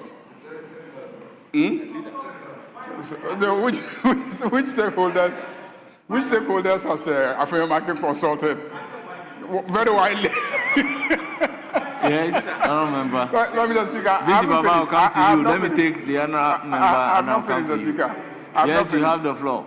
Oh, Mr. Speaker, I'm not finished. I'm not Okay, finished. after him, Let me you finish. in the Fugu. Mr. Speaker, we have already passed clause 40. Clause 40 talks about offenses suitable for community service and offenses excluded from community service, 41. What this means is that upon the coming into force of this act, people become entitled to benefit from 40 immediately, because we did not put in clause 40 an additional requirement that if there is infrastructure in your district for the implementation of community service. Once we did not make that provision, ab initio, immediately the law comes into force.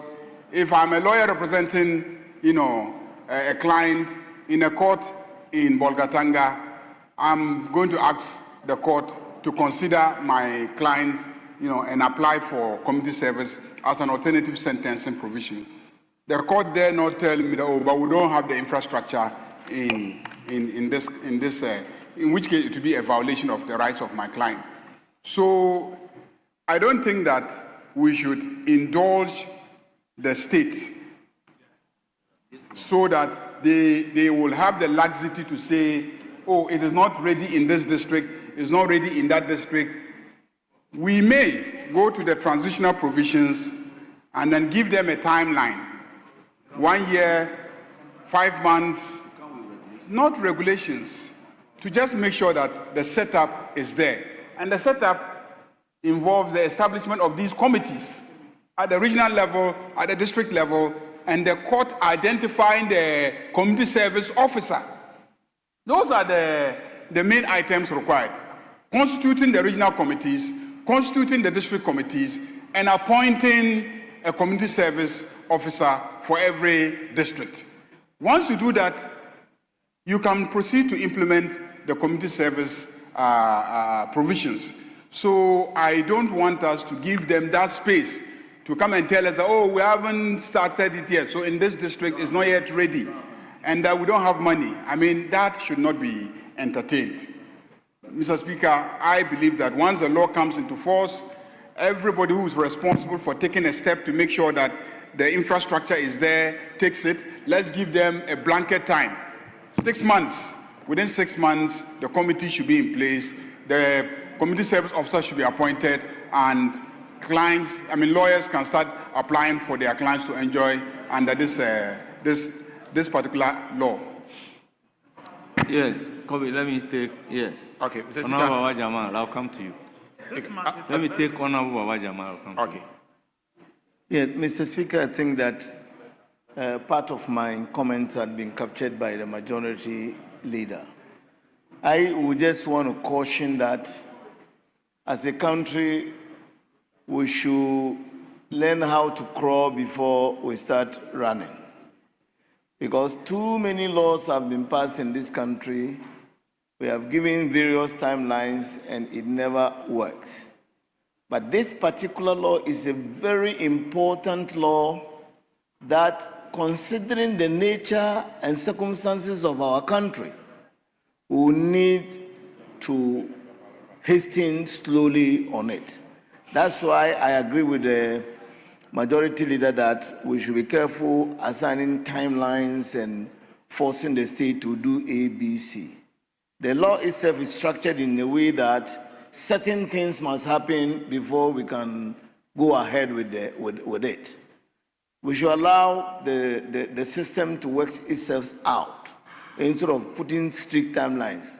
When we go to the transitions, I think that place we can give some advices. But in the law, tying the state down, I don't think will help this country. Thank you, Mr. Speaker. Yes.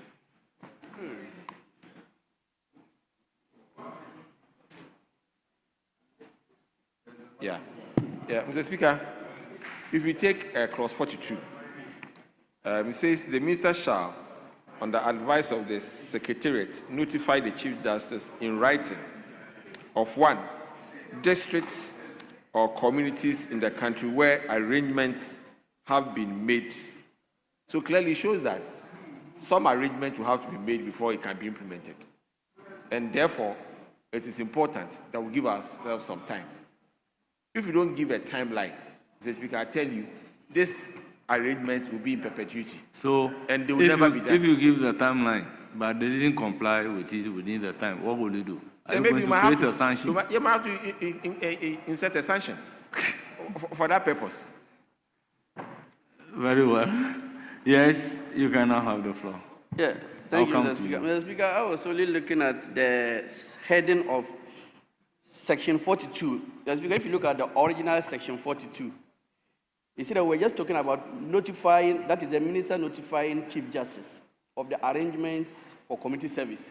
But now if we are agreeing that we should add the proposed amendment, that is proposed amendment 2 and 3, it means that obviously the remit of that section will go beyond just notifying the Chief Justice. Because now we are even saying that the minister shall implement community service programs in all districts. So we may have to look at also changing the rendition of the subheading to reflect the entirety of the new Section 42 if these proposed amendments are taken. And so maybe I would, if it is done, I would have proposed that we say minister to make arrangements for community service so that everything that comes under it will now speak to that subheading. Thank you, Mr. Speaker.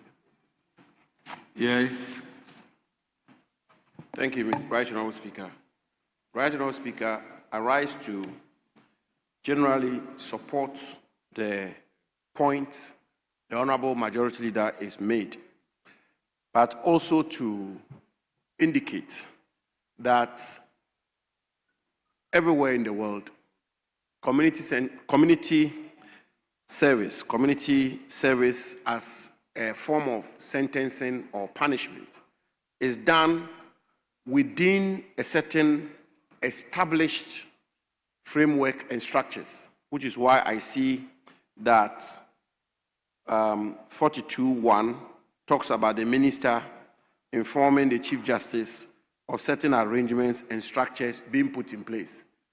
I just want to caution that I'm not too sure that just by appointing the committee and a community service officer will be sufficient structures and arrangements for community service as a form of punishment or sentencing to take place. Because, for example, if you have a district where you don't, or if you have a district, even a region, where you don't have a prison service and convicts are required to engage in community service as a form of punishment or sentencing, the question of who even supervises the community service, who is going to be accountable and responsible, and all of that. And we are always to remember, Mr. Speaker, most respectfully, that once trial is over and judgment is passed, conviction is made, and sentencing is given or punishment in a form of community service, the remit of the law, you no longer place the post-punishment within the framework of the police. It becomes the mandate or remit of the prison service. So I think even the definition of what will constitute sufficient arrangement and structures is important, and also a realistic timeline within which these structures and arrangements can be put in place are also important. And I'm too clear in my mind that whilst I agree with the Honorable Majority Leader that we should not give the executive a blank check, if I may put it that way, to do as they please, and therefore we should pin them down to timelines. We should do so also with clear deliverables. The minimum, in my view, will be a district must have the availability or must have the reasonable means of securing prison officers to administer or implement or be accountable for the execution of a conviction or a sentence in a form of community service. I thank you, Mr. Speaker. So, Mr. Chairman Speaker, of the committee.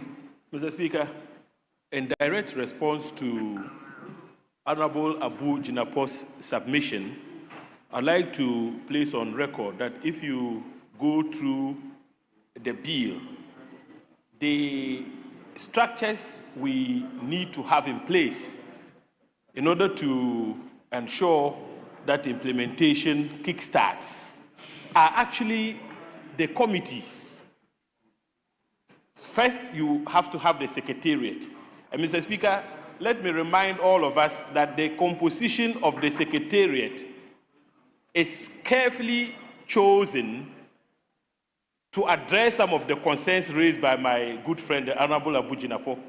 You have prisons officers, you have police officers, you have social workers, you have fire service officers, you have immigration officers. The idea is that, and when you come down to the level of the regional committee, the same structure is virtually replicated. You have the prisons, you have the police, you have the fire, all the security agencies that are well established and have presence across the length and breadth of the country. Now, the reason is that we don't have prisons in all the districts and municipalities of our country.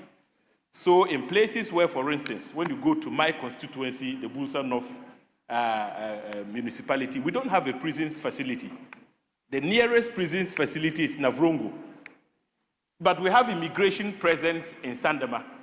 So where appropriate, you may use police officers who would perform the role of supervision as if they were prison officers.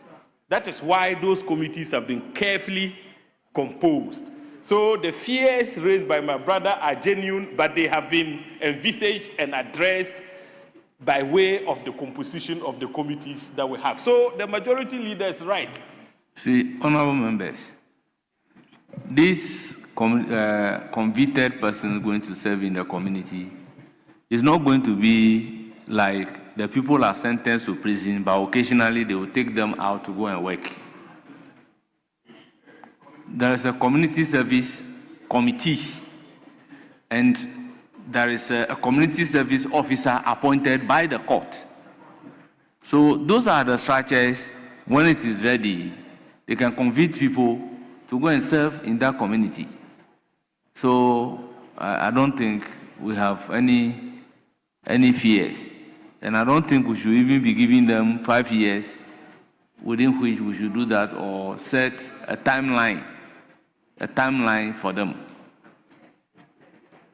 Because there is nothing in this law that's going to punish the minister if the minister couldn't deliver within the time frame. So why make a law asking somebody to mandatorily perform a particular act, and failure to perform that act will attract no punishment? What would have come out of the provision that you are making? So let's look at this. Else I'll put a question.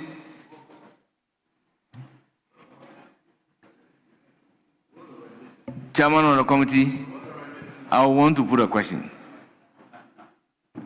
On the proposed new clause 2,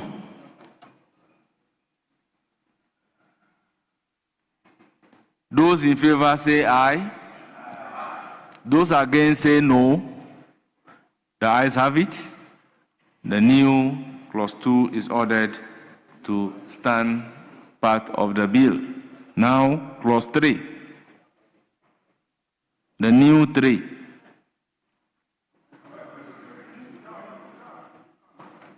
Yes, move it. We are taking it one after the other. As captured in other paper. Very well. So, as captured, it reads, the minister shall by the 31st day of March in each year submit to Parliament a written report on progress towards nationwide implementation, identifying the districts in which community service is available, the districts in which it is not yet available, and the steps being taken to achieve availability in those districts. I so move. All members, it is for your consideration. Any further amendment? Yes. Majority, Chief Whip. Speaker, I humbly of the view that this amendment should be abandoned. Should be abandoned because the regulation can clearly specify this. The regulation can provide these fine codes so that the manner of submitting the report to Parliament can be clarified. Now, if you see... In other words, it is more of administrative function that should feature in the regulation rather than the act. Yes?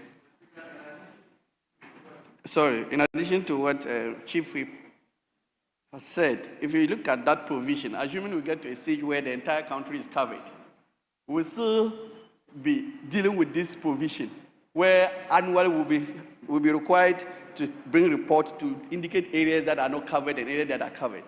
And so we should leave it open, like he said, like an administrative issue, so that we don't even have to always be contending ourselves with a report being brought to Parliament to suggest which areas have been covered, which areas have not been covered. Yes. Speaker, I think the Chief Whip is in his element, so I'll take that advice and abandon it. Very well, it's abandoned. Then we come to the 4, which in this case, if carried, shall become the 3. Speaker, as captured on page 17, I take the proposed amendment on behalf of Alfinio Marking, where arrangements for community 42, so it now becomes 42.3, where arrangements for community service are not yet available in a district, a court sentencing a person in that district for a qualifying offense shall consider any available alternative non-custodial measure, including a suspended sentence, a fine with installment provisions, or a probation order before imposing a custodial sentence. Have you looked at clause 48? Yes.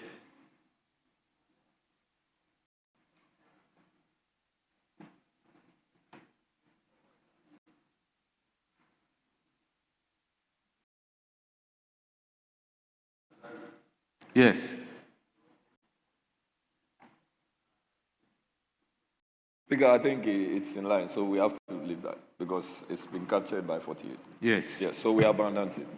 Very well.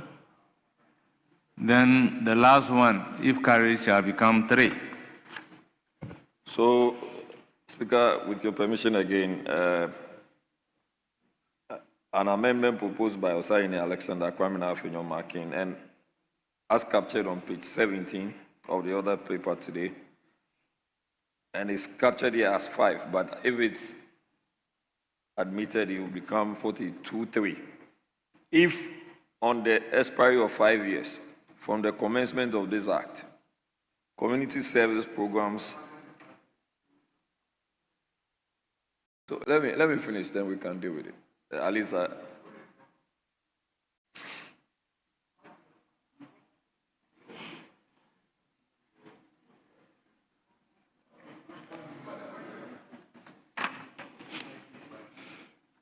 Yes, Speaker, I think that it's consequential because we abandoned the first one. Very well. So we may have to abandon this one as well. Very well. Yes. I will now put a question to entire clause 42. Yes. An amendment, amendment to clause 42. Yes, you have. After subclause 2, add the following new subclause.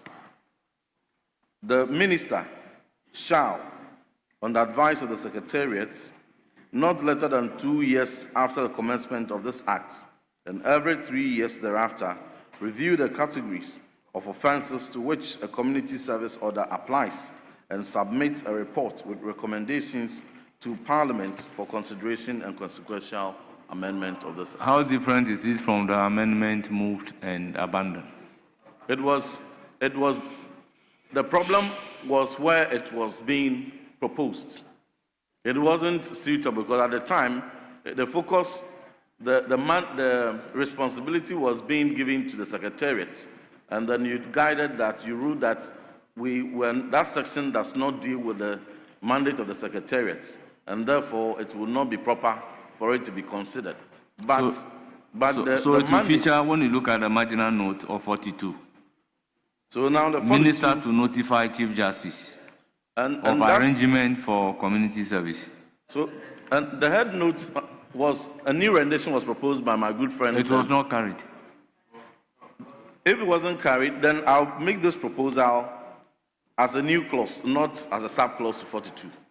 So my amendment will now be after 42. Yes, so what will be the head note? Recommendations to Parliament. So the amendment proposed is that the minister shall, on the advice of the Secretariat, not later than 2 years after the commencement of this act, and every 3 years thereafter, review the categories of offences to which a community service order applies and submit a report with recommendations clearly to Parliament. The reason for not carrying that particular amendment was very clear. You agreed that Parliament cannot make law spelling out certain conditions for community sentencing. And then Parliament will again give power to the minister to go and review that when the legislative power by Article 93 rests with Parliament. So how can we sit that legislative power to the minister? The full proposal takes care of your concern. And the full proposal here is that the minister shall, on the advice of the Secretariat, not later than 2 years after the commencement of this act, and every 3 years thereafter, review the categories of offences to which a community service order applies and submit a report with recommendations to Parliament for consideration and consequential amendment of this act. There is a procedure to follow when you are going to introduce a bill for amendment. So it cannot be by that way. The procedure for amendment, you know it. A bill must be introduced. The bill can either be a private member's bill or a bill introduced by the executives.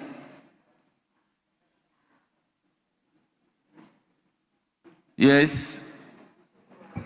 Speaker, let me urge my brother, Reverend Fojo, to abandon this at this stage. I think we are just going back to resurrect what the House has already taken a decision on. If I had heard him say that, and the minister may bring legislative proposals or amendments proposals to amend the law, then he would have been given some. But are we supposed to legislate to tell the minister to bring a legislative proposal? At all. So I think that let's abandon it. If you are really minded about this, when we get to the guidelines for the regulation. Yes. The regulation clause. Yes. Then we can maybe tidy it up. And then no, that cannot be, because that regulation is going to be by legislative instrument. Instrument, exactly. And the legislative instrument will not go through the procedure that the bill is going through. And one cardinal principle in a subsidiary legislation is that subsidiary legislation cannot amend the parent act. At all. It is the parent act that is stating the conditions. Yes. So you can, by subsidiary legislation, amend those conditions. So, no. No, so it cannot feature at all in the bill. It cannot feature in the bill. You would have been given part of your legislative power, which is exclusive under Article 93 to the minister. And it will not be proper. So we move to clause 43. Or did I put a question on the entire clause 42? Very well. Those in favor of clause 42 standing part of the bill say aye. Those against say no. Clause 42 is ordered to stand part of the bill. Now clause 43. Social Inquiry Report. 43. Yes, Chairman of the committee. Amendment proposed. Subclause 1, line 3. Delete probation and insert community service. This is consequential, Mr. Speaker. Honourable members, this is consequential. I'll put a question. Those in favor say aye. Those against say no. The ayes have it. The proposed amendment is ordered to stand part of the bill. Yes, still clause 43, VII. Amendment proposed. Subclause 2, line 1. Delete probation and insert community service. Again, it's also consequential. I'll put a question. Those in favor say aye. Those against say no. The ayes have it. The proposed amendment is ordered to stand part of the bill. Yes, Chairman, VIII. Mr. Speaker, this amendment stands in the name of the minority leader. Very well. Mr. Speaker, I rise to propose this amendment on behalf of Osahin Alexander Kwamena Afinyo-Machin. We intend to add a new subclause 3. A social inquiry report shall, in addition to the matters required under subsection 1, address A, the attitude of the victim or the victim's family to the imposition of a community service order. B, the convicted person's existing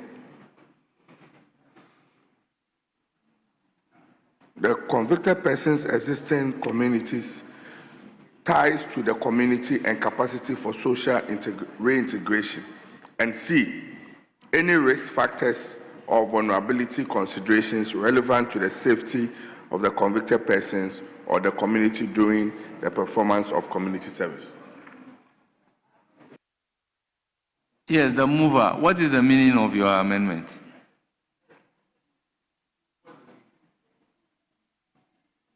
Mr. Speaker, it seeks to add a subclause indicating that there will be a social inquiry report which addresses the various categories that has been listed, Mr. Speaker.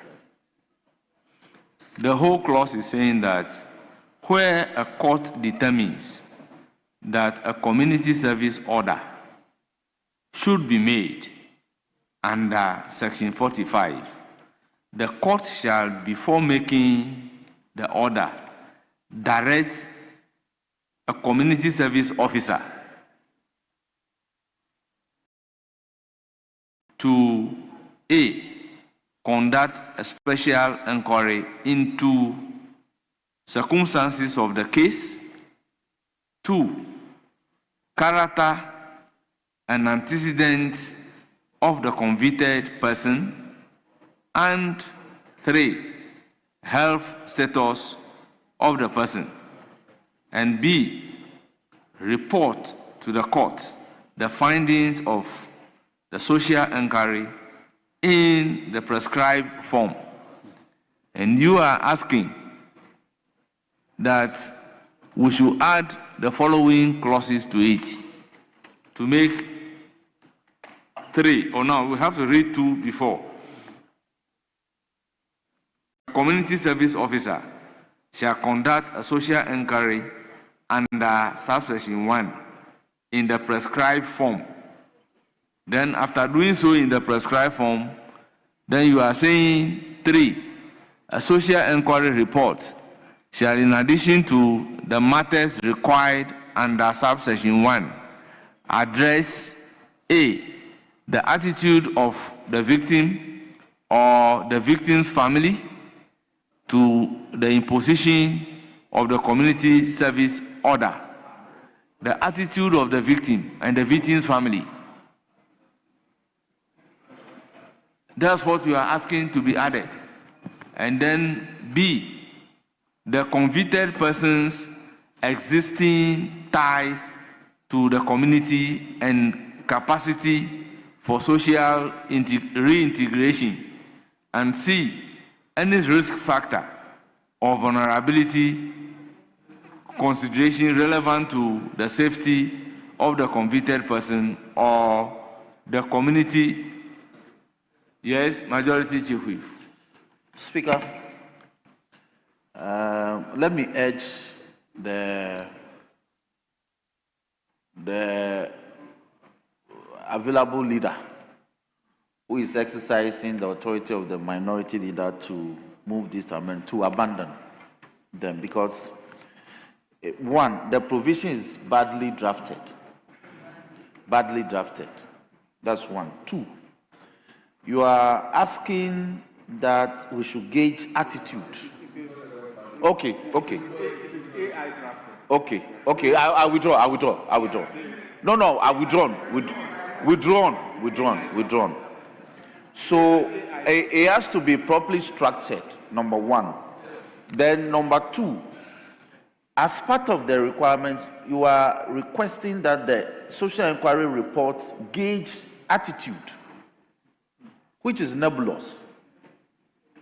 It's nebulous. They cannot gauge attitude of the victims, or you are also widening it to the families. So the 3 things that you are asking us to gauge, let's abandon. Yes. Speaker, there will not be the need for us to belabor the point. We've abandoned him.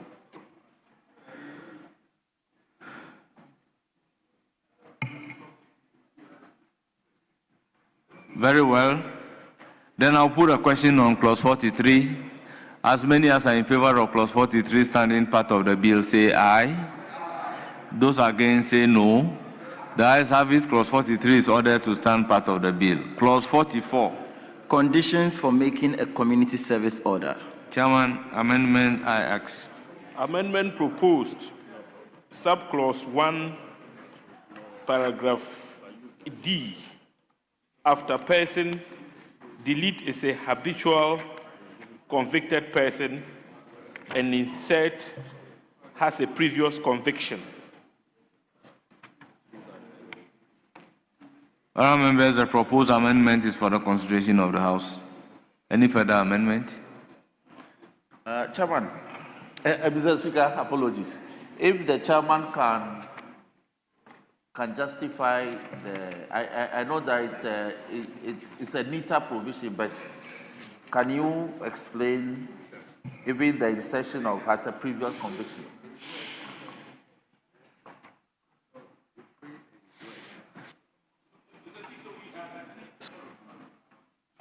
We are simply, you see, you know that in practice, they will ask whether the person is previously known, meaning that has he ever been convicted?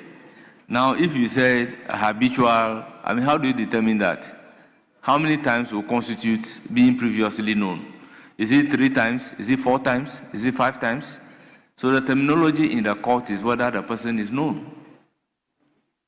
Speaker, just trying to seek clarification. So if the person is a habitual convicted person, is it the same as a recidivist? So instead of a habitual convicted person, we rather use the word a recidivist. But you are looking at the number of times. Yes. Yes, I get that. But I don't know how we can. So the terminology, what the court takes into consideration is whether or not you are known. Meaning whether or not you are previously convicted. Personal experience. Please hear me. Personal experience. I was lawyer for an accused person. Oh, of course. And our case was bad. So we were convicted. They got to sentencing. So this came up. Apparently, in respect of our previous offense, we were made to sign a bond of good behavior. Yes, it's a conviction. Yes. But it constituted enough grievous grounds for the court to impose a much severer punishment by way of sentencing. So, indeed, if the court asks that, is it known? Is it known? Irrespective of how severe the previous infraction may be, the court will take much stricter view of the fact that... Yes, but you see, at the point Speaker, that the court will be asking... So, Speaker, I had to go take the trouble to say that, yes, we are known, but in respect of the previous one, it was a very minor, infraction. Definitely, they will ask exactly at the point of sentencing. Yeah, to mitigate the sentencing. So if the prosecutor gets up to say that, you are known severally, you've been convicted 5 times. Yes. That will influence the judge in coming out with the sentence. Exactly. If they say you are known, but you are cautioned and discharged, then that will also influence the number of years that the court will give. Speaker, so at that point, there is an explanation as to whether you have been to prison severally or you are not. Or not. But so the opportunity is there to explain this to the judge. Speaker, the point I'm trying to make is that here is the case, the person has a lawyer. In a lot of the cases that travels before the district courts, the accused persons that are convicted and awaiting sentences don't have lawyers. And so once their history is announced before the judge, then it becomes a basis for imposing a severe sentence. So, but I cannot fault the House in trying to say that there must be, instead of a habitual offender, it should be a previous conviction. Yes. Yes. So the question that was directed at me is why we should substitute habitual convict with previous conviction. I think it's about having this whole thing aligned with the Criminal and Other Offences Act. The language of that act is some person with a previous conviction and not a habitual convict. So it's about aligning the language, that's all. I'll put a question. As many as are in favor of the proposed amendment by the chairman of the committee, say aye. Those against, say no. The ayes have it. The proposed amendment is ordered to stand part of the bill. Still on clause 44X. 44, Mr. Speaker, stands in the name of the minority leader. Yes.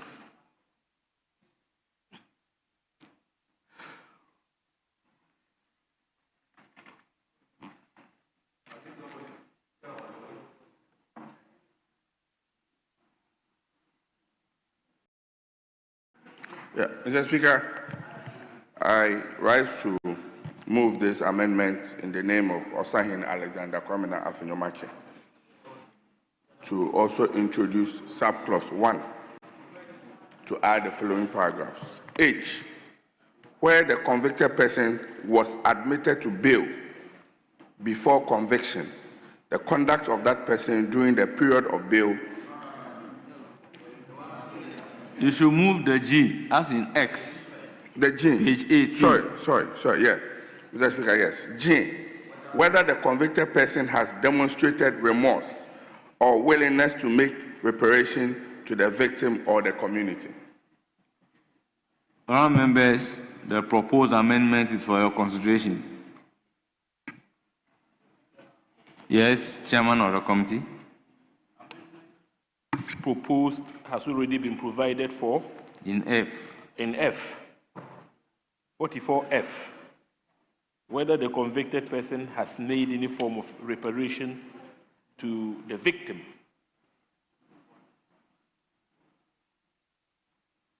Have you seen it? Mr. Speaker, yes. Yes. So we abandon this. Very well. Accordingly abandoned. Yes, XII. Mr. Speaker, I do make this amendment in the name of Osahin Alexander Afenyomakin to add another subclause H, where the convicted person was admitted to bail before conviction, the conduct of that person during the period of bail, including compliance with bail conditions imposed by the court. Thank you, Mr. Speaker. Yes, it's for the consideration of the House. Mr. Speaker, Chairman of the committee. This amendment, I think, is appropriate. So the conduct of the convict, whilst he or she was admitted to bail, even before conviction, is relevant. So, Mr. Speaker, I think that on this occasion, we would recommend or support the amendment. So, what specific conduct do you contemplate?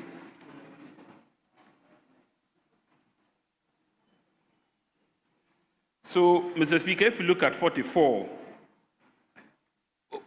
we're looking at conditions for making a community service order. So, the convict, whilst on bail, I mean, it's important that you examine his or her conduct. If, for instance, the person jumped bail whilst on bail, it may be dangerous for such a person to be ordered to do community service. Because if he once jumped bail, how sure are you, Mr. Speaker, that if such a person is ordered to do community service, he or she will not abscond and put the surety into trouble?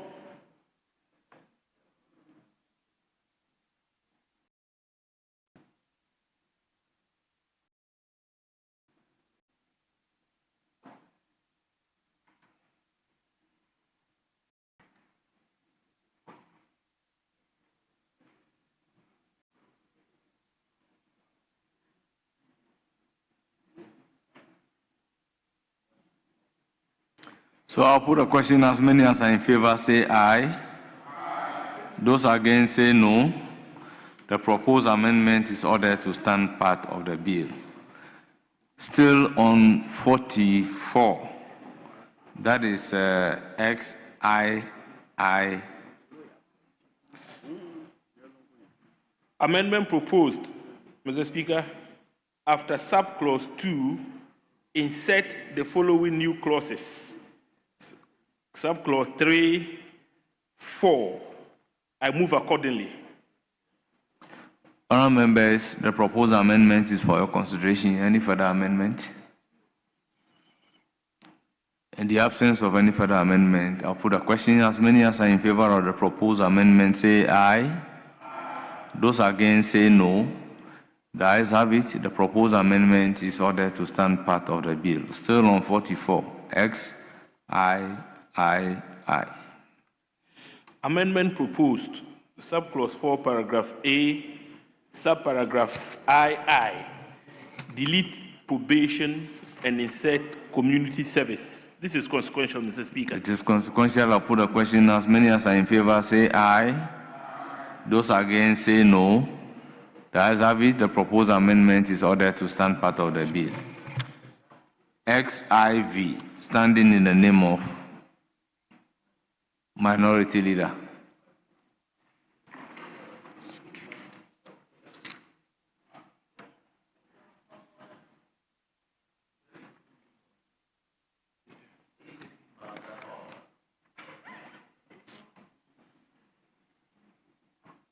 Speaker, the advertised amendment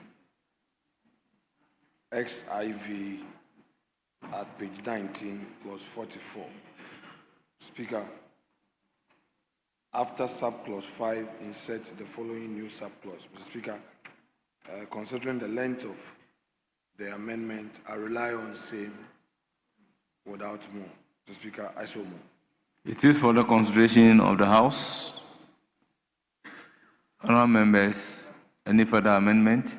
Yes, Chairman of the committee. Mr. Speaker, I support the proposed amendment, save the 49, no, sorry, safe to say that the C is already covered by clause 49(2)(e) of the bill. So we can consider the A, B, but delete C, given the 49(2)(e) covers C. Thank you, Mr. Speaker. Yes, the proposer, that is the further amendment emanating from the chairman of the committee. Speaker, I'm in agreement. Very well. So, move your amendment properly and let me put a question. Move your further amendment and let me put a question. Mr. Speaker, I move that the proposed amendment be further amended by deleting clause 6C,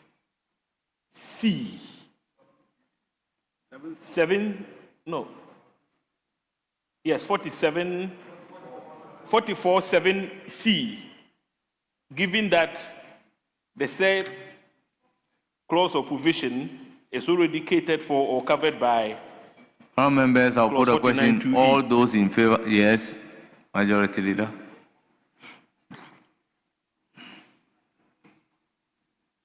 Mr. Speaker, I hope I'm not lost. We are looking at XIV. Yes. Page 19, XIV. Yes. And what the minority leader is proposing is that if before conviction somebody is held up in detention, lawful detention, maybe the person was granted bail, but the person couldn't meet the bail terms, but was granted bail, that would be lawful custody or on remand.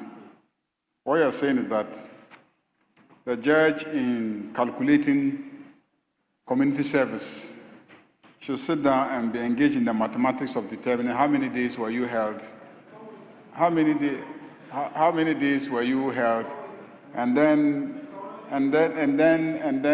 now calculate that because you were held for 30 days, if you're going to do community service for 60 hours, I am hereby reducing the community service by 24 hours and etc. I believe we will be imposing too much. I know. I believe we will be imposing too much. Honourable Majority Leader. Too much burden. In practice, some judges would ask, "How long have you been in custody?" Yes. I know, Mr. Speaker. No, I'm not opposing because. No, I'm not opposing it because it is coming from you. You see, sometimes when we are doing these things, let's consider the implications generally on the levels of crime in the society. Already, by this, we are relieving you of a period that you ought to be in custody. No. We may be saving money, but by passing this law, we are already saving you from custodial sentencing. Now, if you further ask that we use all previous, custodial sentences, not custodial sentences, custodial incarceration, pre-trial, pre-conviction incarcerations, to further reduce. I'm just concerned about, at the end of the day, what we'll be doing to the notion of punishment after you have committed an offense. Will that not lead to crime becoming very rampant because people know that, well, if I commit this crime, I may end up just spending a few days of community service. So I support the community service, but every effort to further reduce it, I think, should be watched at this stage. I think as a country, let's proceed cautiously. Let's be more gradual in our approach than this attempt to almost erode the concept of punishment as a consequence of conviction. I think we should be careful.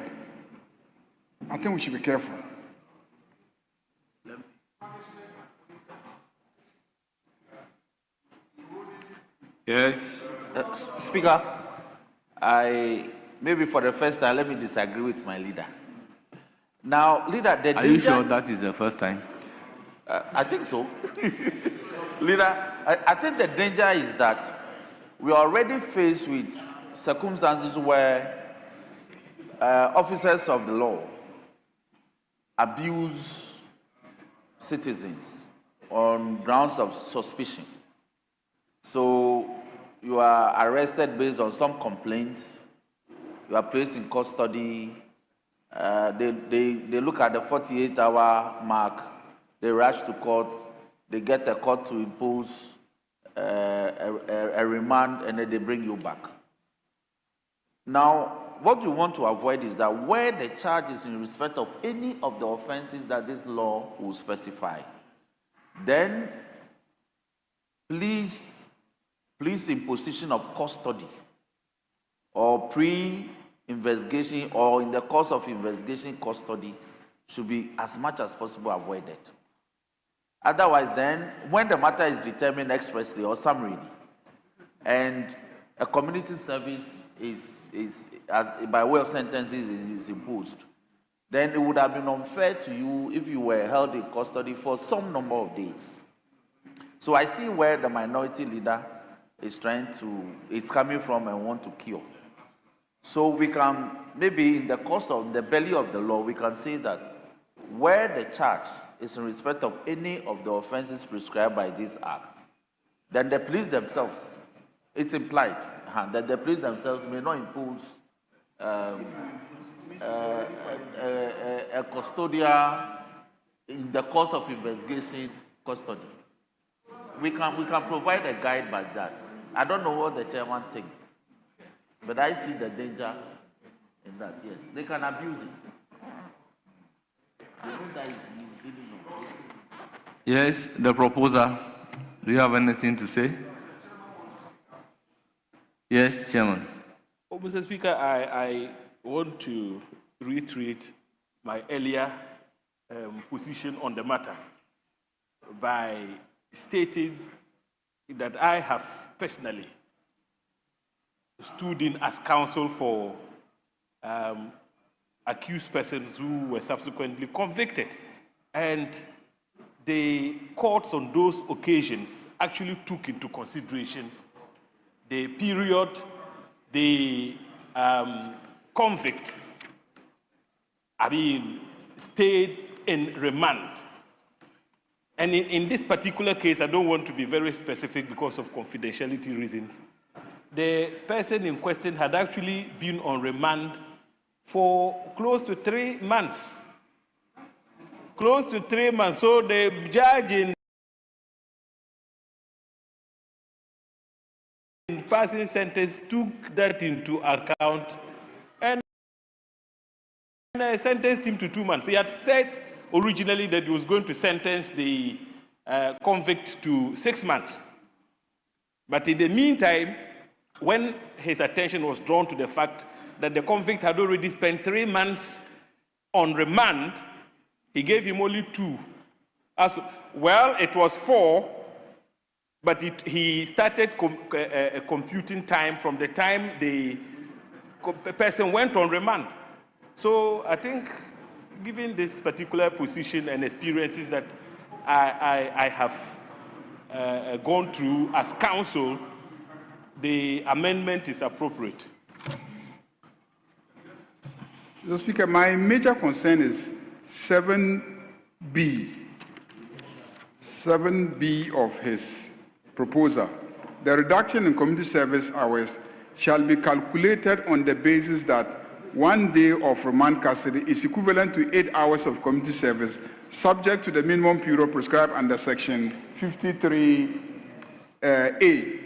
So all of us who have practiced know that the courts always take into consideration how long you were held in detention when they are determining, their custodial sentence. But to say, but for you to now say that he must sit and calculate this 1 day amounts to 8 hours. On what basis have you come to a conclusion that we should legislate that 1 day amounts to 8 hours of work?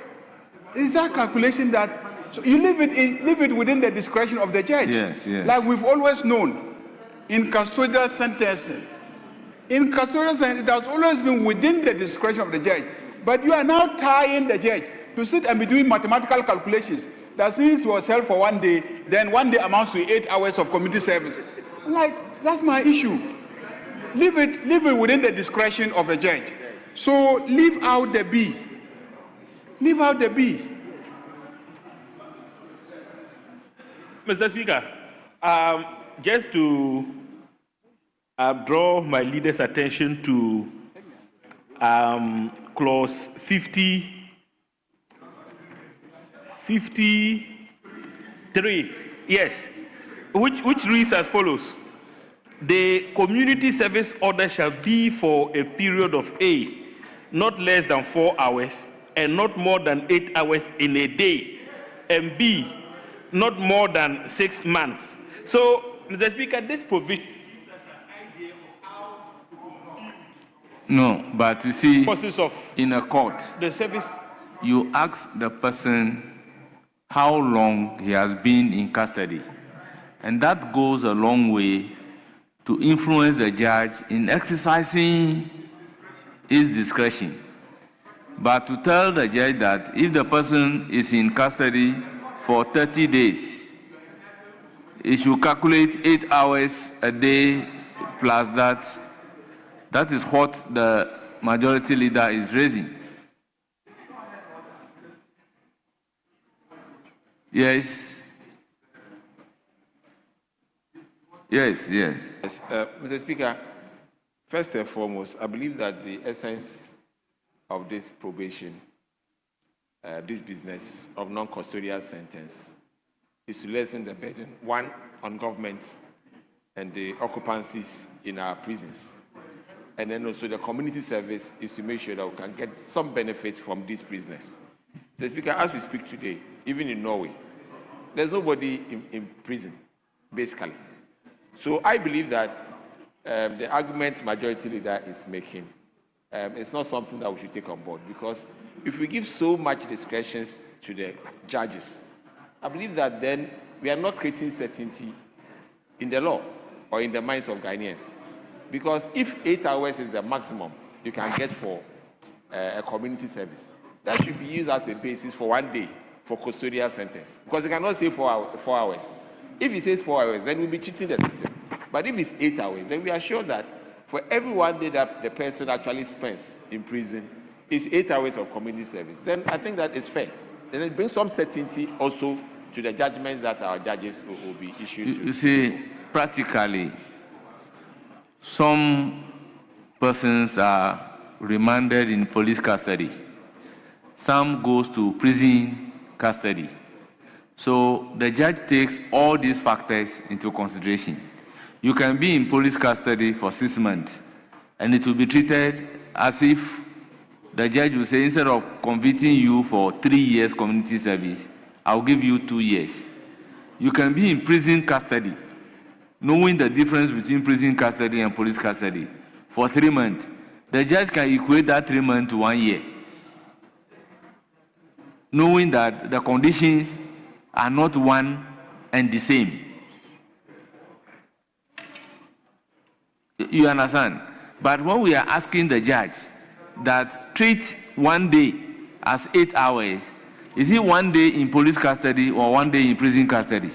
But, Mr. Speaker, both of them, you are still serving the government. It's still custody. You are still serving the government. It's still custody. Well, I'll put a question. Yes. Speaker, first of all, that particular provision is making reference to the 53A. 53A has defined the basis of this amendment containing B. That's why we say subject to 53A. 53A says community service shall be for a period of A, not less than 4 hours and no more than 8 hours in a day, and not more than 6 months. Now, the essence of this law is to do away with post-conviction custodial sentencing. Is to do away, if you are providing an alternative, we are doing away with the status quo.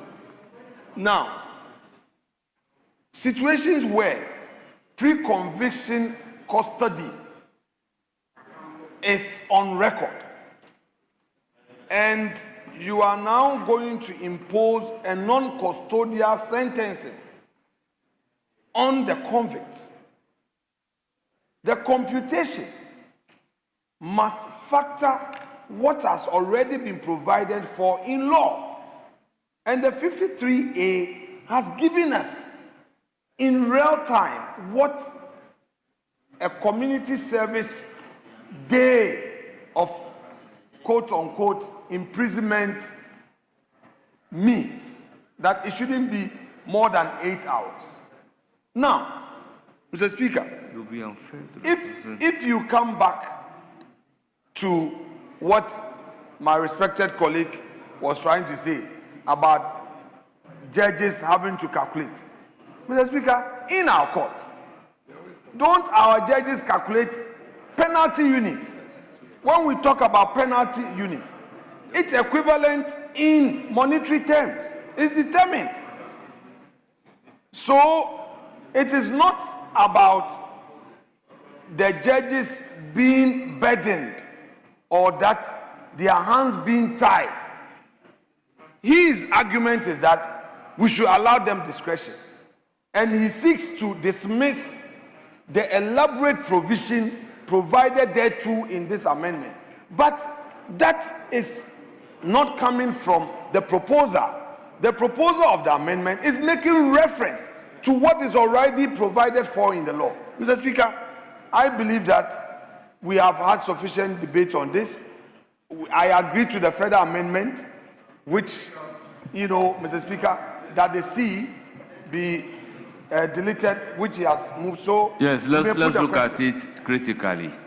Don't you think that if the person is serving a community sentence, the maximum he will do is 8 years, and the fact that it's 8 hours, and the fact that you have been incarcerated 24 hours, and the 24 hours will be calculated as if it is 8 hours work, would this not be unfair to the convicted person?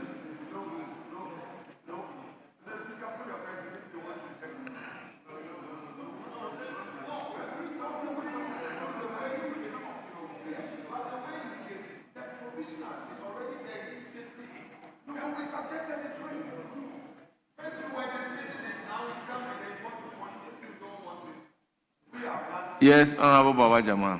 Mr. Speaker, in trying to make laws, we shouldn't create a situation where we rather go and even create difficulty in the implementation of the law. This calculation that we have, your B, A, I agree, because it's, hold on, B, A, I agree. A is already in practice. Most judges, in fact, almost every judge will consider how long you have been in custody before he gives sentence. But to go into calculation, Mr. Speaker, it will be a source of even litigation in the courtroom, confusion between the judge and the lawyers on the ground. Mr. Speaker, we have accepted the amendment that whatever time you are spent in custody should be considered. Why this calculation? Are we now going to sit down? If we are not careful, by the end of the calculation, we will have more, the state will owe the convict. By the end of calculation, the state will owe the convict. If the person has been kept in custody for maybe 1 year, and then he's sentenced 3 years, 1 day, 8 hours, calculate and see. We'll be owing him. Leave it to the discretion of the judge. He should take into consideration. I think that is the best way. If the B is out, we will have a good bill and go ahead.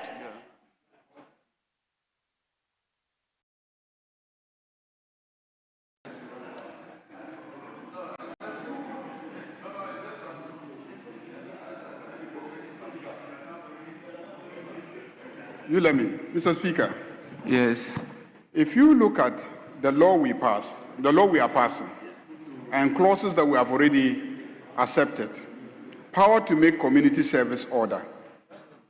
My understanding is that we said where a court is satisfied that the conditions for making a community service order have been met, that court may make a community service order directing the convicted person to perform a community service.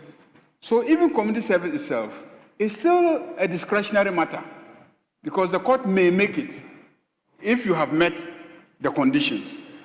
Now, take the clause you are asking to be inserted after clause 5.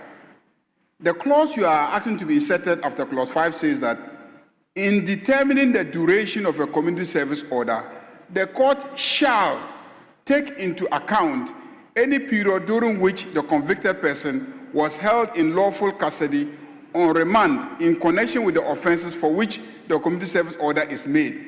And I'm saying that traditionally, it has always been expressed in discretionary terms, that the court may take into consideration the pre-conviction custody. It has always been the case that the court may, but you are saying that the court shall mandatorily. Then you now go and fetter the powers of the court by even calculating the days for them relative to the hours.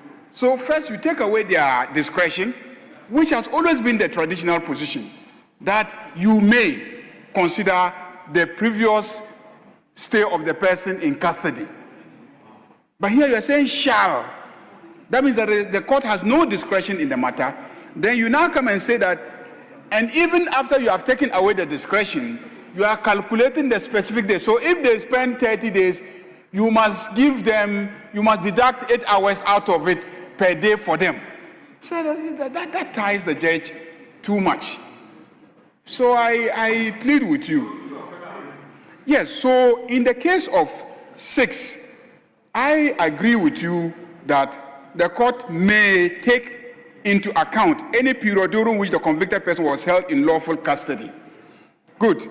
Then 7, for the purpose of subsection 6, which is more of an interpretation clause, for the purpose of subsection 6, period in lawful custody on remand means any continuous period during which the convicted person was detained pursuant to a warrant of committal or a refusal of bail by a court of competent jurisdiction pending trial or sentencing for the offense charged. That, I think, can stay. My issue is with B, where you are calculating, that the reduction in community service hours shall be calculated on the basis that 1 day of remand custody is equivalent to 8 hours of community service, subject to the minimum period prescribed under Section 53A. So that one should go, and then should. Yeah, so that's one. So I'm making the further amendment. So in place of shall, let's say may, and then we delete B. And then the rest can stand. Yeah.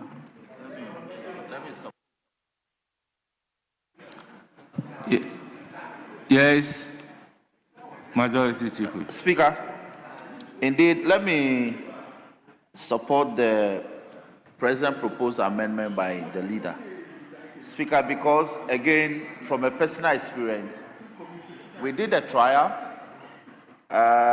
was a criminal matter, robbery. So after about 4 years, my client remained in custody for the entire 4 years. And during sentencing, I put in a plea of allocutus. That's a plea of mitigation and all that. The judge said, yes, counsel, I've heard you. But given the nature and character of the evidence led and recanted, I am minded to impose the sentence that the court sees fit. So it means that even though you may legislate, that is why it must be discretionary. The court may do so, given the peculiar circumstances of the case. If the peculiar circumstances of the case is such that they may not have regard to the period spent in pre-conviction custody, the court may be minded not to do so. So I support the present amendment by leader. I can see the sense of the House. What I intend to do is to put the question one after the other. So the first question is put on the proposed amendment as in the new clause 44(6). Those in favor say aye. Those against say no. The ayes have it. The proposed amendment is ordered to stand part of the bill. Now we come to 7. 7 is in A, B, C. I will then put the question first on A.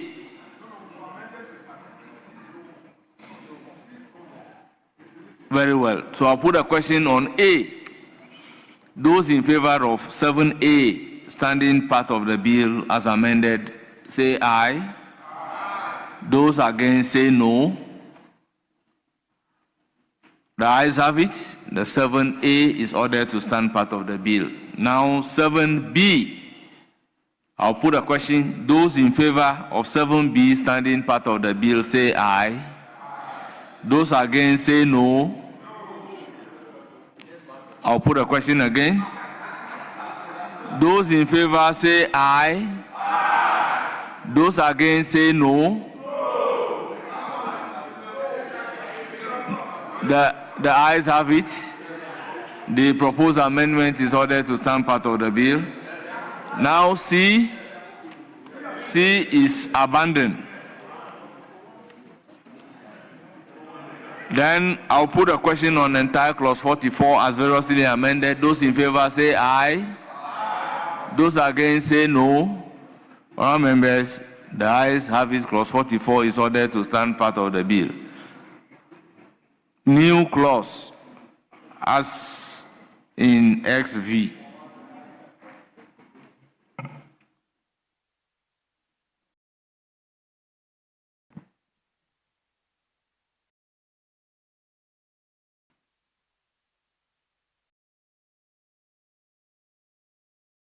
Yes.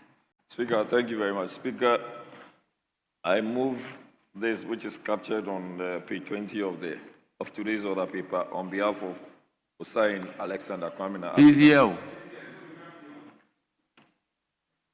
Speaker, but you can be here. If the proposal of the motion is here, Speaker, how will we be acting on his behalf? Speaker, there is a power of attorney on this matter. Speaker, you see, you are compelling. Once he's here, you are Fantus official. Speaker, the amendment proposes after clause 45, add the following new clause: sentencing guidelines. Speaker, this is 4 sub-clauses, so I'm not too sure if I would have to read or I would want them adopted. I so move. The proposed amendment is for the consideration of the House. Yes, Chairman of the Committee. Mr. Speaker, the proposed amendment is quite problematic in the sense that sentencing guidelines are born out of administrative directives. So,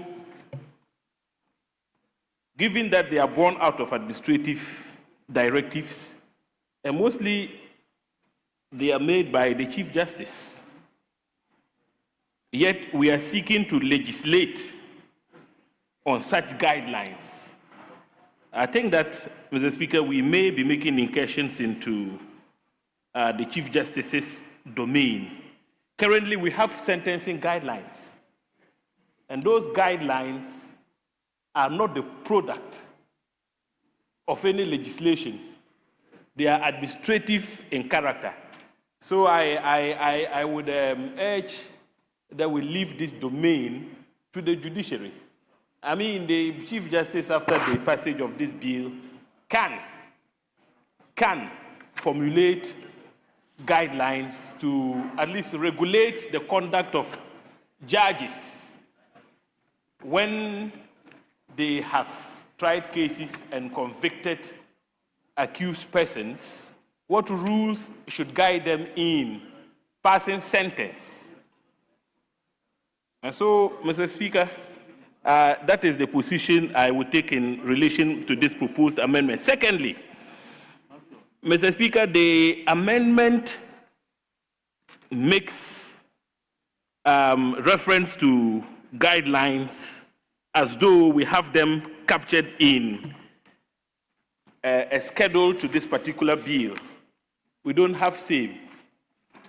So I believe strongly that once we don't even have the proposed guidelines captured in a schedule, we should abandon this particular amendment.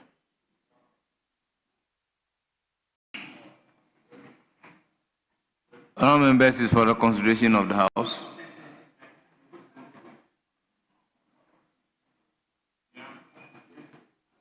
Yes, majority leader. It was assumed you are not here, and somebody acted with your authority. That's correct. And you still want to have the floor. Once you are here, he is Fantus official. You have the floor. You have the floor.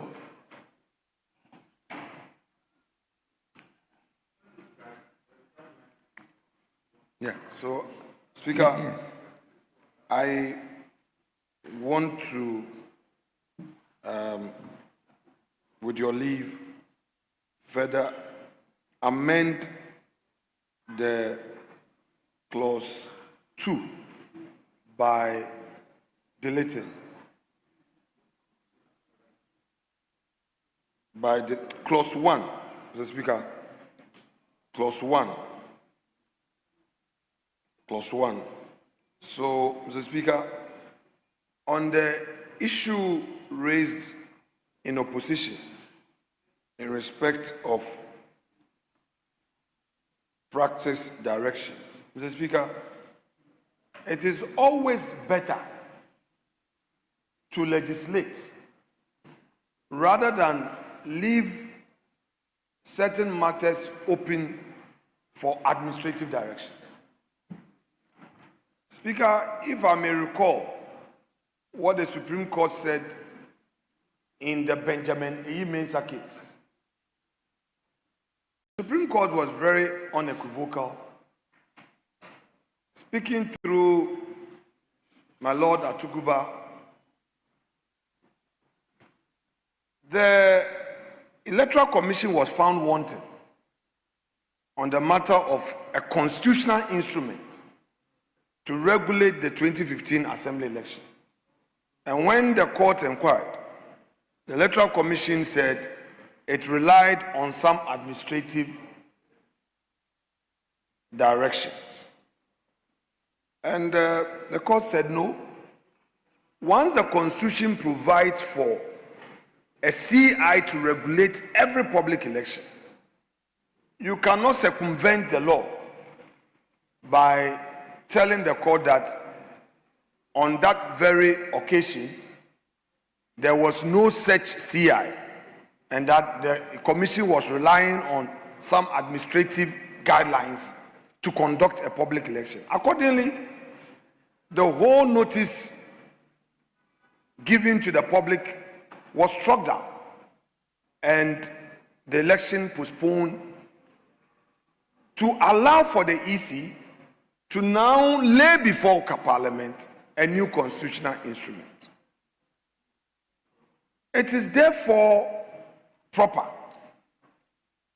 fortified by this position by the court, to say that if Parliament has the opportunity to legislate to avoid ambiguities, we must do so.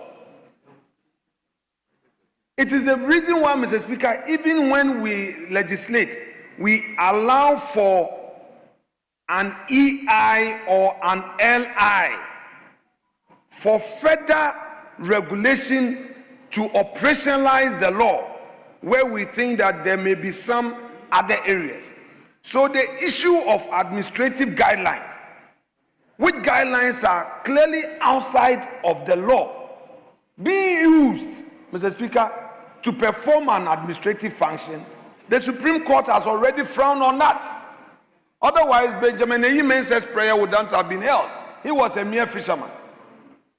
So, I think that what the respected gentleman who spoke before me said, that indeed we need to rely on administrative directive to achieve this purpose.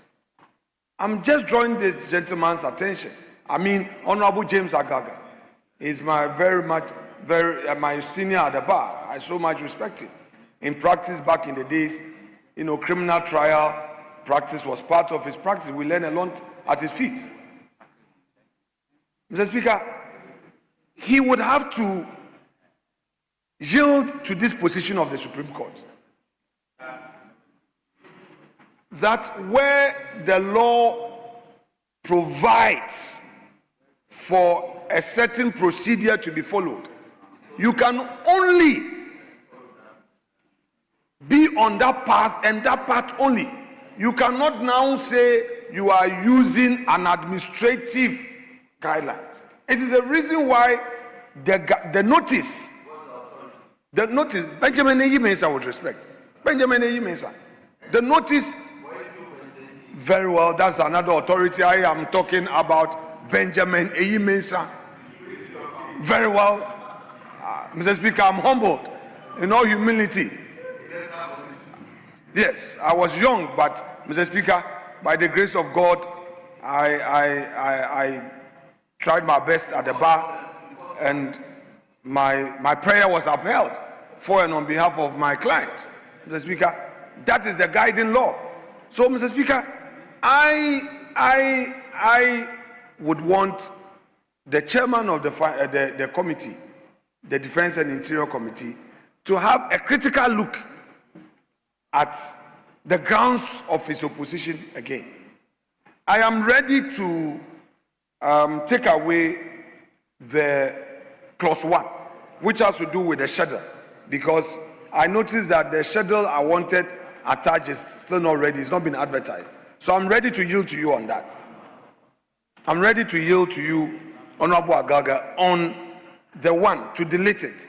But for the subsequent ones, I believe that we need the 2, which is the new one. We need the 3, which now becomes 2. And the final one would read what I put there. The Chief Justice may issue practice directions for the uniform application of the guidelines. So that has also been cured. No, we already have the guidelines. Yes. So, Mr. Speaker, I think there should be no problem at all once I am amending the one to cater for his concerns. Yes, Chairman, yes, Majority Leader. Speaker, I'm trying to understand the basis of this new clause. Sentencing guidelines. And I was going to draw attention to the absence of any sentencing guidelines in a second schedule to the Act. Once you don't have that, how does 2 sustain itself? You don't have 1. How do you sustain 2? Yes, because it will be difficult to sustain 2 and then all the others. Okay. Speaker, with respect, I think upon further consultation, we'll flag it and then try and clean it up and come back. The Speaker, that's the consensus. I will flag it by coming back. You should try and convince the House that administrative guidelines should be a subject matter of an Act of Parliament. Because it's going to be, coming here as an act. It's not coming under regulations or nothing. Well, Mr. Speaker, because you've spoken for the records, that is not my intention to make an administrative guideline take precedence over law. Is that no, it's now going to be a subject matter of an Act of Parliament. Well, Mr. Speaker, it remains a guideline administratively. Very, Mr. Speaker, I get the point you're making. Very well. Yes. Mr. Speaker, I get the point you're making. Yes. Very well. I won't litigate it. Yes. Mr. Speaker, when you go about it this way, it's always a safe landing point. Yes, but yes. sometimes, Mr. Speaker, you know, when you want to do hush, then there's a problem. But, Mr. Speaker, I mean, I'm just drawing your attention Mr. Speaker, to there it. must always be a safe landing for your front bench. This I have said. Mr. Speaker, there must always So will you land safely Mr. based Speaker, on yes, that? by your guidance, we've landed safely. You and I have landed safely. Very well. Yes, Mr. Speaker. So what do we do Mr. regarding Speaker, the may leave proposed long. amendment? Yeah, Mr. Speaker, we are flagging it. Very you said well. when I'm coming back, I should come well. Yes. So yes, you may Yes. live long, Mr. Speaker. Very well. The proposed amendment is flagged. Then with this, I can put a question on I can put a question on the 44, based on the fact that this is flagged. We'll move to clause 45. Power to make community service order. Yes, Chairman of the committee. Amendment proposed, subclause 1, line 3, after order, insert as set out in the first schedule. I move. The proposed amendment is for the consideration of the House. Any further amendment? In the absence of any further amendment, I'll put a question. As many as are in favor say aye. Those against say no. The ayes have it. The proposed amendment is ordered to stand part of the bill. Clause 40 is, let me put a question on entire clause 45 in the absence of any further amendment. Those in favor of clause 45 as amended, standing part of the bill, say aye. Those against say no. The ayes have it. Clause 45 is ordered to stand part of the bill. Clause 46. Nature and type of community service. Chairman of the committee. Amendment proposed, subclause 1, line 1, delete probation and insert community service. Consequential amendment, Mr. Speaker. Yes, this is consequential. I'll put a service. I'll put a question. Those in favor say aye. Those against say no. The ayes have it. Clause 46 is ordered to stand. The proposed amendment to clause 46 is ordered to stand part of the bill. Now I'll put a question on entire clause 46. In the absence of any further amendment, those in favor say aye.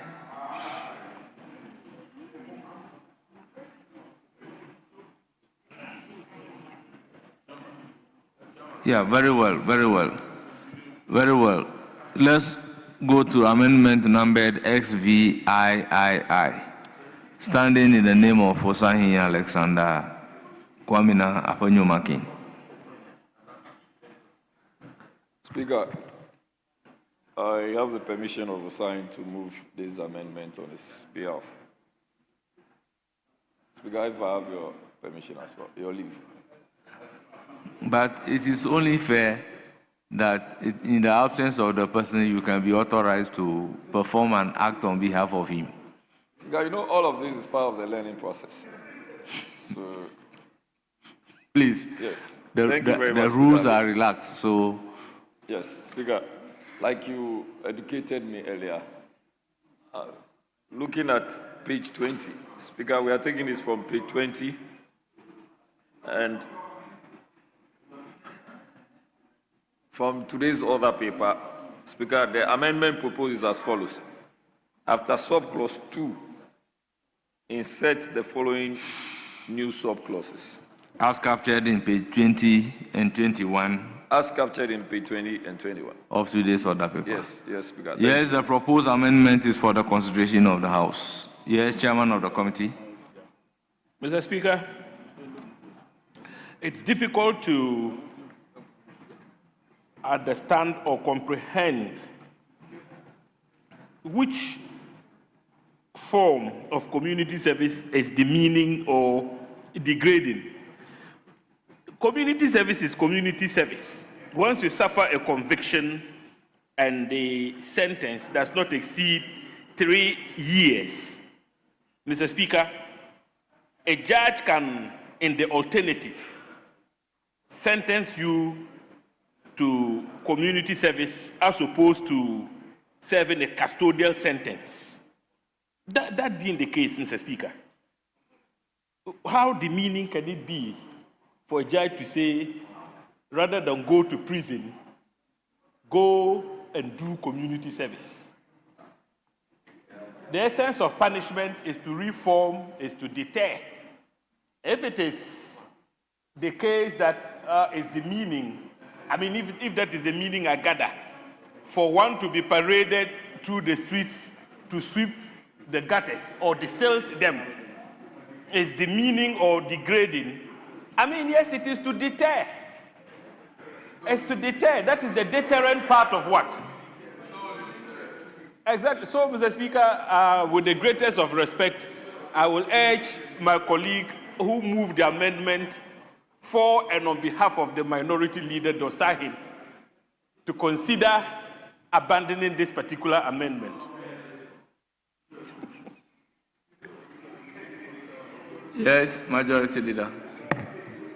Mr. Speaker, you have to legislate. You have to legislate things that can be determined so that it is enforceable.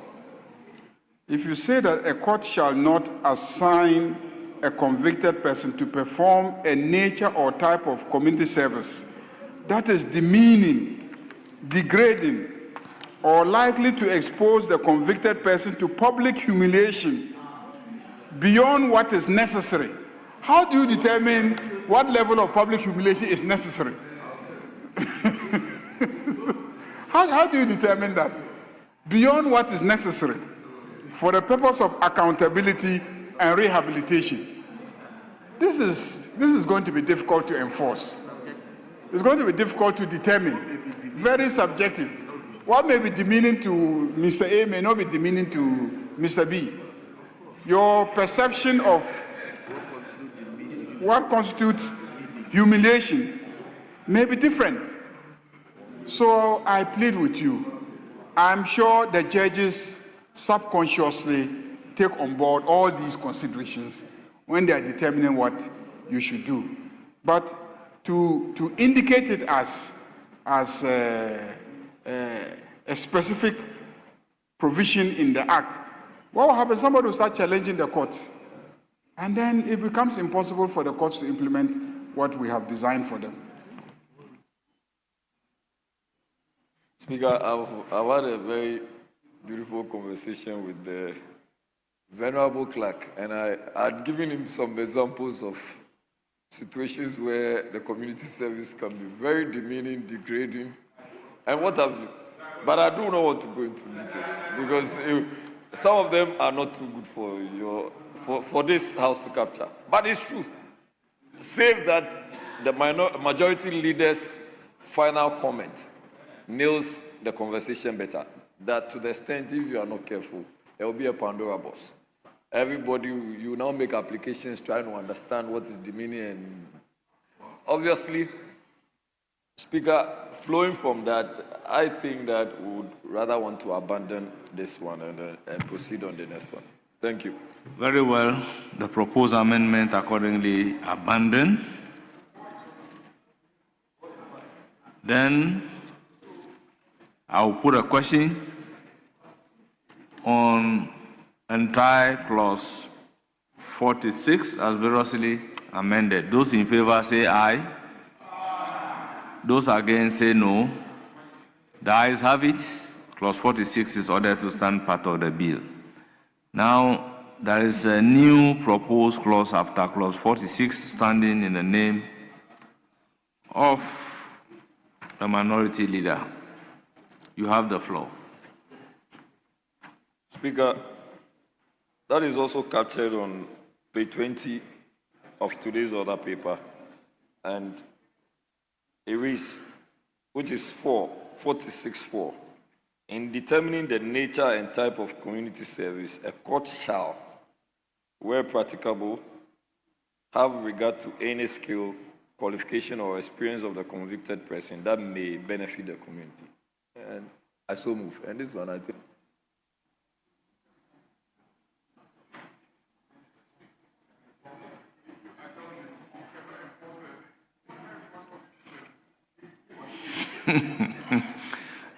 But this is not different from XVII.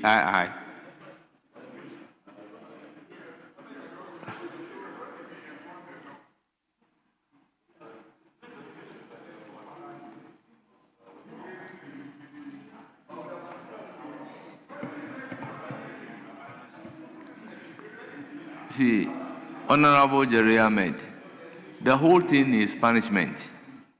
So you prefer to be sentenced to prison and be asked to go and do the community work and go back to the prison. Because these days, I see prisoners being brought out to do some work.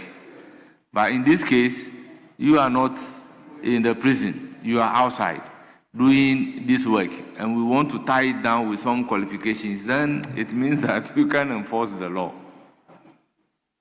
Because if you ask me to go and weed the side of the motorway, and I say it is degrading, I'm not going to do it. It must go back to court for the court to determine whether that work that you ask me to do as a convicted person is degrading or it's not degrading. Because that's how the determination can be made.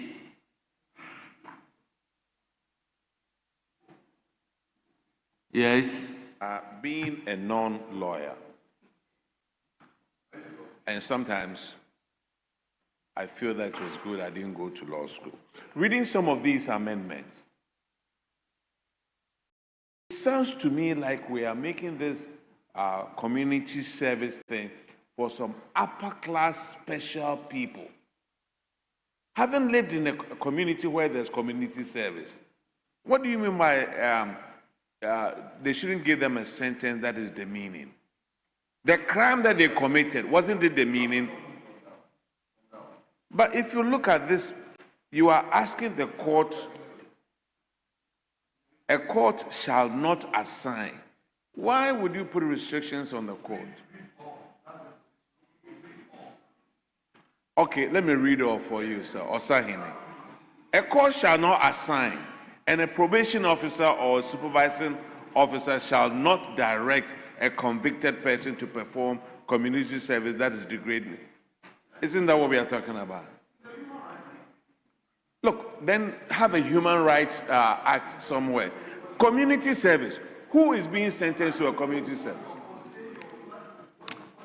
Honorable Mr. Speaker, this before it even gets to the chairman, let's abandon it.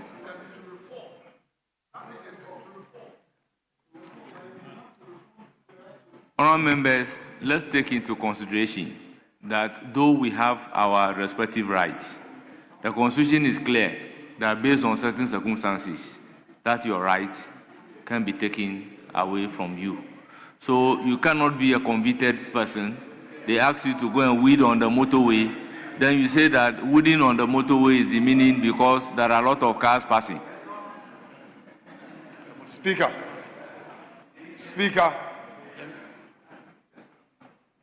context matters. It is not the convict who is demanding. It is the law that is upholding the dignity of that convict. That is the whole essence of this provision. That is the whole essence of this provision. Don't we hear of complaints about how probation officers or prison officers sometimes act in excess of their mandate? This is basically to cure possible excesses in the discharge of the mandate. So who determines whether the work is degrading or humiliating? Mr. Speaker, with respect, quite rhetorically, I humbly hold this view from the rhetoric question you posed. If the honorable member had read it in full, if we say, Mr. Speaker, that to perform community service is that this degrading or humiliating, Mr. Speaker, to say something is humiliating or degrading, hazardous and unsafe, having regard to the convict's health status. C, disproportionate to the convict's fiscal capacity. Discriminatory or any ground prohibited by the Constitution. Mr. Speaker? Yeah, I ask because you said it is not the convicted person that is demanding. The law is saying and so. It is the convicted person who is the being beneficiary asked of to work. No. That will have to say that the work that you are giving me to do is humiliating. It is degrading. Mr. Speaker, not so. Respect. Mr. Speaker, that is not the case. That is not the case. It is not the convict. We are legislating to guide the one supervisor. Mr. Speaker, let's go to the Constitution. Let's go to the Constitution. Article 296. Article talks about discretionary powers. Indeed, Mr. Speaker. Yes. Indeed. Yes. Indeed.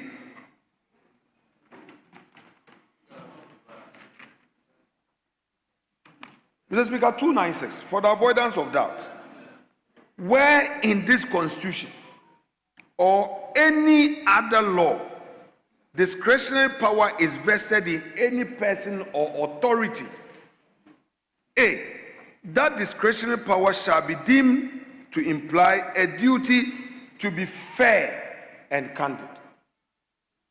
B, the exercise of the discretionary power shall not be arbitrary, capricious, or biased, either by resentment, prejudice, or personal dislike, and shall be in accordance with due process of law. And, Mr. Speaker, the C is not very relevant, but for this purpose, let me add. And where the person or authority is not a judge or other judicial officer, there shall be published by the constitutional instrument or statutory instrument regulations that are not inconsistent with the provisions of this Constitution or that other law to govern the exercise of the discretionary power. Yes, Mr. Speaker, with the provision that you have read. Mr. Speaker, may I finish? Yes, finish. You are caught by your own provision, but finish. Yeah, Mr. Speaker, not budget now. Mr. Speaker, if you look at the provisions, what the proposal, it is all aimed at giving effect to 296. When the law is saying that the nature of community service should not be aimed at degrading or humiliating, what the law then is saying is that probation officer, supervising officer, be guided by Article 296. Somebody may say that, okay, I know that you were a politician. Now you've been convicted. I know that your children attend this school. So go and carry this wood where your children have just closed, just to humiliate. Mr. Speaker, that is please. We are legislating for tomorrow. Let's be careful, because in this country, you and I know the extent to which some law enforcement officers can go. In fact, it is the excesses of the law that is giving rise to this community service bill. It's how sentencing regime has caused escalation or dehumanizing of convicts. Issues have been escalated because of the nature of sentencing. People's lives have rather been destroyed rather than being reformed. It's the reason why there's this new sentencing regime by our courts. And for the first time, this parliament is giving effect to that policy by doing this enactment. So we must be mindful. The prison officers, they are not perfect, but at least the law must guide them so that anytime they are crossing the red line, someone can take them on. Human rights activists can come in, intervene. Are we saying that a person convicted has his human right taken away from him because of conviction? No. The person has a right to his dignity. Honorable Minority Leader, with all due respect, because of your conviction, you have a right to move, but you are confined in prison. Is your right not taken away from you? Mr. Speaker, I shouldn't be taken out of context. What I am saying is that even when your rights by law, your right to free movement is taken away from you, that impairment must be subjected to your right to personal dignity. That is a fact. The dignity of a man, a Ghanaian, is guaranteed by the Constitution. So even where, Mr. Speaker, even where the rights, certain rights of the citizen is being taken away, there are some that are guaranteed. So for instance, you are convicted. It doesn't mean that you can be denied your food. You are supposed to be fed. The fact that you have been convicted doesn't mean that you will be denied. Minority Leader, will you agree with me that today the laws as it stands, your life can even be taken away based on conviction? Mr. Speaker, right must be defined. Some right can be taken away. I'm saying that your life, you can be sentenced to death by law. Mr. Speaker, by law. Yes. But even so, so if you make a blanket statement, it will not gel well within the law. Now, Section 296 that you have mentioned, the other part is subjecting it to statutory, Article 296. Is subjecting it to statutory instrument and constitutional instrument.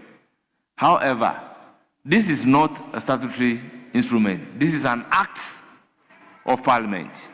So, in making an act of Parliament, we need to be very careful legislating on certain things.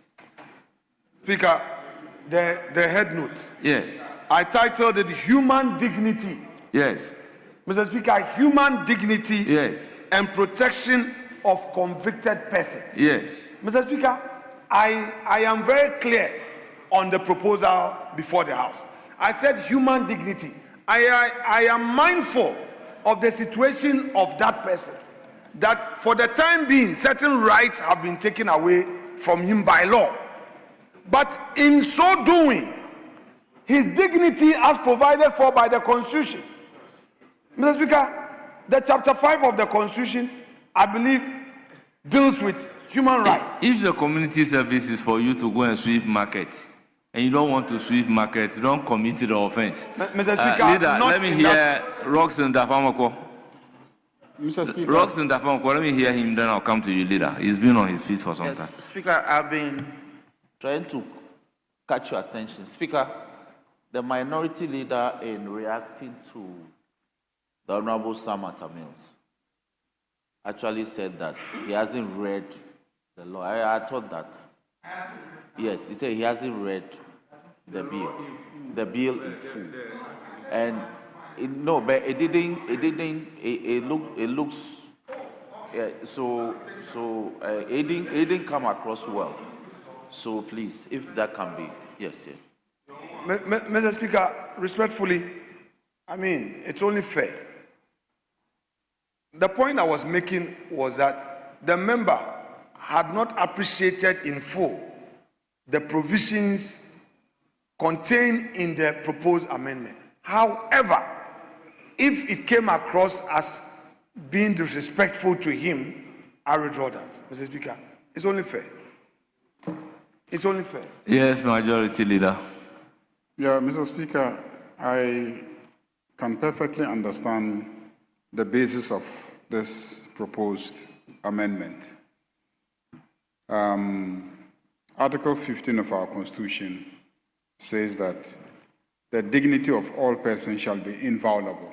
So whether held in custody or not held in custody, whether you are a convict or you are not a convict, the dignity of each and every one of us is inviolable, and our integrity is protected by Article 15 of the Constitution.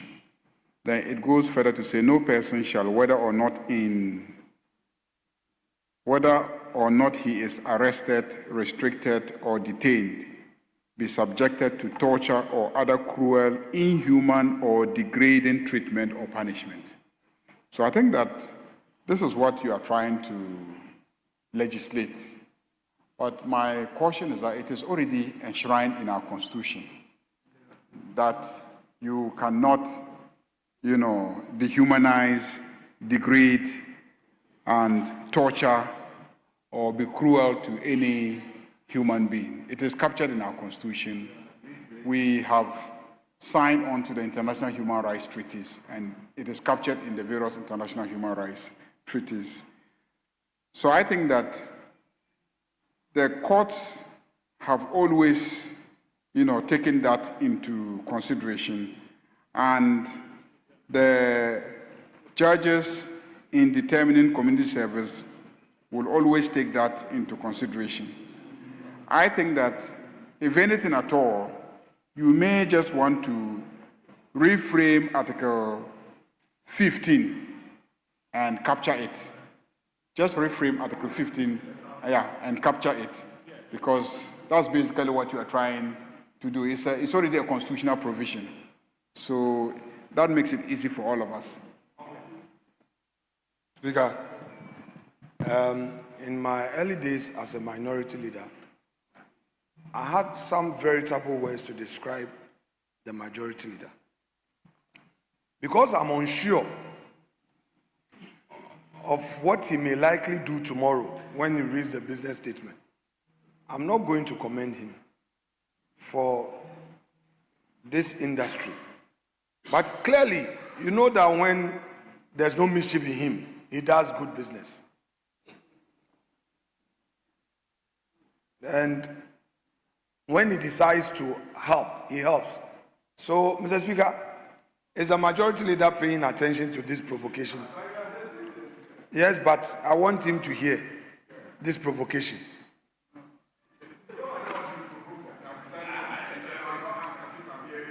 Mr. Speaker, he's brought a very beautiful suggestion. It's good.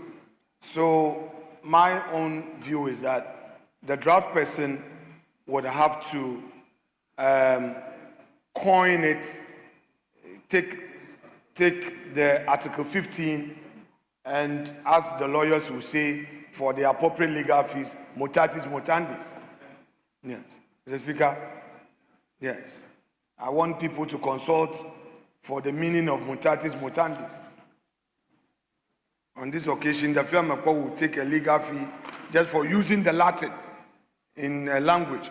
Mr. Speaker, so if the draft person can factor that position of the majority leader and deal with it as a new subclause after 46. And in that sense, I would abandon the entire rendition and allow the draft person to figure out the right to personal dignity as provided for in Article 15 in place of what I earlier proposed. Accordingly, the advertised amendment is withdrawn, Mr. Speaker.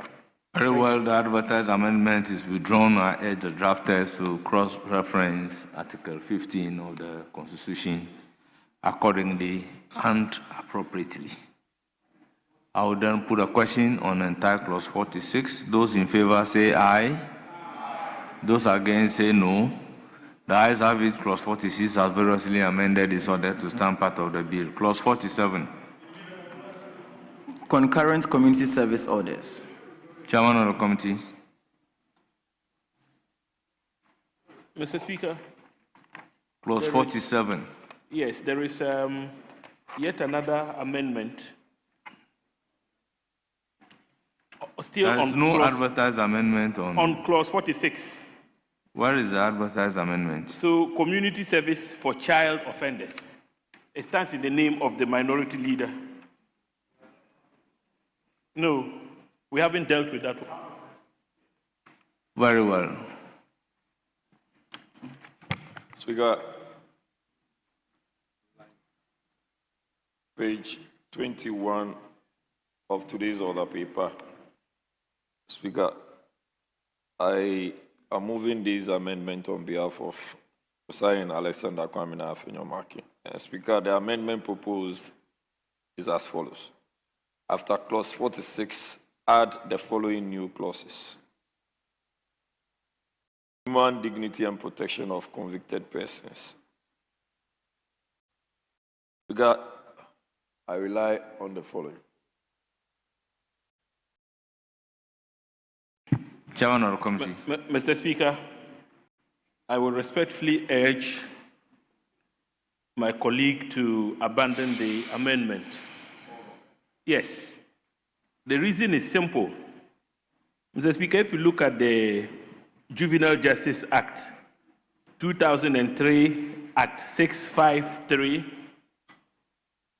it deals with juvenile justice, administration. And this is very specific to juveniles. It contains all the relevant provisions which deals with juveniles who are found to have breached the laws or who have committed offenses. And so, in view of the fact that there is a very specific legislation on that subject, Mr. Speaker, I would urge that we refrain from seeking to legislate in a community service bill, which is a completely different subject area, and allow the said Juvenile Justice Act to be the act to deal with issues bordering on juvenile justice. That law is so, expansive. It contains provisions on how to deal with juveniles and all that.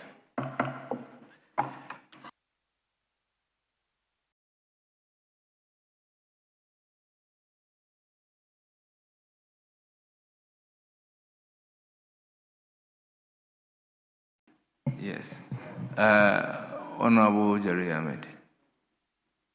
Because if all of those, like he rightly stated, have been captured... You know that juveniles, upon conviction, they are not sent to our regular prisons. Yes, yes. Their treatment is different. Very much so, Speaker. But this is a general community service sentence. And what would you want to subject the juveniles to? Speaker, that is why there is submission. I am asking that we should abandon. We shouldn't believe it. Especially if all of those have been captured in another law. Very well. So having abandoned it, the question that I put on clause 46 still stands. The ayes have it, and clause 46 is ordered to stand part of the bill. Clause 47. Concurrent community service orders. Chairman of the committee. Mr. Speaker, we don't have any advertised amendments. It is for the consideration of the House. Honourable members, any proposed amendment to clause 47? In the absence of any proposed amendment, I'll put a question. Those in favor say aye. Those against say no. The ayes have it. Clause 47 is ordered to stand part of the bill. Clause 48. Suspended sentence in default of community service. Chairman of the committee. Amendment proposed, delete and insert the following.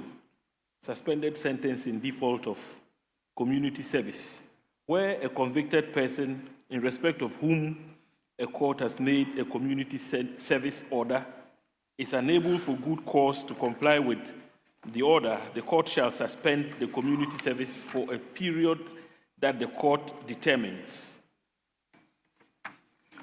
Honourable members, the proposed amendment is for your consideration. Any further amendment? I'll put a question on the chairman's amendment. Those in favor say aye. Those against say no. The ayes have it. The proposed amendment is ordered to stand part of the bill. Yes, still clause 48. Amendment number XXI, standing in the name of the minority leader.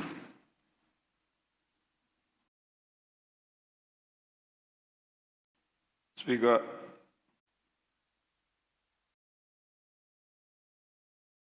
SSI, as captured on page 22 of today's order paper, Speaker, amendment proposed, delete and insert the following. Suspended sentence in default of community service, running down to 5, subclause 5, Speaker. So move. It is for the consideration of the House. Honourable members. Yes, Chairman of the committee. Mr. Speaker,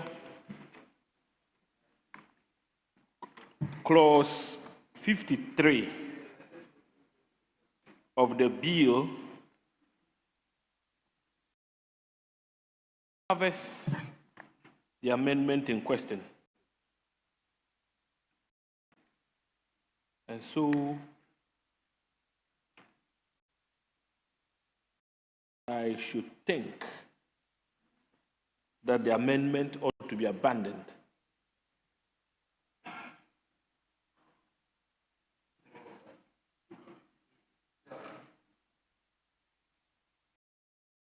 Speaker, I've seen 53, which actually has a different rendition but same meaning.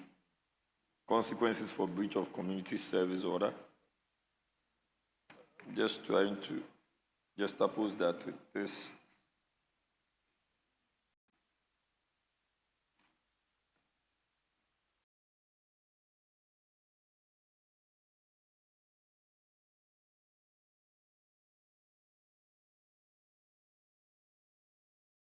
Speaker, if we can just defer a bit, just maybe for a few minutes, whilst I try to, so that if there is something which is not captured in 53 and we can bring it on board, so that we have a comprehensive nature of the consequences, that would be good for me. So what is your request? Just asking that it should be deferred for me to compare the two, whilst we go on another one. Very well. Yes, yes. We then move to clause 49. Register of community service orders. So clause 48, the proposed amendment by minority leader deferred. Yes, 49. Chairman of the committee. Amendment proposed, subclause 1, line 1, delete probation and insert community service. Yes, consequential. Those in favor say aye. Those against say no. The ayes have it. The proposed amendment is carried. I will put a question on entire clause 49 as amended. Those in favor say aye. Those against say no. The ayes have it. Clause 49 is ordered to stand part of the bill. Yes, a proposed new clause in SXII standing in the name of the minority leader.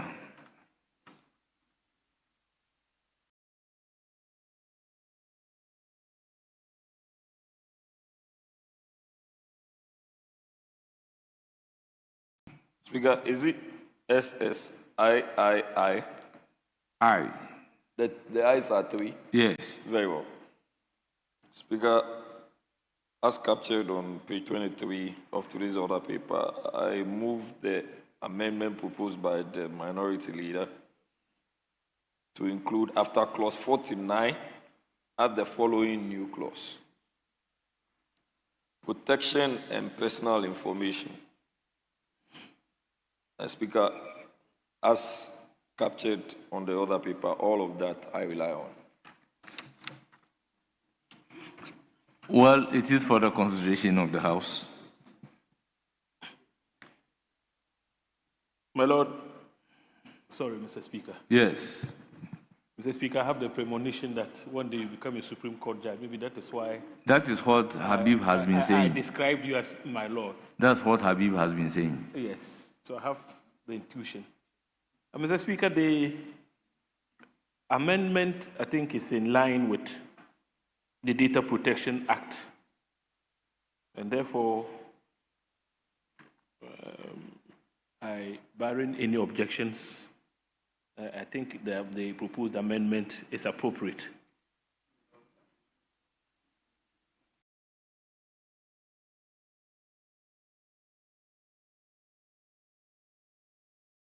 Very well, I'll put a question. Those in favor say aye. Those against say no. The ayes have it. The proposed amendment is ordered to stand part of the bill. I'll put a question on entire clause 49. Those in favor say aye. Those against say no. The ayes have it. Clause 49 is ordered to stand part of the bill. Clause 50. Enforcement of community service order. Yes, Chairman of the committee. Amendment proposed, subclause 4 lines 1 and 3, delete probation and insert community service. It is consequential. Those in favor say aye. Those against say no. The ayes have it. The proposed amendment is ordered to stand part of the bill. Yes, Chairman of the committee, SXV. Amendment proposed, subclause 5 lines 1, delete probation and insert community service. It is consequential. Those in favor say aye. Those against say no.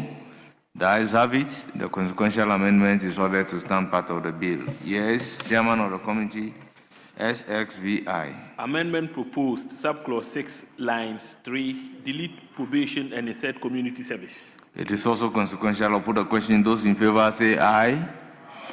Those against say no.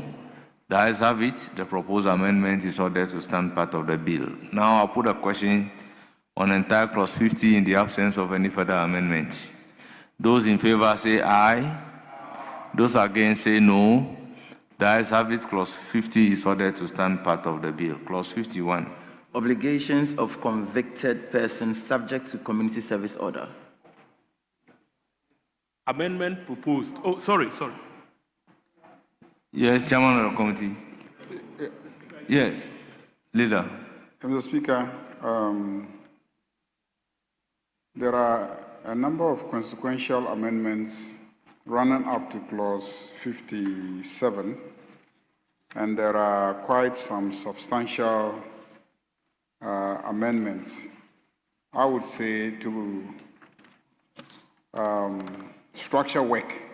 If we can take all consequential amendments, okay, all consequential amendments up to 57, and leave and defer the three substantive amendments proposed by the minority leader, so that tomorrow we'll continue from there.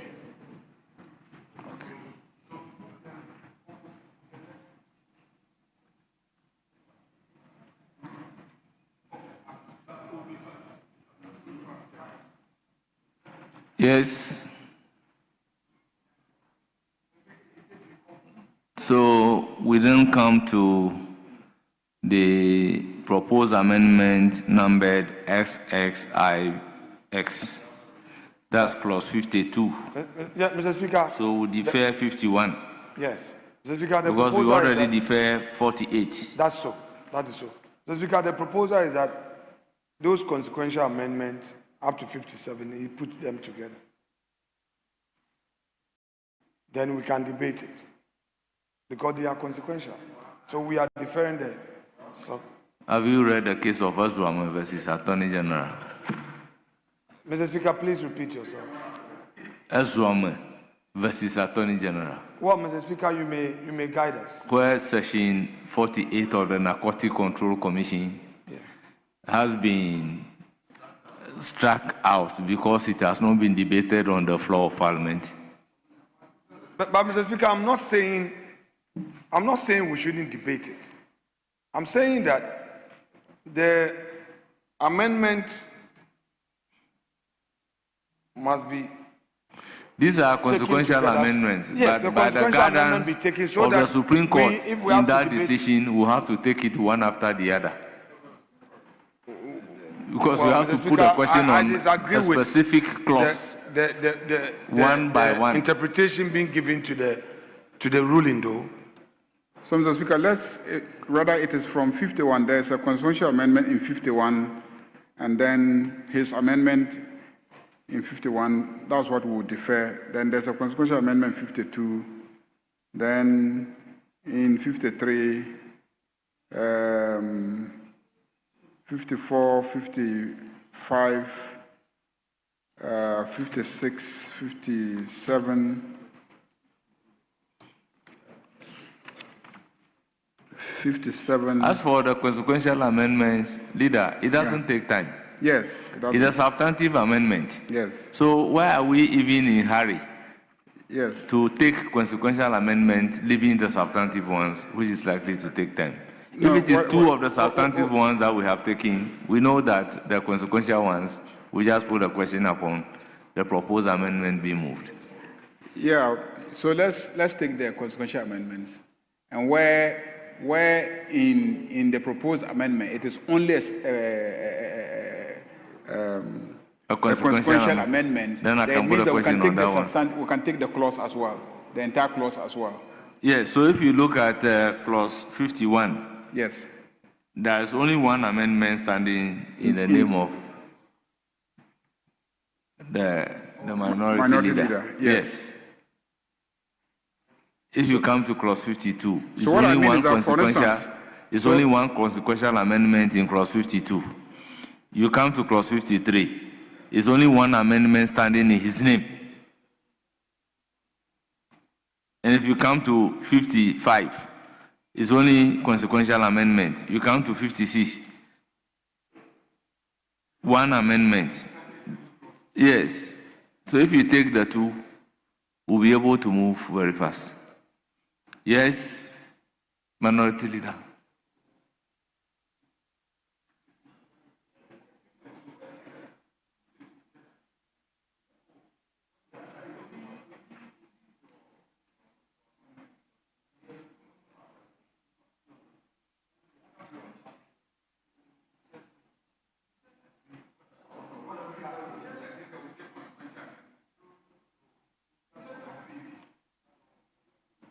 But on this 51, there is only one amendment for me to put a question.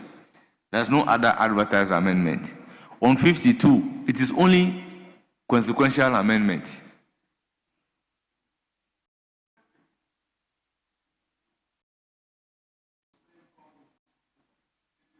Very well. Clause 51 Deferred. Clause 52. Issue of summons and warrant. Chairman of the committee. Amendment proposed, subclause 1, line 5, delete probation and insert community service. It's consequential. Those in favor say aye. Those against say no. The ayes have it. Proposed amendment to clause 52 is ordered to stand part of the bill. The entire clause 52, in the absence of any further amendment. Those in favor say aye. Those against say no. The ayes have it. Clause 52 is ordered to stand part of the bill. Clause 53 is deferred. Then clause 55. Clause 54. Commission of subsequent offense. Chairman of the committee. Mr. Speaker, there is no advertised amendment. It is for the consideration of the House. Honourable members, any proposed amendment? I'll put the question. Those in favor say aye. Those against say no. The ayes have it. Clause 54 is ordered to stand part of the bill. Clause 55. Procedure before a different court. Proposed. Subclause 3, line 1, delete probation and insert community service. It's consequential. Those in favor say aye. Those against say no. The ayes have it. Proposed amendment to clause 55 is ordered to stand part of the bill. Now I'll put a question on entire clause 55 in the absence of any amendment. Honourable members, any amendment? Those in favor say aye. Those against say no. The ayes have it. Clause 55 as amended is ordered to stand part of the bill. Clause 56. 56. Procedure before a court of coordinate jurisdiction. Yes, Amendment proposed, Mr. Speaker, subclause 1, lines 4 and 5. After shall, delete in the case of that court being a lower court. Honourable members, the proposed amendment is for your consideration. Any further amendment? I will put a question. As many as are in favor say aye. Those against say no. The ayes have it. The proposed amendment is ordered to stand part of the bill. Now I'll put a question to entire clause 56 in the absence of any further amendment. Yes, Minority Leader. I wanted to prompt you that there is an understanding at the front bench that upon putting the question on the entire clause 56, we draw the curtains on this today. Mr. Speaker, that is the understanding we have. I mean, Mr. Speaker, we are fatigued. And I don't want any latecomer to now come and talk 24-hour economy here. I don't want any latecomer to say anything. Mr. Speaker, that is the understanding we have. I'll put a question. Those in favor of clause 56 say aye. Those against say no. Honourable members, the ayes have it. Clause 56 is ordered to stand part of the bill. Yes, honourable members, based on that judgment, ordinarily, if there is no proposed amendment to a clause, you go ahead to put a question. But after that judgment, you still ask the House whether there is an amendment before you go ahead and put a question. Yes, Majority Leader. I think we've done more than 5 hours, so we're in your hands. Very well. Then 45 are standing order 56-2. I'll proceed to adjourn the House, and the House is accordingly adjourned till Friday. Mr. Speaker, we'll bring consideration state to an end. Mr. Speaker, the maze, you know you are a man of procedure. Yes, yes. And I'm surprised the clerk to Parliament is here. Yes. He's here and he knows. He consideration stage for today on procedure. has and he ended wanted the on House the to community be service bill. When the mills was tilted. We're still at consideration stage. The House is accordingly adjourned till Friday, 19th June 2026. Yes. Oh, you are still here? Yes, Mr. Speaker, yes. You see, there was mischief. Mr. Speaker, you see, The House is accordingly adjourned till Friday, 19th June 2026 at 12 noon. Thank you, honorable members. How come the clerk to parliament sits here and he won't check